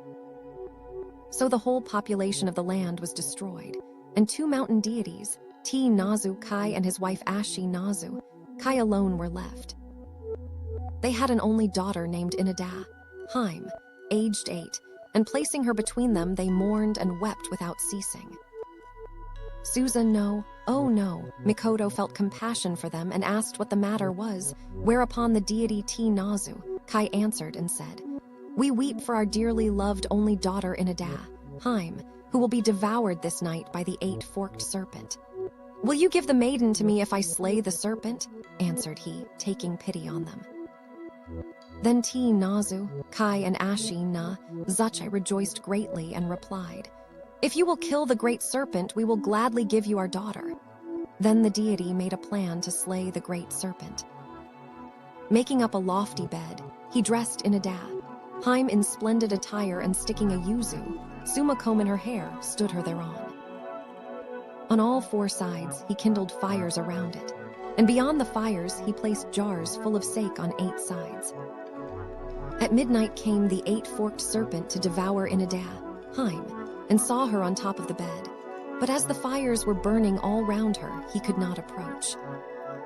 Then, as he stood gazing at her, he saw her reflection cast into the jars of sake, and in great jubilation he thrust all his 8 heads into the 8 jars and drank hard and long, after which, overcome by his load of liquor, he sank down prostrate and oblivious of all about him. Then the deity drew his sword and hewed him to pieces, but when he came to the tails, his sword was stopped by something. Looking in surprise, he saw that the edge of the sword was turned, and when he tore the tail open, behold, there was another sword within it. As it was a very excellent blade, Lai presented it to Sho Daijin. It was called Aim no Murakurno no Tsurugi, and the reason for this name was that when it was in the tail of the serpent, black clouds always covered it, and so it was called Cloud Cluster Sword. Now wind went forth from the tail of this great serpent, and rain fell from its head. It was the dragon, king of the winds and waters, that descended to the earth. So Suza no, oh no, Mikoto built a palace in the land of Izumo and lived there with Inada Haim as his wife. And feeling remorse for the trouble he had caused his elder brethren, he gave to Tenshidajin the sword Aim no Murakumo no Tsurugi, which he had taken from the tail of the great serpent, the blade Aim no Haha Kiri no Tsurugi, and the mirror which he had received as a bridal gift from Nazu Kai, and so his unfilial conduct was forgiven. And it is this mirror that is the Neji, Dakaro, or sacred mirror. In the reign of Eidoku Tenno, the 4th earthly sovereign, 3 mirrors fell from heaven. One was this bridal mirror.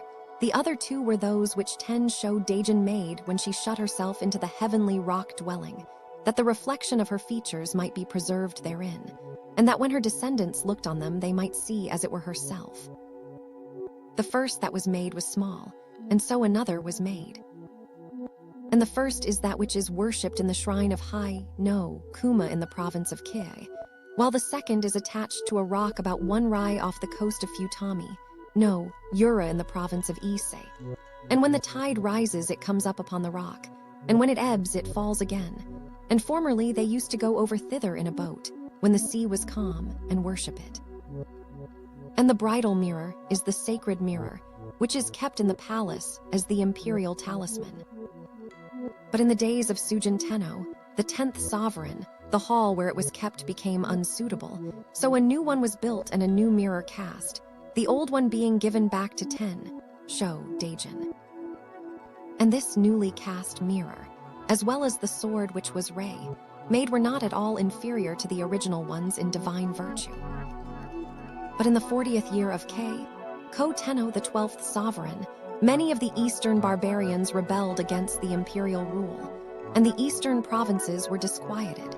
So the second imperial prince Yamato Mikoto, who was a most intrepid warrior of great strength, was sent to bring them to subjection. In the 10th month of the winter of the same year, he set out, and going first to the shrine of Ise, he told the priestess Yamato, Mikoto, that by the imperial command he was going to smite the eastern barbarians, and she brought forth the sword Murakumo, which had been given back in the days of Sujin Tenno. Yamato girded it on and went on his way down to the eastern provinces. But as he was on the road, a strange thing happened. The great 8-forked serpent that had been injured by Mikoto in the land of Izumo came down from heaven and rudely sought his life. His wrath at having been deprived of the sword had not abated, so he determined to stop Yamato Mikoto, who had just girded it on to march against the eastern provinces and take it from him. And with this intent, he became a poisonous serpent and lay in wait for him at Seki. But the prince paid no heed to him, but sprang over him and went on to the province of Oiri, where he stayed in the house of a certain Gendayu at a place called Shima. And Gendayu had a daughter whose name was Iwato, a maiden of graceful form and lovely face, whom the prince summoned to his presence, and who found favor with him, so that they spent that night in mutual love. So deep was their affection that they would have desired to stay together. But since the prince felt that it would not be right to allow such dalliance with a lady to interrupt his expedition against the barbarians, he soon started off again, promising to meet her again on his return. Coming to the slopes of Mount Fuji in the province of Suruga, some evil fellows of the men of that country met him and invited him to hunt the stags, which were very plentiful in the moorland. But when he went forth to do so, these rascals fired the Moor with intent to burn his augustness to death. Then the prince drew the sword Murakumo, Tsurugi, and with it mowed down the grass, so that the fire caught the swathes and menaced his enemies. Moreover, he had with him also 2 stones, called the stone of fire and the stone of water, and he straightway cast the latter, whereupon water issued from it and put out the fire. After which he threw the stone of fire, which vomited forth flames and consumed these worthless fellows. And by reason of this matter, that Moor was called Yaksum no, or the Moor of the burning, while Murakumo.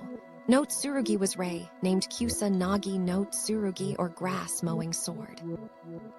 Now the prince could not forget Iwato, whom he had left behind, and wished to let her know the state of his feelings at whatever cost.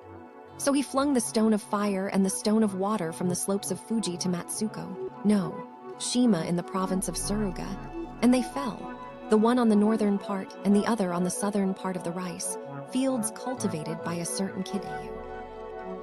And during the one night that they rested here, the southern part on which the stone of water fell became a wood covered with thick trees, while on the northern part, however great floods might appear, no water was ever seen. But on the other part, water was never lacking even in the greatest drought. These things were owing to the virtue of the 2 stones. Then his augustness, the Prince Yamato journeyed on into the country, and subdued all evil doers, pacifying also the bad deities of all these places. After which he returned to the province of Oeri in the 53rd year of his father's reign, and once more rejoiced in the love of Iwato, Heim. But as this could not last forever, he again set out for the capital, leaving her the sword Kusa, Nagi, as a memento of him. "But as I am a woman," she said, "of what use can a sword be to me?" As, however, the prince still urged her to take it, thinking there was some reason, she hung it on the branch of a mulberry tree, and his augustness departed for the capital. Now the 8-forked great serpent Ibuki Daimyojin, resentful that the prince had jumped over him before and escaped, came forth on the road in greater bulk than ever to intercept him. But his augustness paid no more heed to him than on the former occasion, and sprang clear over him and passed on. This time, however, the tip of his foot touched the serpent as he leapt, and before long he was seized with a fever that spread through his whole body, and though enduring it with difficulty, so stubborn was his spirit that he would by no means lie down, but in great suffering continued his journey as far as the province of Orni. Sitting down on a stone by the roadside where a cold, clear spring of water was flowing forth, the prince bathed his foot in the stream, and as he thus stood in it, the coolness of the water caused the fever to abate. Therefore is the name of this stream called Samegai, or the Well of Cooling. But though the fever subsided, his sickness was still heavy upon him. So after dedicating the captive barbarians to the great shrine of Ise and sending Takehiko to announce it, unable to do more, he lay down at Matsubara in the province of Omi. Meanwhile at Shima Iwato, Heim felt so lonely after his departure that at length she could contain herself no longer, and started out for the capital to seek him, and on the way came to Matsubara. As the prince lay on his sick bed, he was thinking of her and longing to see her, so when his eyes fell on her once again, in a transport of joy he exclaimed, "Atsuma! Oh, my wife," and since that the eastern provinces are called Azuma. But as time went on, the prince's condition became worse, and at last he died, and was changed into a white bird which flew away toward the south. Iwato, Heim mourned and lamented in the utmost grief at the death of his augustness, but as all was unavailing, she returned weeping to Oeri. The prince's followers, in their grief at parting from their master, followed him as he went, and after coming down to rest a while in the district of Nagusa in the province of Kei, this place seemed not to please him, and he flew back again toward the east and came to Shima in the province of Oeri. When he was flying in the form of a white bird, he appeared like 2 white banners 10 feet long, and the place where he alighted in the province of Oeri was called Shira, Toraitsuka, or the Mound of the White Bird, while from the appearance of the banners falling there is a place called Hatea, or House of Banners, and it was no doubt because Suke Yoritomo was to become the chief of the Genji in the future that he was born in this place. Now Iwato, Heim took down the sword Kusa, Nagi, which she had hung on the branch of a mulberry tree, and stood it against a sugi tree of the shrine in the wood that had grown up in a single night on the field of Kidyu. And every night fire flashed forth from it, so that the sugi tree was burned down. And as this turned cedar fell into the rice field, the field also became hot. Therefore is the name of it called Atsuta, or hot field. And Yamato's Mikoto flew thither in the form of a white bird and alighted, and became a god. And he is the present Atsuta Daimyojin. Iwato, Heim, thus parted from her ever beloved lord, became manifest as a deity too, while Genju and Kidyu became gods also. And they built a shrine and deposited the sword Kusa, Nagi no Tsurugi therein, and every night a light flashed forth from it. But none save virtuous men learned in the law might see it. Moreover, a certain priest of Shiragi, a Ramnura of high rank named Dajio, seeing the light that flashed from this sword in Nippon, told the emperor of his country, which when the emperor heard, he bade him get the sword and present it to him. So the priest crossed over to Nippon and went as a pilgrim to Atsuta, where, after worshipping for 7 days, he contrived to steal the sword, and wrapping it in the folds of his kessa of 5 breadths, fled away with it. But the sword cut its way out of the kessa and went back to the shrine. Again he returned and stayed in the shrine yet another 7 days, and took the sword and wrapped it in a kessa of 7 breadths and went off. But again the sword tore its way out of the kessa and returned to the shrine. Once more he went back and stayed another 7 days, and on this occasion he took a kessa of 9 breadths of stuff, and this time the sword could not get out, and he carried it off as far as Hakata in Tsukashi. Then the deity of Atsuta, incensed at his presumption, sent down the Sumiyoshi Daimyojin to smite him, and he kicked Dajioto death and recovered the sword. At this, the Emperor of Shiragi gave 7 swords to a certain general named Ike Feudo and sent him to Nippon. Ike Feudo fought his way as far as the province of Oiri, when the deity of Atsuta kicked him also to death in his indignation, and taking the 7 swords added them to Kyusa, Nagi, and laid them up in the shrine, and thus it is that he is now called Yatsurugi no Daimyojin, or the deity of 8 swords. Then, after many generations had passed, the Heth Ek took one of these other sacred swords in which no divine spirit resided, and went forth from the capital, and the Nia Dono girded it on and leaped into the sea.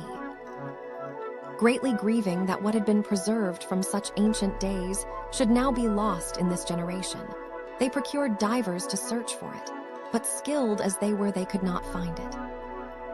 This was because the Dragon Sea, God had taken it and laid it up in his palace beneath the waves, and so made another attempt when the prince was returning to the capital, but was there killed.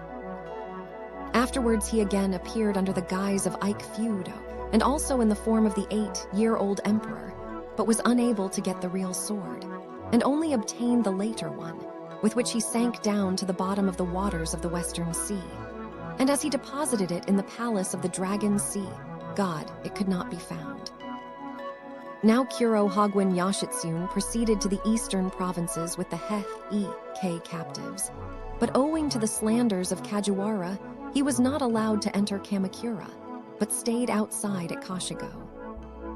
Greatly regretting this estrangement, he wrote a letter vowing his good faith, but though he sent it many times it was of no avail, and so, as there was nothing more to be done, he started back towards the capital.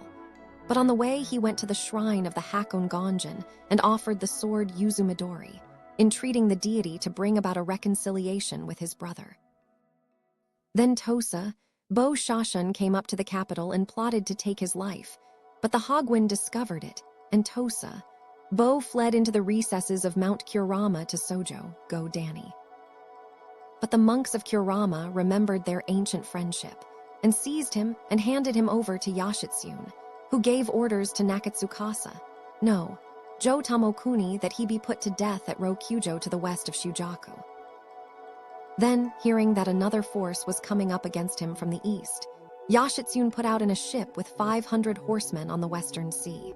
But meeting with a great storm, he was carried to the shore of Naniwa, and accompanied only by a Shurabyoshi named Shizuka, he fled to the mountains of Yashino. Afterwards, making for the north, he escaped as far as Mutsu, and spent 3 or 4 years there under the protection of Haidhira Nudo. But on the 29th day of the 4th month of the 4th year of Bunjai, Yasuhira came against him with 500 horsemen, when after fighting to the last, he, then aged 31, with his wife aged 22, and a little son and daughter both 4 years of age, put an end to their lives and died. Thus, by his giving the sword to the shrine of the Gonjin, even though he had not been reconciled with his brother, we might know that his fate was sealed. Now, on the night of the 28th day of the 5th month of the 4th year of the Kenkyu era, the 2 brothers Soga, no, Juro, Sukanari, and Soga, no, Goro Takamune of Sagami received from Yukizane, the Beto of the Hakon Shrine, a sword called Hyogo Kusari, no, Takai, that they might take vengeance on the enemy of their father, and were enabled thus to carry out their plan as they intended. And this sword was none other than the blade Yuzu, Midori, which Yashitsune had presented, and which was originally known as Hiza, Maru. And that they were able to accomplish their vengeance on their father-foe, and thus win a great name and renown through the whole empire, was solely through the virtue of this sword. After this Hisa, Maru was given to Yoritomo, so that the two blades Hige, Kiri and Hisa Maru, the hereditary treasures of the Genji family, which Tada, no, Matsunaka had received from Hachiman Dai Bisatsu, though for a while separated from each other, at last came together again as a most auspicious omen in the possession of the Lord of Kamakura.